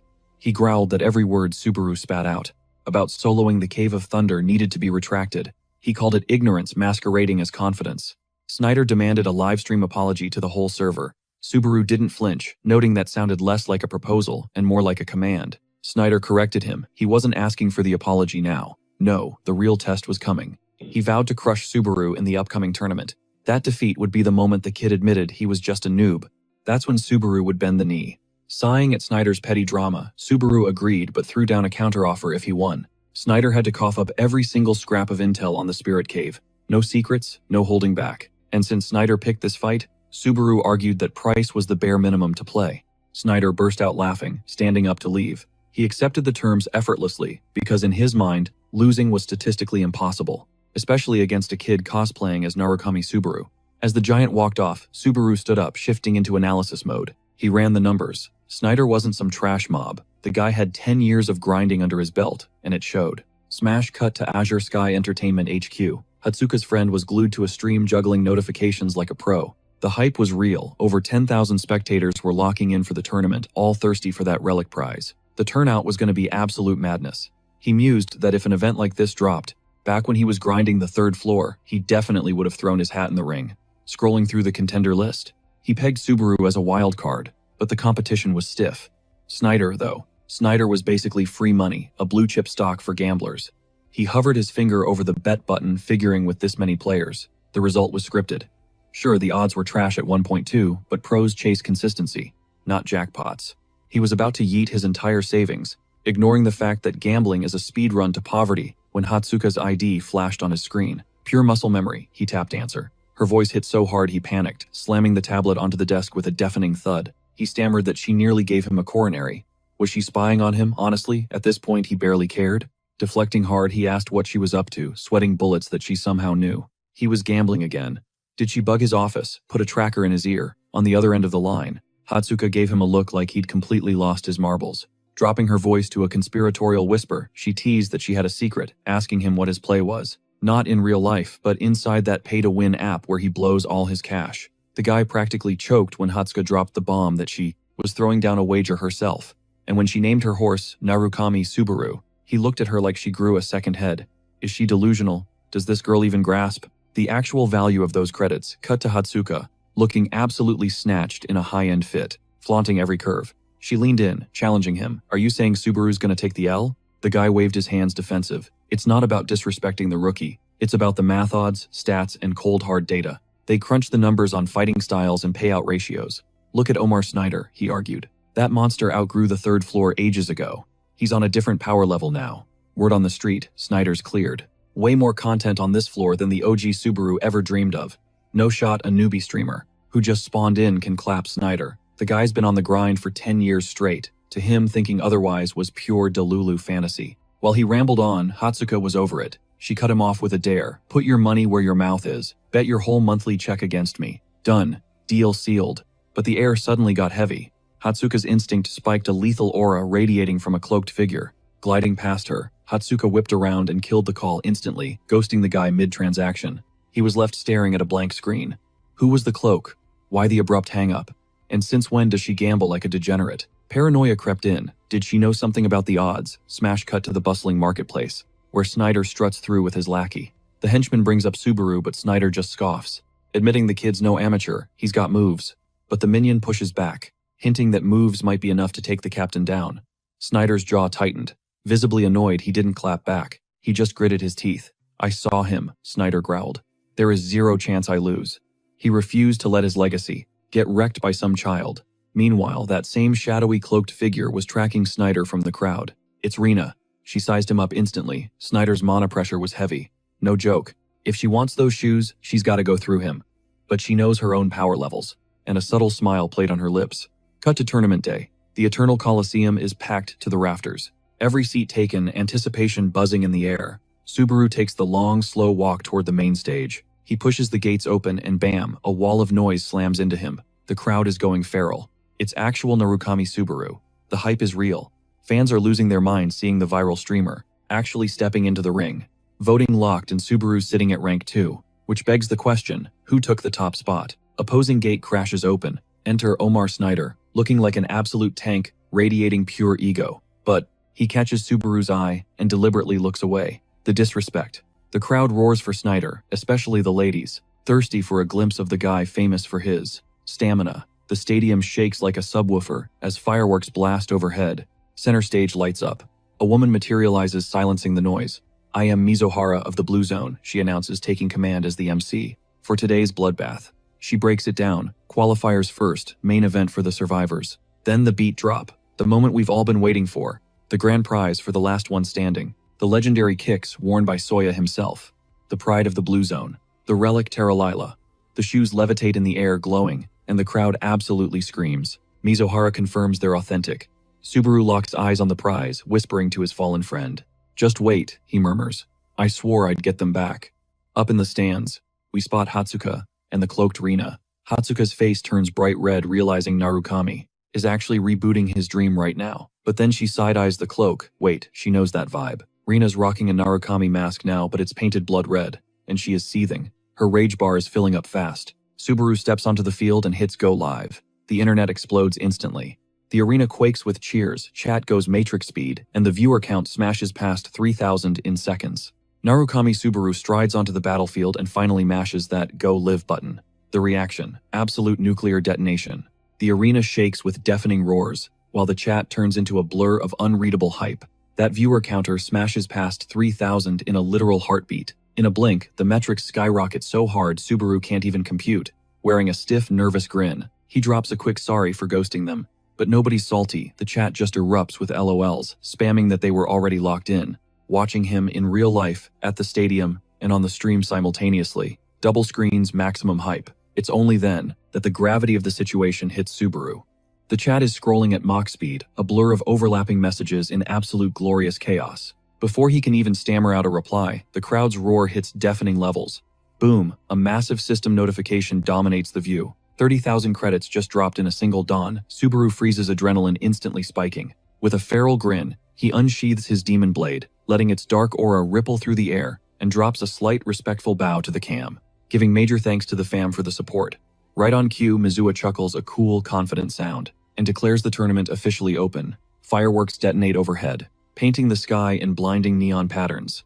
As the boom fades, she cracks open a verdant portal, its surface swirling like liquid emerald. Reality starts to warp, the ground quakes, the atmosphere hums, and the whole arena begins terraforming in real time.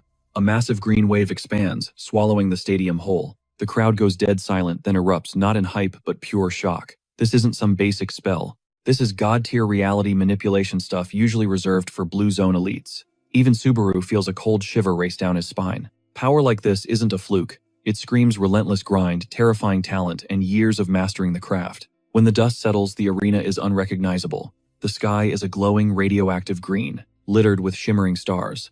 A system prompt pops up in Subaru's vision, confirming what his gut already told him. Preliminaries. Start. The camera pulls back for a wide aerial shot. The stadium is totally locked down inside a massive green, spherical force field cutting off the outside world. Inside, it's a full-blown jungle biome, now dense and screaming danger. The rules boom across the arena. Death equals elimination. Trust no one. Everyone else is a hostile. The round only ends when the survivor count hits exactly 1,000. Subaru's jaw tightens, seeing the counter over 10,000 participants. Slash that number by 10, that's a massacre waiting to happen. It hits him, this is a solo queue nightmare. No alliances, no mercy, just survival. Figuring he can lay low early game and save mana, Subaru decides to camp and observe. But then chat drops a nuclear bombshell. The viewers leak the meta, 1 kill equals 1 credit. Subaru blinks, completely stunned. Before that sinks in, a whale viewer matches the pot. The bounty just jumped to 200 credits per head. The donations keep stacking, chat going absolutely feral. Then comes the ultimate curveball. Taking down Omar Schneider puts a 10,000 credit bounty in your pocket. Subaru stares at the UI, speechless. His heart hammers against his ribs. Just how deep are these viewers' pockets? Snap back to reality. A cold chill spikes his spine. Instincts screaming red alert. Someone is right on his 6. A stealth-class assassin used the chaos as cover, timing his gank perfectly, betting it all on a one-shot kill. Too bad. Subaru moves like he read the script beforehand. He twists effortlessly, the dagger missing by a literal pixel. The assassin's eyes go wide in total disbelief. He knew rushing Narukami Subaru at spawn was suicide, a rookie mistake. But greed made him stupid. I mean, 200 credits per kill, that's basically free money floating around Subaru's head. Big mistake. He didn't notice Subaru had already drawn the demon sword the second he felt that killing intent. The blade hums hungry. Game over before it ever started. Time blurs, soaked in blood and pixelated chaos. The survivor count plummets. 9,500, 9,000, 8,500. Agonized screams echo through the forest arena. The prelims are revealing their true colors. Meanwhile, across the map, a single figure stomp walks with crushing pressure. Omar Schneider. He moves like a raid boss in a tutorial level. The small fry players don't even render in his vision. He's locked onto one target, Narukami Subaru. His mental state ironclad. He's ready to take this to the deathmatch. Out of nowhere, a projectile screams toward him. Schneider sidesteps at the last frame, zero effort. The arrow whizzes past, slicing the air. He tilts his head, locking eyes with the shooter. A bush camper archer. The guy's heart drops into his stomach. He swore that shot was a crit. Convinced it was his highlight reel moment. Dead wrong. Before Schneider even twitches, shadows lengthen behind him as a squad emerges from the darkness. This wasn't random, it was a full-on coordinated ambush. The objective, 0 Omar Schneider. Take the legend down and etch their names into third-floor history. But a few of them actually had their brains turned on. Watching Schneider casually sidestep that arrow, they started whispering to abort the mission immediately. Too bad that hesitation was a one-way ticket to the grave. But ego drowns out logic.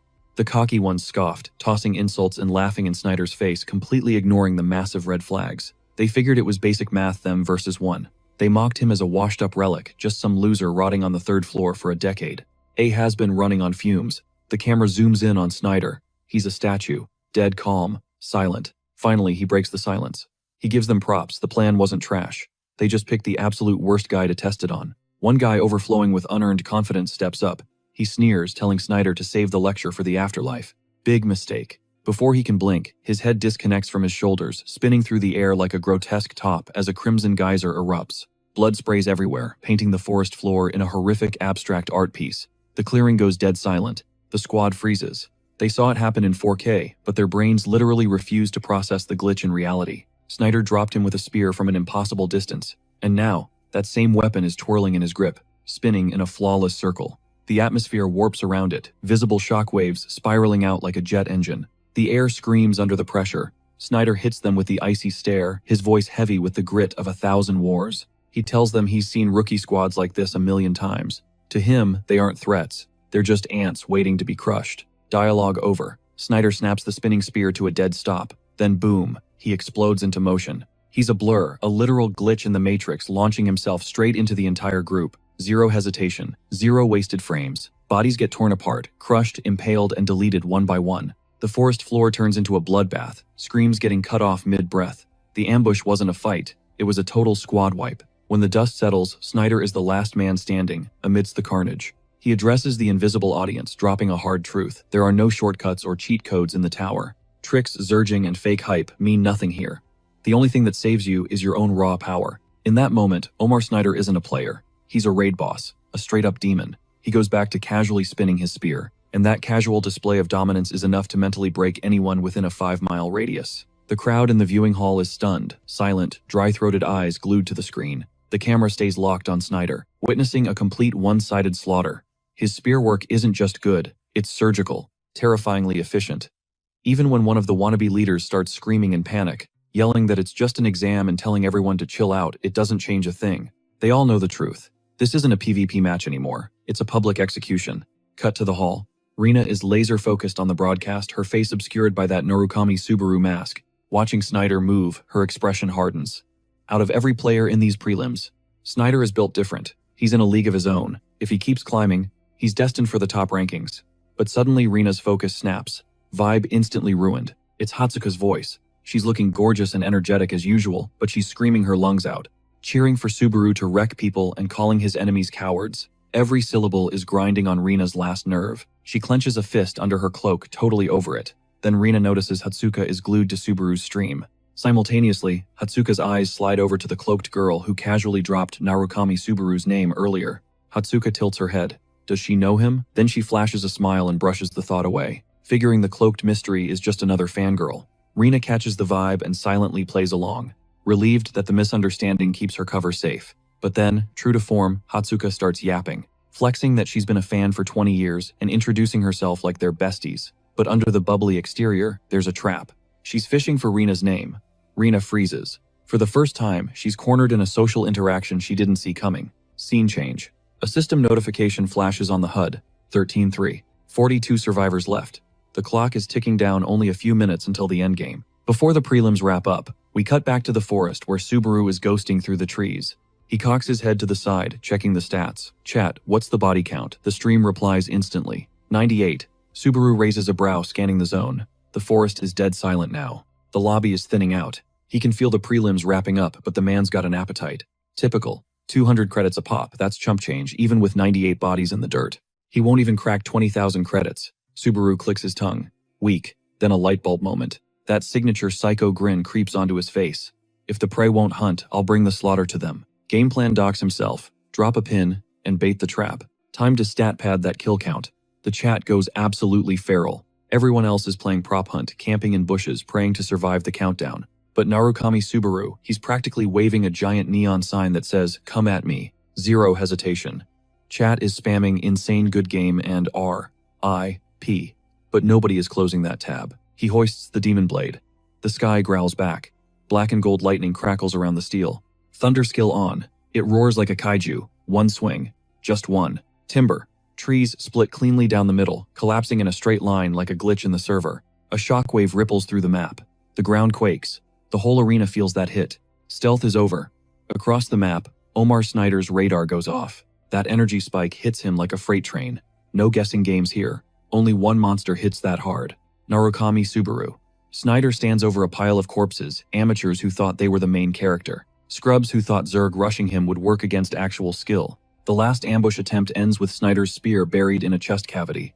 Body drops. Snyder's eyes flare blue. Pure, unfiltered murder aura spills out. He's hyped. Target acquired. But Snyder freezes. Spawning right in front of him like a ghost is Narukami Subaru. The air between them is sizzling. Turns out Subaru was hunting the hunter. Cocky smirk. Found you first. The livestream chat breaks the sound barrier. Messages fly by, everyone betting the house that Subaru wipes the floor with Snyder for an easy 10,000 credits. Looks like a free win to them, but the fighters, they know better. Game recognizes game. The pressure is suffocating. They're peer-level threats. One slip-up, it's back to the lobby. No room for error. Snyder chuckles, actually vibing with this. Let's skip the intro. Green Forest Light. Subaru versus Snyder. Two storms crashing into each other. Round 1 fight, but the clock is the real enemy. 202 survivors left. Subaru knows the meta. When the timer hits 0, the lobby cuts to top 200. No time to play with his food. He needs a speedrun strat. But Snyder isn't giving an inch. Spears are flying at Subaru's dome, rapid fire. Surgical aim. No wind-up, no tells, just pure kill shots. Subaru is barely dodging by pixels. Frame-perfect evasions. He's actually sweating. He sees the damage behind him. The spears that miss are deleting the forest. Thick trunks turned into sawdust. The DPS is insane. Subaru gets the picture. One hit is a one-way ticket to the afterlife. Meanwhile, Snyder is chilling. He's comfortable waiting out the clock with 200 players left. Subaru scans for a weakness. Then it hits him. Those aren't skills. That's just raw mechanics. Refined to a god-tier level. No mana cost, no cooldown glow. Blink and you're dead. Snyder starts revving up the spear again. It spins into a blur, sounding like a helicopter rotor shredding the air. Subaru senses the shift. The hitbox is extending way past physical limits. The wind pressure alone hits like a truck, nearly knocking Subaru off his axis. He dug his heels in, locking his core tight just to keep from toppling over. Then another strike screamed in. No time to think, Subaru triggered the Demon Blade, dumping his stamina straight into the steel. Power exploded through him, scaling up with every ounce of energy he burned. Simultaneously, he fired up Greed Scale Level 4 to keep the blade's curse from ripping his body apart from the inside out. Even with that boost, he barely parried, angling the blade just enough to send the death blow, careening off target. Seeing an opening, Subaru lunged, but the second he twitched, he realized Snyder was already 2 moves ahead. That spear was already flying a silver blur, aiming right for Subaru's heart. With zero mercy, Subaru wasn't done yet. Wrenching his torso sideways at the final split second, he whipped around a spinning kick, destined for Snyder's jaw. Snyder swatted it aside like it was nothing. Then instantly he snapped back with a savage slash, trying to bury Subaru under pure pressure. But Subaru stood tall. He forced his stance to hold, and met Snyder's spear dead on with his demonic sword. Metal shrieked against metal as he blitzed forward, matching him blow for blow. The impacts rattled his bones, his stamina bar tanking at a terrifying speed. Finally, after a brutal trade-off, Subaru landed a heavy hit that knocked Snyder back. For a heartbeat, Subaru could actually breathe. Snyder just stood there, icy calm. The guy didn't even look winded. He cocked his head, a flicker of confusion in his gaze. He'd been watching Subaru this whole time, so where was the thunder skill? Snyder knew he had it. Unable to hold back, he called him out. Subaru inhaled deeply, centering himself, and dropped a cold reply, popping thunder in the prelims. Total waste. This match is practically over anyway. That hit Snyder harder than a physical blow straight to the ego. He scanned the chaos around them. The survivor counter read 1007. Hearing Subaru casually dismiss him, claiming he wasn't worth the mana, made Snyder grind his teeth in pure, unadulterated rage. His eyes looked ready to pop out of his skull. Was Subaru stalling, or was he just refusing to take this seriously? The uncertainty was gasoline on the fire. Silence fell as they collided again. This time though, Subaru parried the spear perfectly. The instant steel kissed steel. Subaru felt it. Clean, sharp, flawless. Behind his mask, a smirk tugged at his lips. What is up with this dude, he thought. Going this hard in the qualifiers. Seriously. Snyder was practically radiating heat. But no matter how hard they fought, the player count kept ticking down. Bodies hit the floor until the counter finally hit 1000. That was the magic number. The second the announcement boomed across the arena. An invisible force locked everyone in place. Snyder and Subaru skidded to a halt, forcibly separated by the system. Snyder cracked a grin, warning Subaru to be ready for round 2. Subaru just felt a sting of annoyance. So close. He'd have to wait a bit longer to cash in on those 10,000 credits. Right on cue, a system alert popped up. All survivors were warping to the lobby. The world dissolved. The waiting room materialized a massive digital void buzzing with floating screens and neon text. Subaru blinked, scanning the holographic prompts. Every player got a 30-minute cooldown before the main event. Only now did the adrenaline fade. His hands were shaking. The truth hit him like a truck. Snyder had pushed him to the absolute brink. That duel was way sketchier than he'd like to admit. A few more seconds and he might have been the one spectating. Then it clicked. The stream, he was still live. Pulling up the chat, he saw the text flying by. Chat was salty, the fight got cut short. But then, Subaru checked the live numbers, and his eyes went wide. 11,000 viewers. Hatsuka's voice echoed in his head. The 10,000 mark, the streamer's wall. Break that and you're not just a nobody. You're a pro. You survive. And right now, over 11,000 real people were glued to his screen. Subaru grinned. For the first time, he felt like a legit content creator. Even that deathmatch with Snyder had paid off big time. But now that he knew what Snyder was capable of, one question nagged at him. How did a monster like that fail to clear the Cave of Thunder? The scene faded to black. We cut straight to the Blue Eye's secret hideout. The vibe inside, absolute trash. One of Rina's crew is leaning back, looking totally over it. You can see the irritation etched into his face, boredom, eating him alive. He's having a full-on crisis, wondering what he's even doing with his life. It's the same grind everyday train. Eat and binge-watch Narukami Subaru's stream. It's like an addiction he can't kick. But analyzing the screen, Omar Schneider is currently W-keying the fight. He has the upper hand, no doubt. But the guy watching is confused. Why is a beast like Schneider camping out on the 3rd floor? If anyone knows the meta, it's Schneider. The lower you go, the harder it is to bridge that power gap. But he realizes something else. There is one stat where Subaru clearly outclasses Schneider Thunder. If Subaru actually had the mechanical skill to match Schneider, the second he mastered that Thunder ability, the whole game would flip. That Thunder skill is a comeback mechanic waiting to happen. But looking at the fight, that is definitely not happening right now. He's analyzing every frame. Subaru isn't sandbagging. He is fighting for his life. Omar Schneider pushed him to the absolute brink in a head-on clash.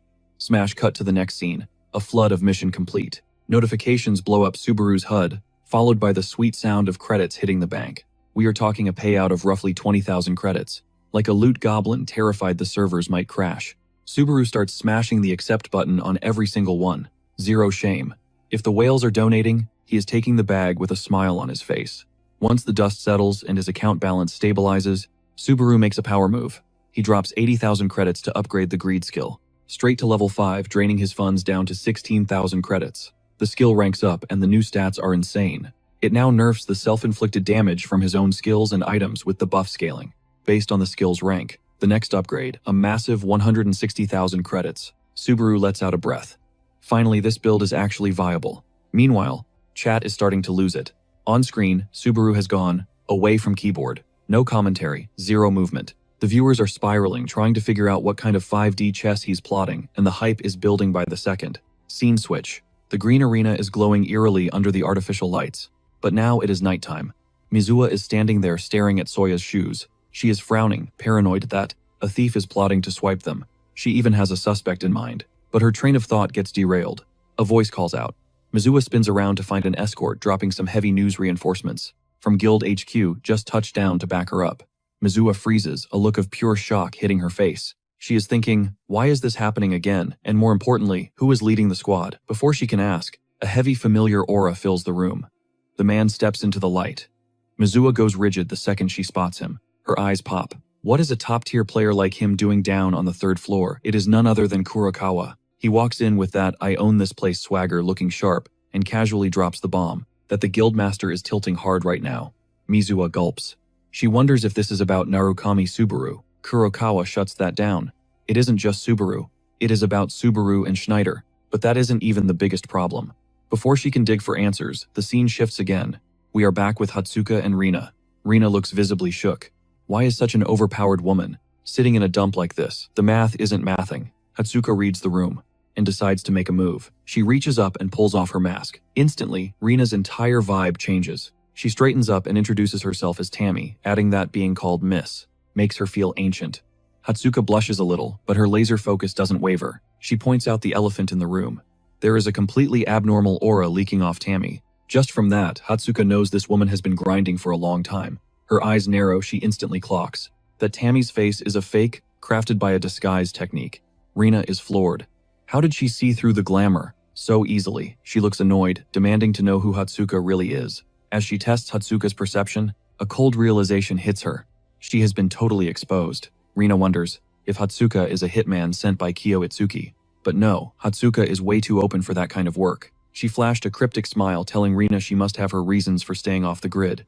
It's a basic rule: the higher the power level, the deeper the secrets. But Hatsuka didn't play games. She needed to know right now, was Rina here to crash the tournament, or what? Rina's entire vibe shifted, keeping her disguise locked tight. She shot back, asking exactly what Hatsuka planned to do about it. The second those words hit the air, Hatsuka snapped. Her chill demeanor glitched into something psycho. That smile stretched way too wide, as she swore that if Rina was here to grief the match, she'd shut her down permanently. Boom! Red energy detonated from Hatsuka's frame, flooding the zone with suffocating killing intent. The atmosphere literally vibrated. Cut to Narukami Subaru. Right on cue. A holographic system window flashes in everyone's face. Break time is over. The second the text loads, the map starts glitching out again. Reality twists and reconfigures, followed instantly by a new notification. Finals. Commencing immediately. Panic breaks out. What the hell? We were standing right next to each other. I couldn't hear a damn thing before the players can even process the lag. A Colosseum-sized arena materializes from thin air. This is the kill box for the next round. A massive UI window glows overhead. The finals are set, territory capture mode. Seize the enemy's turf. Everyone stares dead silent at the objective. Simultaneously, the host's voice booms through the stadium, dropping the tutorial. Listen up, here's the meta. When the match starts, you get assigned a zone. Max cap of 2 players per territory. Defend your spot, steal the loot, and dominate the map. Wipe the enemy inside a zone and it's yours. When the timer hits 0, whoever holds the most real estate takes the crown. Her voice gets razor sharp for the outro. Who's gonna be the new Lord of Talaria? We'll know in 2 hours. The floor quakes and locks into position. Game on. The host screams one last time. Let the finals begin. The camera zooms out, showcasing the massive scale. A sprawling battleground where 1,000 players are ready to throw hands. Deep in the mix, one guy stands apart: Narukami Subaru. He scans the map, his internal monologue cool and analytical. Classic. Nobody's moving. Engaging now means you grind for just one tile. High risk, low reward. But late game, you can snatch a whole empire by clapping one high-ranking player. Turtle strategy is the meta. Then chaos. In a split second, players start getting deleted left and right. A lone wolf blurs past, steamrolling everyone in his lane. It's Narukami Subaru going full aggro. By the time the dust clears, he's already capped a massive chunk of the map. Standing like a boss on conquered soil, Subaru smirks. That's what I should say, but I'm farming 300 credits ahead here. Meanwhile, across the map, cut to Schneider. Spear in hand, this guy is a walking natural disaster claiming zones. With 0 effort. The competition, they're just mobs to him. Anyone dumb enough to step up gets erased. In a blink. Just watching him advance sends the other players into a panic spiral. One dude stares at Schneider, shaking like a leaf, and screams, "Wait, I haven't done anything yet." Schneider doesn't even hesitate, he pierces him mid-sentence. Game over. The camera pans behind the spearman. It's a graveyard. Bodies stacked up, red pixels splattered everywhere. Standing in the center of the gore, Schneider doesn't twitch, leaking a terrifying aura that crushes the spirit of anyone nearby. Suddenly, his peripheral vision catches a body hitting the floor. At the same exact moment, the camera aligns Subaru and Schneider. They're distance apart, but the connection is instant. Locking eyes, their stares clash like steel on steel. Between them, clueless players in the middle zones are still scrapping for points, totally unaware of the titans about to collide. Subaru holds Schneider's gaze for a heartbeat, then casually swerves. He alters his path completely, diving into a different skirmish instead of the boss fight. The second Schneider realizes he's being ignored, his face contorts with pure rage. His bloodlust spikes as he roars across the field. "Hey! Where the hell are you going? You running scared?" Subaru keeps walking unbothered. Suddenly, a stream of chat comments starts scrolling over his vision. "What's wrong, lil bro? Scared to chat? Just throw hands already, bro." The chat is getting pressed, but Subaru doesn't even break stride. He hits him with a breezy "Nah, gotta stack that paper first." The live feed goes nuclear. Bro is actually away from keyboard farming right now. Unreal. Cut to black, then snap back, crimson dripping off Subaru's blade. Bodies are piling up left and right. Another sector just got painted Narukami red and added to his collection. He stands amidst the carnage, face totally unbothered. Inner monologue running floor 3, honestly kinda mid. The skill gap between me and Schneider isn't a gap, it's a canyon. Bing. A system UI pops up, shattering his train of thought. Alert, player Don Chow has invaded your zone. Player count 2. Lockdown initiated. Escape is impossible. Barely a second later, a dude struts into the frame, white-knuckling his weapon like his life depends on it. He's checking his corners, keeping the mobs at bay, but his eyes, they're laser-locked on Subaru. You're Narukami Subaru, yeah. The question hangs in the air. Boom, chat goes wild instantly. Yo, isn't that Don Chow from the Blue Zone? That's Schneider's goon. Chow lets out a shaky breath, steadying himself. You can hear the nerves cracking in his voice. Boss is gonna chew me out for dropping you this early, Narukami. Subaru just blinks. Blue Zone. He casually lifts his blade, leveling the tip right at the intruder. The message is clear. Come and get it. Don Chow doesn't need a second invitation, gripping his spear until his knuckles turn white. He rushes in, screaming at the top of his lungs. Forgive me, Captain. Next frame, pure chaos. That spear is aiming for Subaru's heart. But at the split second before impact, Subaru ghosts him. A smooth backstep, leaving the spear stabbing empty air. Chow cackles like a maniac and winds up for round 2. Another strike comes in at Mach speed. Subaru sidesteps again, but this time, the vibe changes completely. As the spear whizzes past, Subaru flicks his wrist. Clang metal meets metal in a high-pitched screech. One buttery smooth slash from the demon blade and Chow's spear is suddenly a toothpick. Chow's pupils dilate. Huh, my gear just snapped. The severed metal hits the dirt and Chow's knees buckle right along with it. No time to recover. Subaru closes the distance, pressing the cold steel edge flush against Chow's windpipe. The blade kisses the skin. Subaru adjusts his grip, angling the steel for the finisher against the guy's neck. Thwack. A brutal downward thrust. Steel meets flesh exiting the other side. A red fountain erupts. Subaru doesn't even blink. Correction, Captain. You won't be hearing from him. The screen is saturated in Don Chow's life force. Subaru frowns, wiping his blade. What was his deal? The chat goes ballistic, instantly reacting to the swift kill. 1/Chow, more like no/clown dude, was absolute garbage tier. But the victory lap gets cut short. A new holo window flashes red in his face. Warning, player Schneider has invaded your territory. The stream chat freezes for a split second, then hyper scrolls. Everyone knows it's going down. The main event is here. A roar tears through the silence from behind, dripping with pure venom. Narukami. Subaru spins on his heel. There he is, Schneider coiled like a viper, ready to strike. Schneider launches himself forward. Gotcha. No wind-up, just pure aggression. It's a blindside attack. Subaru's eyes widen, but muscle memory takes over. He snaps the demon blade up. Boom. The block holds. The impact sends a shockwave rippling out, cracking the earth beneath their feet. Raw mana pours off them. 2 colliding storms of energy, lighting up the entire zone. The air gets heavy, hard to breathe. Schneider isn't letting up. He's spamming heavy attacks, each one hitting like a freight train. This is a different league from the mobs. Mid-swing, Schneider screams, "Pop the thunder, skill coward. Do it or you're dead meat." The tempo is insane, just a blur of steel and sparks. Clang, clang, clang. It's a fireworks display of violence. But you can see it. The momentum is turning. Subaru is getting walked down.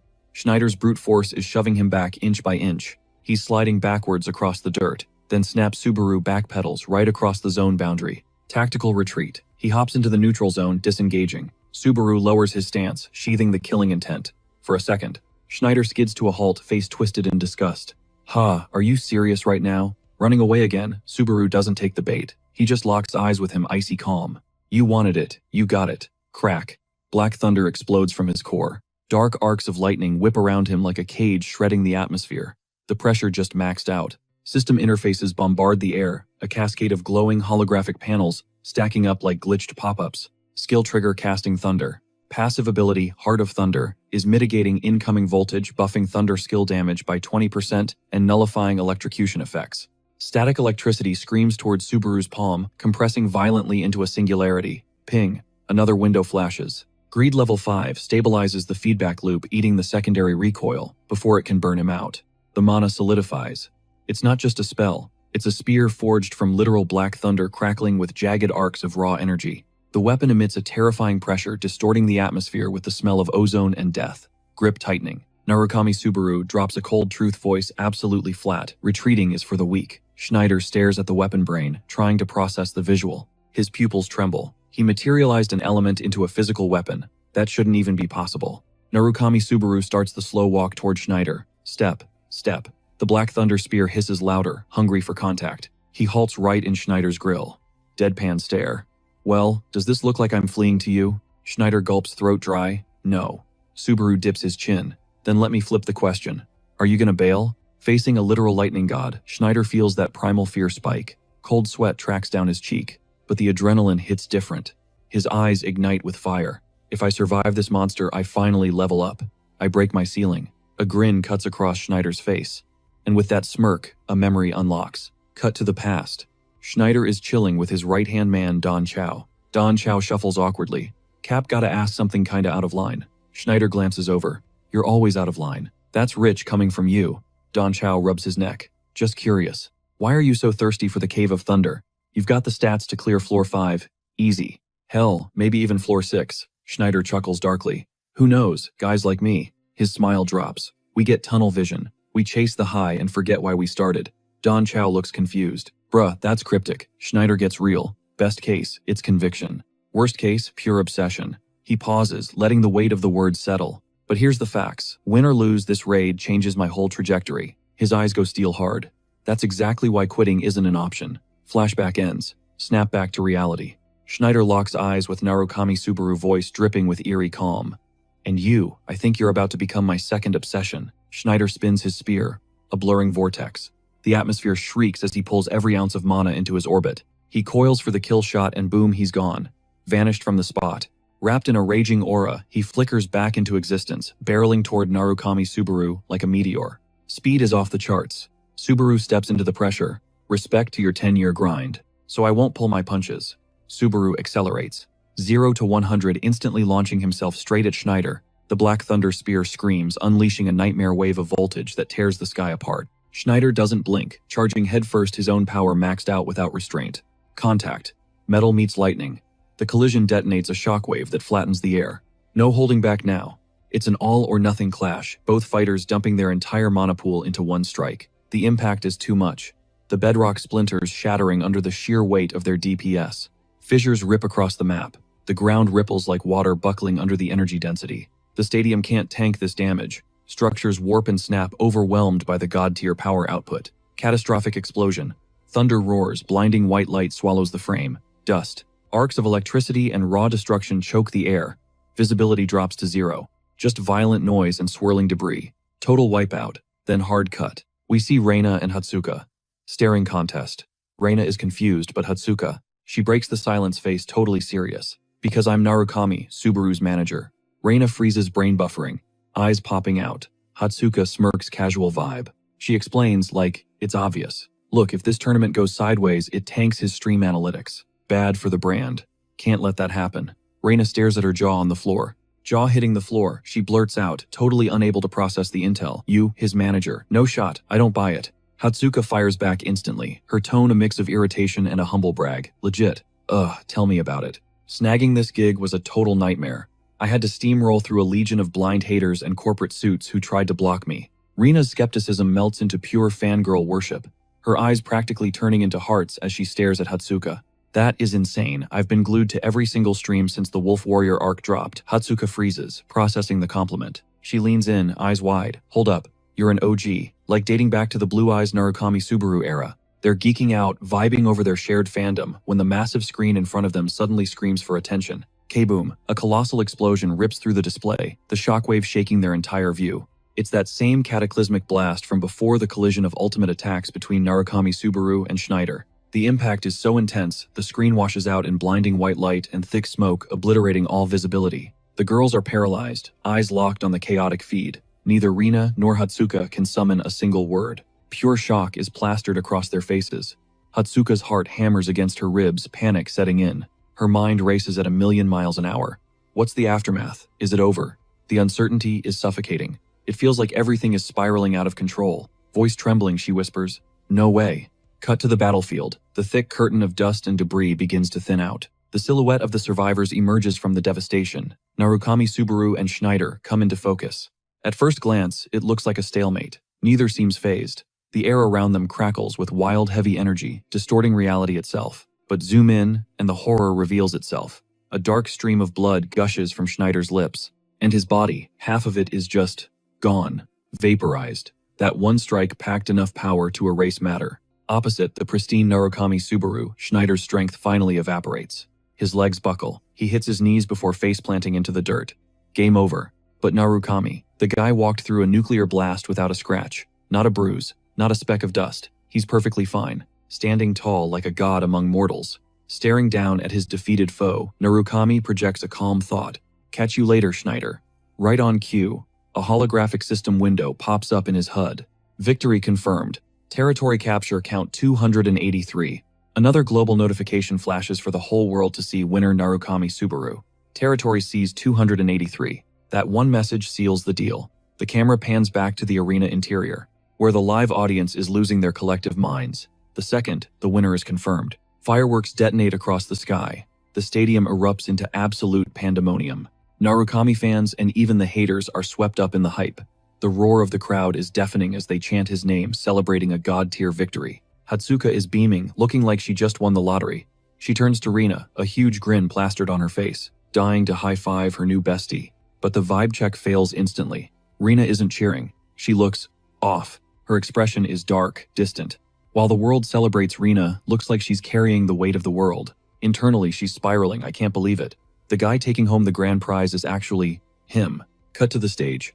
The host storms back into the spotlight, mic in hand, hyping the crowd up one last time. Let's hear it again. The glorious champion of this tournament is Narukami Subaru. The crowd goes feral at the mention of his name. Social media is blowing up with the news. The hype train has no brakes. Narukami Subaru steps into the arena, calm and collected. The host keeps the energy peaking, and now, we're bringing out the holy grail of this tournament. The legendary shoes everyone has been thirsting over. The host bellows. The long-awaited prize is now presented to our champion. Rina, watching this unfold, makes a snap decision. Silent and swift, she bails. She launches into the air, fleeing the arena like she's escaping a crime scene. Hatsuka watches her go confused and worried. Why dip now? It doesn't make sense. A bad feeling settles in her gut. Meanwhile, on stage the grand prize is placed into Narukami Subaru's hands.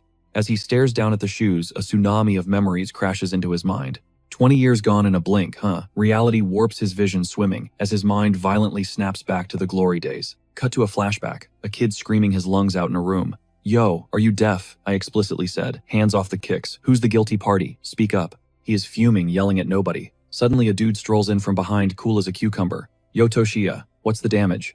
You tweaking again, bro. Always so salty. Man, that meal hit different. I'm stuffed. Then comes the jump scare. Camera pans down to the guy's feet. He's rocking the limited edition grand prize sneakers. The boy sees red. Instant meltdown mode. My kicks. He launches himself like a missile, throwing hands immediately. I told you a million times not to touch them. You're gonna crease them. His fighting style. Absolutely wild. He unleashes a barrage of unique kicks, absolutely demolishing the dude standing there. This whole chaotic mess, it's being spectated by the OG Blue Zone squad. Chilling on the sidelines watching the drama. Snap back to the present. Narukami Subaru stands in the arena, clutching those legendary sneakers. The crowd is buzzing. The broke streamer finally got some loot. Narukami Subaru is officially stacking his inventory. Bet the resale on those is insane. The host opens her mouth to interview him, but Subaru cuts her off cold. Not for sale. The host freezes, blinking in pure confusion. Chad is saying you could make a fortune if you auction these right now. She hypes it up, adding, yeah, we're talking 6 figures easily, maybe even 1 million credits. Subaru's reply, dead calm, stone cold. Don't care about the price tag. I'm keeping them. Suddenly a voice booms from the stands, shattering the moment. Sell them to me. Name your figure. I've got legendary gear in the vault if you want to trade. Someone else cuts in. 2 million credits right now. 2.1 million. I'll drop 2.5 million, plus ads. 3 million, no, 4 million. The arena turns into a shark tank, bids flying everywhere. Subaru just stands there, soaking it in silence, loud in his eyes. Then 2 words drop like a hammer. Buzz off. Boom. Black lightning starts crackling in the air above him. It's not the full-blown apocalypse from before, but the vibes are still terrifying. Frozen lightning arcs down, crushing the arena under a heavy freezing pressure. Subaru's voice cuts through the noise like a blade. Let me make this crystal clear. They aren't going anywhere. Not even for 10 million credits. Icy energy floods off him, rolling out like a sub-zero fog. The intensity is suffocating. Even the host is wobbling, fighting just to stay upright against the best. Sheer weight of his aura. She shakes it off, forcing a tight smile for the camera. Well, you heard the man, folks. Subaru doesn't waste another second. He pivots on his heel. All right, I'm out.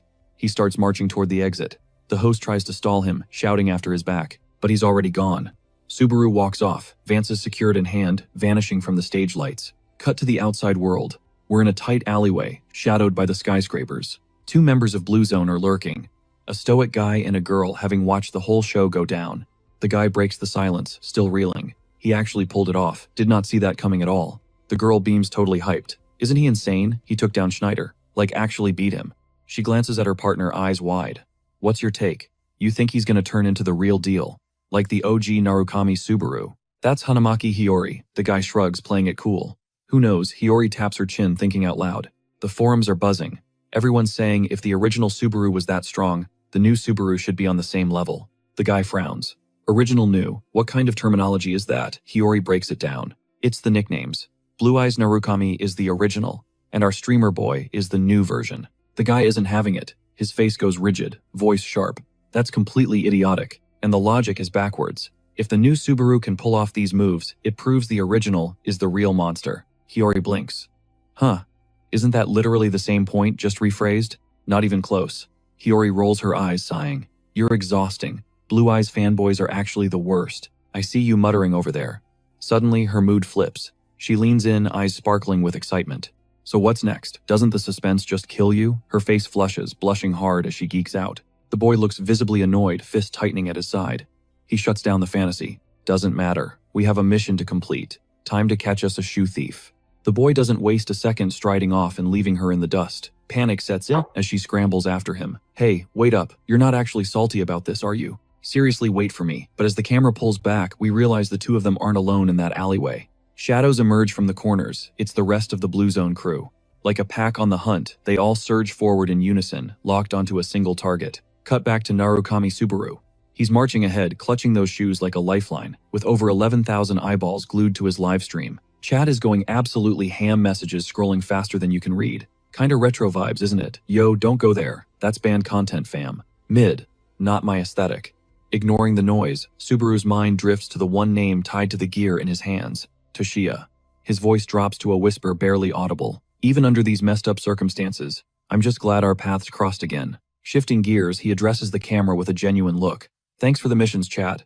Honestly, because of you guys. It didn't sting as much as I thought it would. The comment section is still exploding as Subaru pulls up the item interface. To inspect the goods. Talaria. Rank unique. Required. Level 30 plus. The stats are insane. Movement speed, plus 25%. Jump power, boosted by 15%. The legendary footwear of Hermes, the free thief. Special ability, Cloud Stride, usable twice a day. 2 charges left, resetting daily. Eyes locked on the screen, Subaru mutters, alright, let's see what we've got. But right then, his phone buzzes. He picks up, and a frantic voice crackles on the other end. Narukami-san, you still live. Listen, I spotted someone acting super sus. I've got a really bad feeling about this girl. Subaru's expression instantly hardens. What's happening? Meanwhile, the camera pans to a dense crowd. Hidden in the swarm is Reina fighting a war inside her own head. She's spiraling. What the hell am I doing? Why am I standing right here staring down Toshiya's shoes? If this is how it plays out, I've got 0 options left. She drifts forward with the flow of people, then freezes dead in her tracks. Her thoughts turn ice cold. To keep this quiet, I'll have to slice his ankles clean off. Fueled by that brutal resolve, Reina melts back into the mass of bodies, stalking closer to her prey. The scene cuts to an opulent mansion. We catch Narukami Subaru stepping through the grand entrance. Hatsuka is already there, eyes locking onto him the second he appears. They trade a few brief words. Flashing a soft smile, she cheers major props on the win. She adds that she's already grabbed a drink for him. You looked drained, so I kept it non-alcoholic, she explains. Suddenly, Subaru's face turns stone-cold serious. Explain that text, he demands, showing her the alert she sent regarding a total creep. Turns out that mystery person was actually Reina. A flustered Hatsuka stammers out a shaky reply, right so. Taking a deep breath, she confesses, I ran into a seriously weird individual in the stands. Someone weird, Subaru echoes. She nods, describing a female player hiding behind a Narukami mask. She seemed sketchy at first, but we actually vibed, Hatsuka explains. We're both your fans, so the convo never died. But the moment you clutched the win, her expression shifted, she continues, like she'd been brutally dumped. If she's really a fan, why look so miserable when you win, she wonders. And then poof, she vanished. A light blush creeps onto her face as she adds, I tried to tail her, but her stealth skills were insane. She's definitely no ordinary pro, she concludes. Subaru's mind races times, someone that elite, claiming to be my fan asterisk. Out loud, he asks, and you asked if she followed Narukami Subaru specifically. Hatsuka cuts him off, but he calmly clarifies, I don't mean me. She catches on. The blue-eyed one right. Her reaction was impossible to put into words. It wasn't a yes, but she didn't say no either, she explains, struggling to find the right phrasing. Finally, she whispers, it felt like she was nostalgic. Instantly, Subaru's entire vibe shifts. He bolts from his seat so violently the chair slams onto the floor, sprinting out of the hotel. Hatsuka is left frozen in shock. She screams his name, begging him to wait, but he doesn't look back. The camera pans over the neon-lit city at night. There sits Reina, a ghost of a smile playing on her lips. Just as I thought, she murmurs, her voice turning sharp as ice. You've gone soft, Kageyu. The scene shifts to a dark alley, where the spearman and mage wait. Rina scowls with pure annoyance. If you wanted me, you should have come yourself, she spits. Thinking some newbie could drop me, he even won. Cut to Subaru, tearing down the street at breakneck speed. A bystander wonders where he's headed in such a rush. Probably just high on that win, they mock. Dopamine must be hitting hard. But Subaru doesn't let up. Back to Rina, her mind crunching numbers. Minus 10 seconds. No, 5 seconds is all it takes to steal it. Old memories flood back. She recalls promising a white-haired figure, "Don't worry, I won't let anyone touch Saya's treasure." Present day, Rina clenches her fist, fuming. "I talked big, but I just can't bring myself to go through with it." Her voice trembles as she admits, honestly, he's the spitting image of the late Subaru. She claws at her head and screams, "Ugh, enough already, I'm done caring about this." Her gaze turns murderous. "If you join the blue zone, I'm coming for you. No mercy.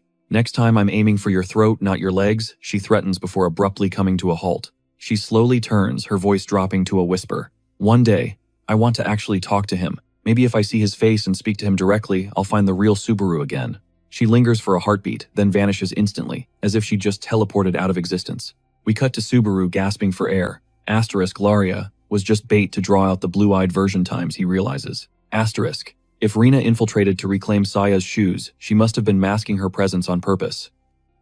Asterisk. His mind races even faster. Asterisk. I felt Shigure's mana in those ice flowers. Could the four of them still be out there? Asterisk. He forces himself to stay focused. Asterisk. No, don't get ahead of yourself. Knowing Rina, that's too big of a leap. Asterisk. Asterisk. If Saya's memento was right there, Rina wouldn't just stand by. Asterisk. Suddenly, a voice rings out from behind. Subaru's mind outpaces his sprinting feet as adrenaline surges. Those ice blossoms, they're definitely pulsing with Shigure's icy mana. Is it possible? Are all four of them still drawing breath? The shock rattles him, but he ruthlessly forces a cold calm. No, stay sharp. Knowing Rina's volatile personality, jumping to conclusions now would be a fatal mistake. If Saya's keepsake were truly within reach, Rina wouldn't be playing it this quiet. Suddenly, a voice pierces the silence behind him. Calling out to him, Hatsuka rushed to his side. Breathless and worried, she gasped, "Are you all right?" He'd suddenly bolted from the restaurant. A faint blush dusted her cheeks as Subaru gave a quiet response. "I just thought she looked familiar." Hatsuka's eyes widened. That shady character, well, maybe it was a mistake. His voice lacked conviction. Seeing this, Hatsuka's gaze dropped, her disappointment written all over her face. "Narukami, this is difficult." For a fleeting second, they stood locked in a heavy silence. Time seemed to freeze. The air between them was electric, a cinematic moment frozen in the moonlight. Then she looked him dead in the eye. "You don't actually have any friends, do you?" Subaru froze. Silence was his only answer. Hatsuka smirked. "And definitely not a girlfriend." A heavy pause followed. Subaru looked away, his expression cold. "Let's head back," he muttered, walking off. Hatsuka tilted her head. "Aw, did I hurt your feelings?" she teased. Meanwhile, the scene shifts across the city. Under a solitary streetlight, a figure waited in the shadows. It was the legendary Spearmane. Beside him stood a female mage, clearly losing her patience. She began whining to her senpai. "My feet are killing me and I'm starving. Come on, senpai, I'm dying of boredom here. Say something. Did we really let them slip away?" She glared at him, demanding an answer. He remained silent, eyes glued to the holographic display. Finally, he spoke one word, "No." He tilted the screen toward her. The mage's brow furrowed.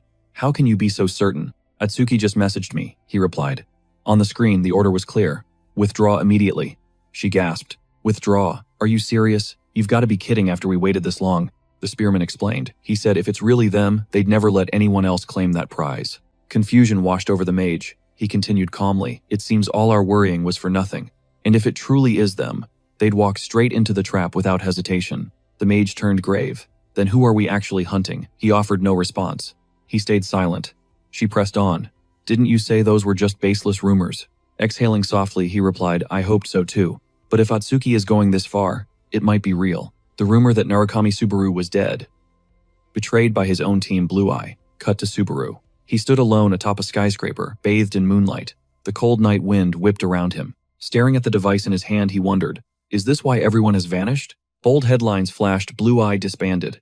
Was Narukami Subaru murdered by his own comrades? President Kyojun refuses to comment.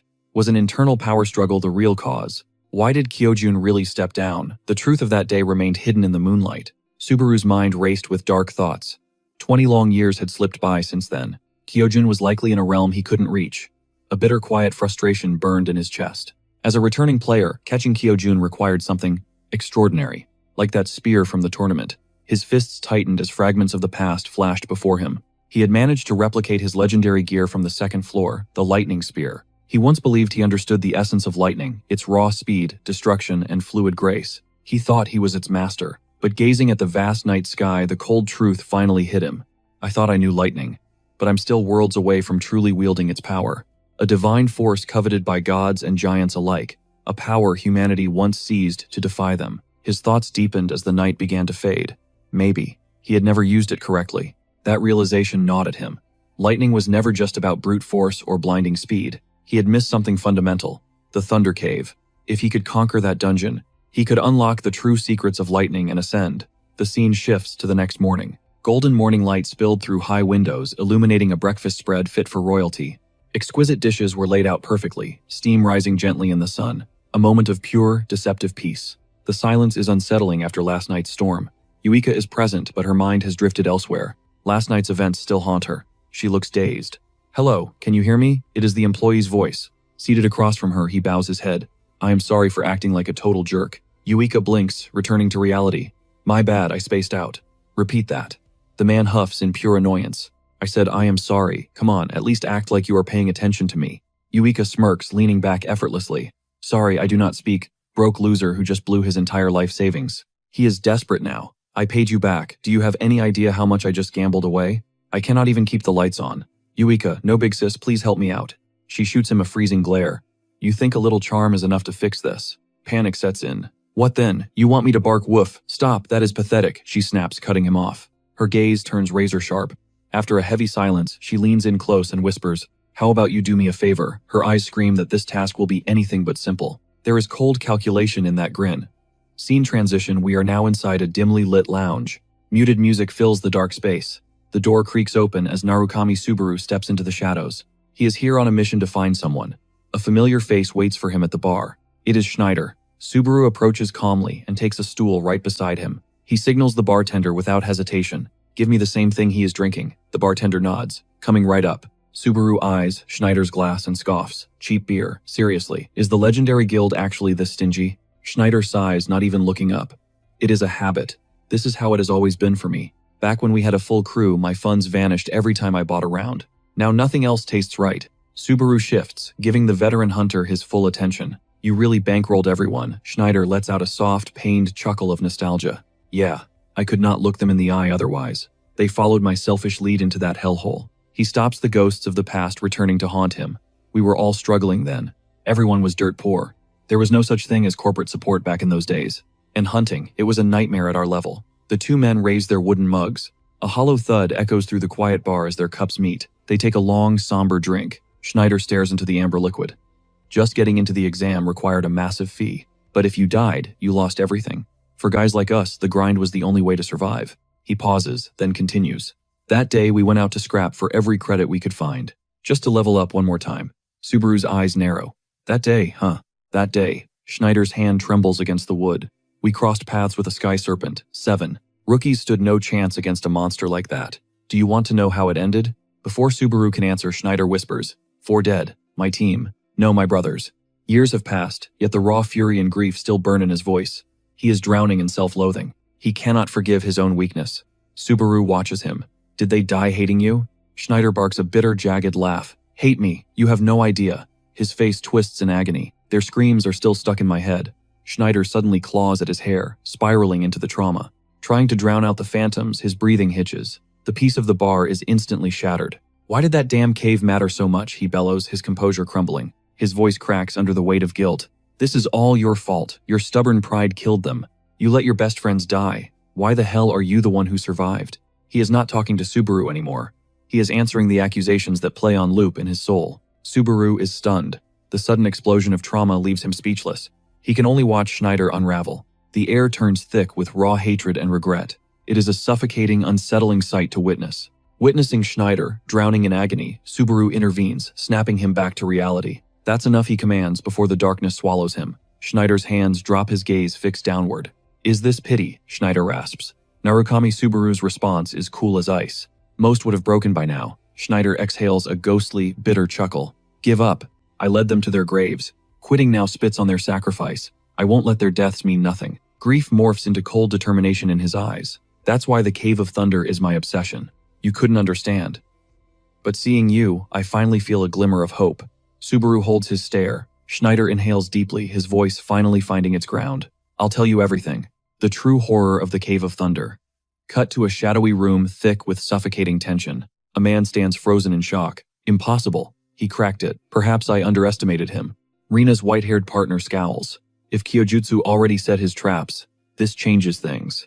Realizing Rina's stealth was compromised, rage boils over. He clutches his head, spiraling into frustration. Knuckles white against his temples, his panic suddenly evaporates, replaced by a chilling calm. Fury ignites his gaze. A violent shockwave of power explodes, flooding every corner of the room. Kyojutsu Ki. I'll make sure your end is agonizing. As his aura flares, the world flash freezes. Frost crawls across walls while furniture crystallizes into jagged ice sculptures. Total Sub-Zero lock. He checks his phone, a single message from Rina. Sorry. Lost the shoes, but no big deal, right? The white-haired man's face contorts in pure, unadulterated fury. Is she for real? He roars. Suddenly a system alert pings Narukami Subaru is now live. The broadcast ignites. Comments instantly flood the screen. What's the move today, King? Is this the big one? High-rank dungeon? Another system notification slides into view. Finger looking good drops 10 credits. Are we hitting the Cave of Thunder today, Subaru? Locking eyes with the camera, Subaru nods. Correct. We're clearing this dungeon to reach that goal. The stream is viral. In seconds, 5,000 viewers are tuned in. The hype train is moving. Suddenly, a voice cuts through. Excuse me, you're the streamer. Narukami Subaru, aren't you? Subaru glances back with a neutral nod. That's me. The stranger's eyes light up with pure hype. He approaches Subaru eagerly. Bro, what a coincidence. We just got a mission for the Cave of Thunder too. Destiny thickens the air. On screen, the chat is absolutely losing it over the timing. Numbers skyrocket as the audience smells blood. Subaru maintains a steady analytical gaze on the man. A sharp glint flickers in his eyes. This mission, it's evolving beyond just a personal grudge. This is the prelude to something massive. Behind the man, his party and their leader step forward. Since we're on the same quest, how about a team-up? Subaru's eyes immediately flick to his stream. Yuika's warning flashes on the display. Narukami, watch out. These guys are just a makeshift party, desperate to leech off your clout. Reading this, Narukami turns to their leader with a piercing question. What's the catch here? Before the leader can speak, two girls from his squad cut in. We're joining you in the Thunderbolt Cave. We'll carry our weight. It's not like we're clout chasing. Right, Mr. Narukami. A heavy, suffocating silence drops over the entire group. The tension cracks the leader's confidence. Subaru absorbs their words, his expression unreadable. Exhaling a long, measured breath, he finally relents. Understood. Let's see what you've got. The leader beams, offering a hand. The smartest move you could have made, kid. Gripping his hand, Subaru's voice turns steel. If the system sent you, I can't stop you. It's just how the mechanics work. The leader's smile falters. Wait, what was that? Locking eyes, Subaru clarifies. Let's be clear. You're just passengers on this trip, not my allies. The scene cuts away to a flag, snapping violently in the wind. A sprawling, majestic metropolis comes into focus, the designated meeting point for the coming storm. We open on the desolate fringes of the Conrad Kingdom. A voice cuts through the wind, questioning why such a massive crowd has gathered. A hulking warrior, his skin, a canvas of jagged tattoos, scans the horizon in pure shock. He mutters that there is no way. This many cell swords would swarm the Thunderbolt Cavern. Wait, is that A-rank Raymond over there? He figured even if the guy was broke, he'd at least have an eye for real talent. Then the narrator drops the bombshell. This is Damon, the legendary S-rank mercenary of Conrad. He shifts his gaze to Narukami Subaru, mocking him as a mere outworlder. It makes sense now. You portal jumpers always treat your own lives like they are just bargain bin trash. Narukami's expression goes ice cold. He asks if they should just turn these loudmouths into bird food right now. Meanwhile, the livestream chat is absolutely exploding with hype. Amidst the chaos, Narukami whispers that the stench of blood is overwhelming. Damon roars at the idling mercenaries, telling the fools to quit stalling and move. But Narukami realizes something chilling. That metallic scent in the air, it's human blood, not a monster's. The stench isn't coming from some beast nearby. It's wafting directly from Damon's own crew. As the tension reaches a breaking point, the scene cuts to the border of the Osman Kingdom. We've reached a different meeting point where a new conflict is brewing. Two rival squads are locked in a tense standoff. Schneider leads one side, staring down the opposition with a deadly glare. A hostile leader steps up, challenging Schneider's authority. Schneider's face clouds over with rage as he demands to know what was said. Is your hearing failing you? I said. Pull half your squad out. We are taking over this raid. This arrogant prick is Poleman from the Blue Zone. Schneider squints, sensing the massive disrespect coming from this guy. Is this guild leader Kyojo's idea? Poleman barks back, telling him to show some respect and use the full title, It's because you choked, isn't it? Since you let precious guild assets get snatched, this was bound to happen. The big boss is watching your every move. Schneider's blood starts to boil, his voice dropping to a dangerous low whisper. You think you could have done better if it were you. Poleman just shrugs it off like it's nothing. No need to state the obvious. It is tragic to rot on the 3rd floor for 10 years just to get smoked by a newbie. I'd never waste a decade of my life in a dump like this. Those final insults send Don Xiao into an absolute frenzy. He white-knuckles his spear and lunges forward, screaming that Poleman is only talking trash because the captain is staying silent. You think you can just walk over us, but Poleman simply turns his back, waving them off like they are annoying flies. You should be thankful I even showed up. With my help, we might actually conquer the Thunderbolt Cave this time. Don Xiao, still fuming with rage, asks his boss if he should go shut that guy up.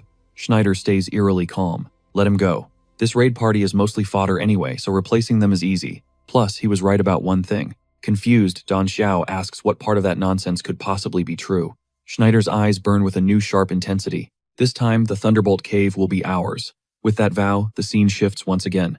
Back to Narukami Subaru, who is currently trekking through the wilderness alongside Damon and his mercenary team. The chat is blowing up as they march. Fans are shocked to see him teaming up instead of his usual solo run. Some viewers are low-key salty about the squad, while Damon leads the pack, scanning every shadow for danger. Something is off about this place. The fact that the entrance operates on a timer feels way too calculated and artificial. Look, the camera pans up to reveal the looming, jagged mouth of the Thunderbolt Cave. Damon warns them that lethal lightning strikes normally hammer this entrance without a second of rest. It is a perfect trap, only opening for a brief window. Narukami stays quiet, playing it cool while he observes everything. He's analyzing every detail. Suddenly, one of the squad members steps up to grill Damon about his experience. How many times have you braved this cave? Damon smirks, noting this is his 3rd run. He adds that under 10 men have ever made it out of their breathing, and he is one of the lucky few. The man is stunned by the odds. And you're actually going back, Damon scoffs, calling him an idiot. Unlike the rest of these amateurs, he doesn't have extra lives to waste. The livestream viewers are already starting to hate this guy's massive ego. The team member presses further, asking why he's even bothering with them. Damon doesn't hesitate to drop his reason. He is only after one thing, the legendary traces of the Thunderbolt. Once he secures that ultimate loot, he is retiring for good. He's had more than enough of this mercenary life, where you're always dancing with death. Still, skeptical, the man asks if he plans to bail before the end. Damon's expression turns to stone. Only a fool would step foot in there. You're playing it cool because you've got zero clue how lethal this zone is. Subaru Narukami absorbs every syllable, his mind sharp and calculating. Suddenly, Damon's icy gaze locks onto him as he sneers. Especially you E-rank trash. Stay out of the way. If you're gonna kick the bucket, do it fast and don't be a nuisance. Following that ruthless warning, thunder rumbles deep within the cavern. The party freezes, eyes glued to the dark, ominous entrance. With the roar of distant storms, Damon carelessly dangles a squirrel before the group. The lightning will cease shortly, and the gate shall open within the hour. Subaru watches in silence, as Damon suddenly hurls the creature right toward the cavern's threshold. In a heartbeat, a savage lightning strike vaporizes it. Damon smirks at the terrified crowd. Witness that. If you value your lives, shut up and stay put until I say otherwise. The livestream chat goes absolutely nuclear, with thousands spamming that what is coming is a straight-up impossibility. Suddenly, Subaru steps out of line. Damon lets out a mocking laugh. Hey E-rank, did your brain short-circuit or something? Giving him the cold shoulder, Subaru marches toward the danger. Deep down, his mind remains crystal clear. This feels just like the trial back on the 2nd floor of Mount Millennium. Panic ripples through the bystanders. Is he insane? Does he seriously want to die? Wait, Mr. Narukami, stop. The second, his palm touches the seal, a system alert flashes. Heart of Thunder is clashing with the Gate of Thunderbolt. A new window glows. Status effect electrocution resisted. The Gate of Thunderbolt is now evaluating your worthiness. Instantly, a monstrous wave of electric fury explodes from the gate. The sheer crushing pressure forces the others to their knees, gasping for air. They gaze at Subaru, completely shell-shocked, stunned that he is still on his feet. Then a system update. Lightning is resonating with the Gate of Thunderbolt. Heart of Thunder and the gate are sinking. Subaru does not flinch. Violent blinding arcs of electricity erupt, enveloping his frame and lighting up the darkness. Finally, the terminal message pops up. The Gate of Thunderbolt has vanished, unveiling the long-lost traces of Thunderbolt. Just like that, the storm dies down. The suffocating energy evaporates, and the Heart of Thunder hits the floor with a thud. Every eye in the room is fixed on it. Even Damon is paralyzed. Only seconds ago, he was bragging about hunting for these exact traces. Yet now his prize sits right at Subaru's feet. How the hell does he have that? Damon growls, unsheathing his blade, ready for blood. Meanwhile, Subaru grips the Heart of Thunder. wondering silently, was this artifact just waiting for a master worthy enough to claim it? Suddenly, a colossal X-shaped slash rips through the air toward his back. At the absolute final millisecond, with zero room to maneuver, he contorts his frame, barely parrying the lethal strike. Still, the blade bites deep and crimson starts staining his shoulder. In that heartbeat, a system ping alerts him. Warning: you have been targeted by a fellow raid member. Counterattack penalties are waived. Damon grins wickedly. That was luck, kid. Now hand it over, Subaru. Subaru stares him down. Why should I listen to a word you say? Damon's face turns stony as he spits. You are just tourists. The loot here belongs to the locals. That is the law of the land. Besides, even if you are an outsider, death still terrifies you, right? Upon hearing those words, Subaru pauses to think. Even if falling in this trial is not a permanent game over, the agony is 100% authentic. The terror, the trauma, the sheer shock, the psychological scars are permanent. Suddenly, a suffocating aura begins to bleed from Damon's silhouette. The air grows heavy as he sneers. Anyone looks pathetic when staring death in the face. Slaughtering outsiders is second nature to us. The regular players start to lose their minds. Why? You have got to be kidding, damn it. So the whispers about Conrad's dogs murdering players were actually true. This was a mistake. One of Subaru's allies screams out in desperation, Narukami. Let us just be reasonable and negotiate. But suddenly, crimson spray paints the floor. Subaru has already struck. One of Damon's lackeys collapses as Narukami calmly advances. With a cold, unwavering gaze, he mutters, well, at least now I have a valid excuse. Instantly, Subaru blurs forward, closing the distance to the next mercenary before the man can even blink. Narukami executes him without a second thought. As the corpse hits the dirt, he mutters with ice in his veins, time to feed the vultures. Damon's pupils shrink as pure terror takes over. This cannot be happening. He is an S-ranker, a literal god among men. His brain stalls, failing to compute the nightmare unfolding before him. But while he is stuck in a daze, Narukami vanishes, reappearing right in his face. In a heartbeat, he unleashes a devastating strike aimed straight for Damon's throat. Damon braces for impact, but the raw force sends him reeling back. Narukami just stares him down completely unfazed and asks, is surviving one hit really the peak of your S-rank pride? Damon's jaw tightens as he screams, you played me, you snake. Who even are you, you monster? Roaring in fury, he hoists his colossal blade, channeling every ounce of mana into one final, desperate swing. Before the blade even moves, his arm flies through the air, severed in a flash. Damon's agonizing shriek echoes as he stares in horror. A demon blade. Clutching his wound, he spits out a bitter curse. You are just a fraud hiding behind a legendary weapon. Narukami's gaze stays frigid. Do not compare me to garbage. If you are so salty, go grind for your own gear. Then again, you won't be needing a sword where you are going. Damon opens his mouth to bark, one last insult, but the words die. Silence follows as his head rolls. A system alert pings in front of Narukami. You have defeated Damon. The rest of the raid group is paralyzed, their minds blown by the slaughter. A heavy, suffocating silence grips the area. Narukami shifts his icy stare toward the survivors, his voice eerily calm as he speaks. Anyone else want a piece? Shaking like a leaf. One guy throws his hands up instantly, stammering, no way, not us.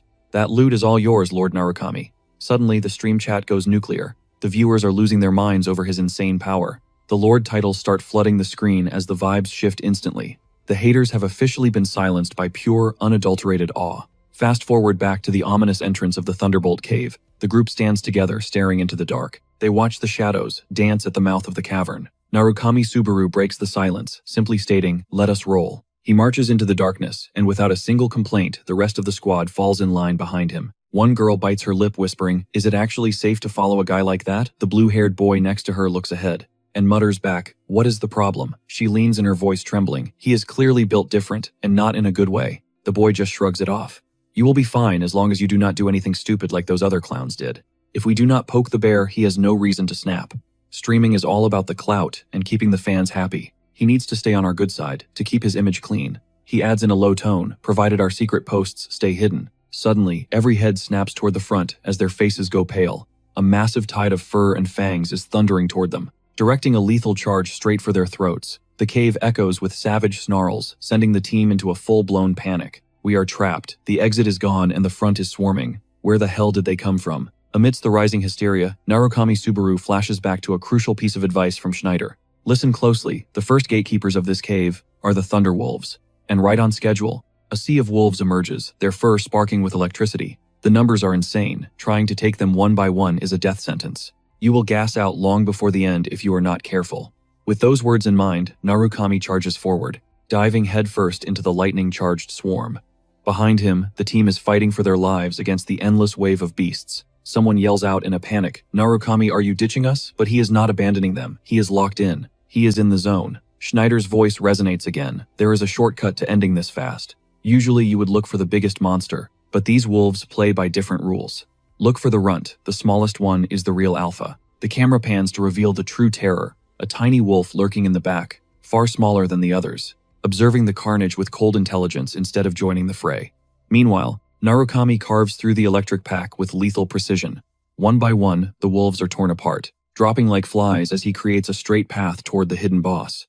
In that split second, Narukami triggers the hidden passive in his gear. A system prompt flashes across his vision, alerting him that the penalty cooldown has kicked in. Then the real buff appears. You can now walk in midair for 3 seconds. He bursts forward like a rocket, his boots literally kicking off the empty air as he defies gravity. A fleeting thought of Toshia crosses his mind, so this is the thrill of total freedom. Right ahead, 3 wolves lunge to tear him down, but he flickers past them like a ghost, leaving nothing but a blur in his wake. In a flash, he closes the distance. The Thunderwolf boss feels a lethal threat approaching. It lunges first, a devastating blow, slamming Narukami from the air. He hurtles toward the ground.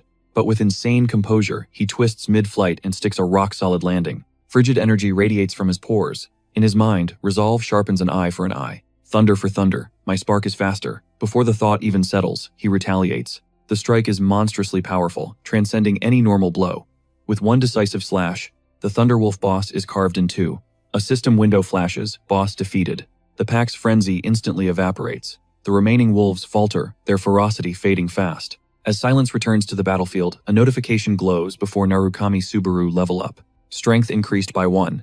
Agility increased by 1. Stamina increased by 1. Meanwhile, the team is still struggling against the pack. Someone screams, "Damn, they're endless." But Subaru recalls Schneider's lesson. Kill the boss, win the war. You become their master. Then the impossible happens. Every Thunderwolf freezes. They pivot, gathering before Narukami, bowing their heads in total submission. System windows ping Thunderwolves, subjugated. You may now command the pack within the cave. With that, the wolves immediately end their assault on the survivors. The blue-haired boy stares jaw-dropped and stammering. What was that?" Subaru ignores the noise. He looks ahead and commands firmly, "We're going deeper. Move out." As he walks forward, the entire pack moves with him, following his every step. The others watch in disbelief, their whispers filling the air, wondering how this is possible and why these monsters are now obeying his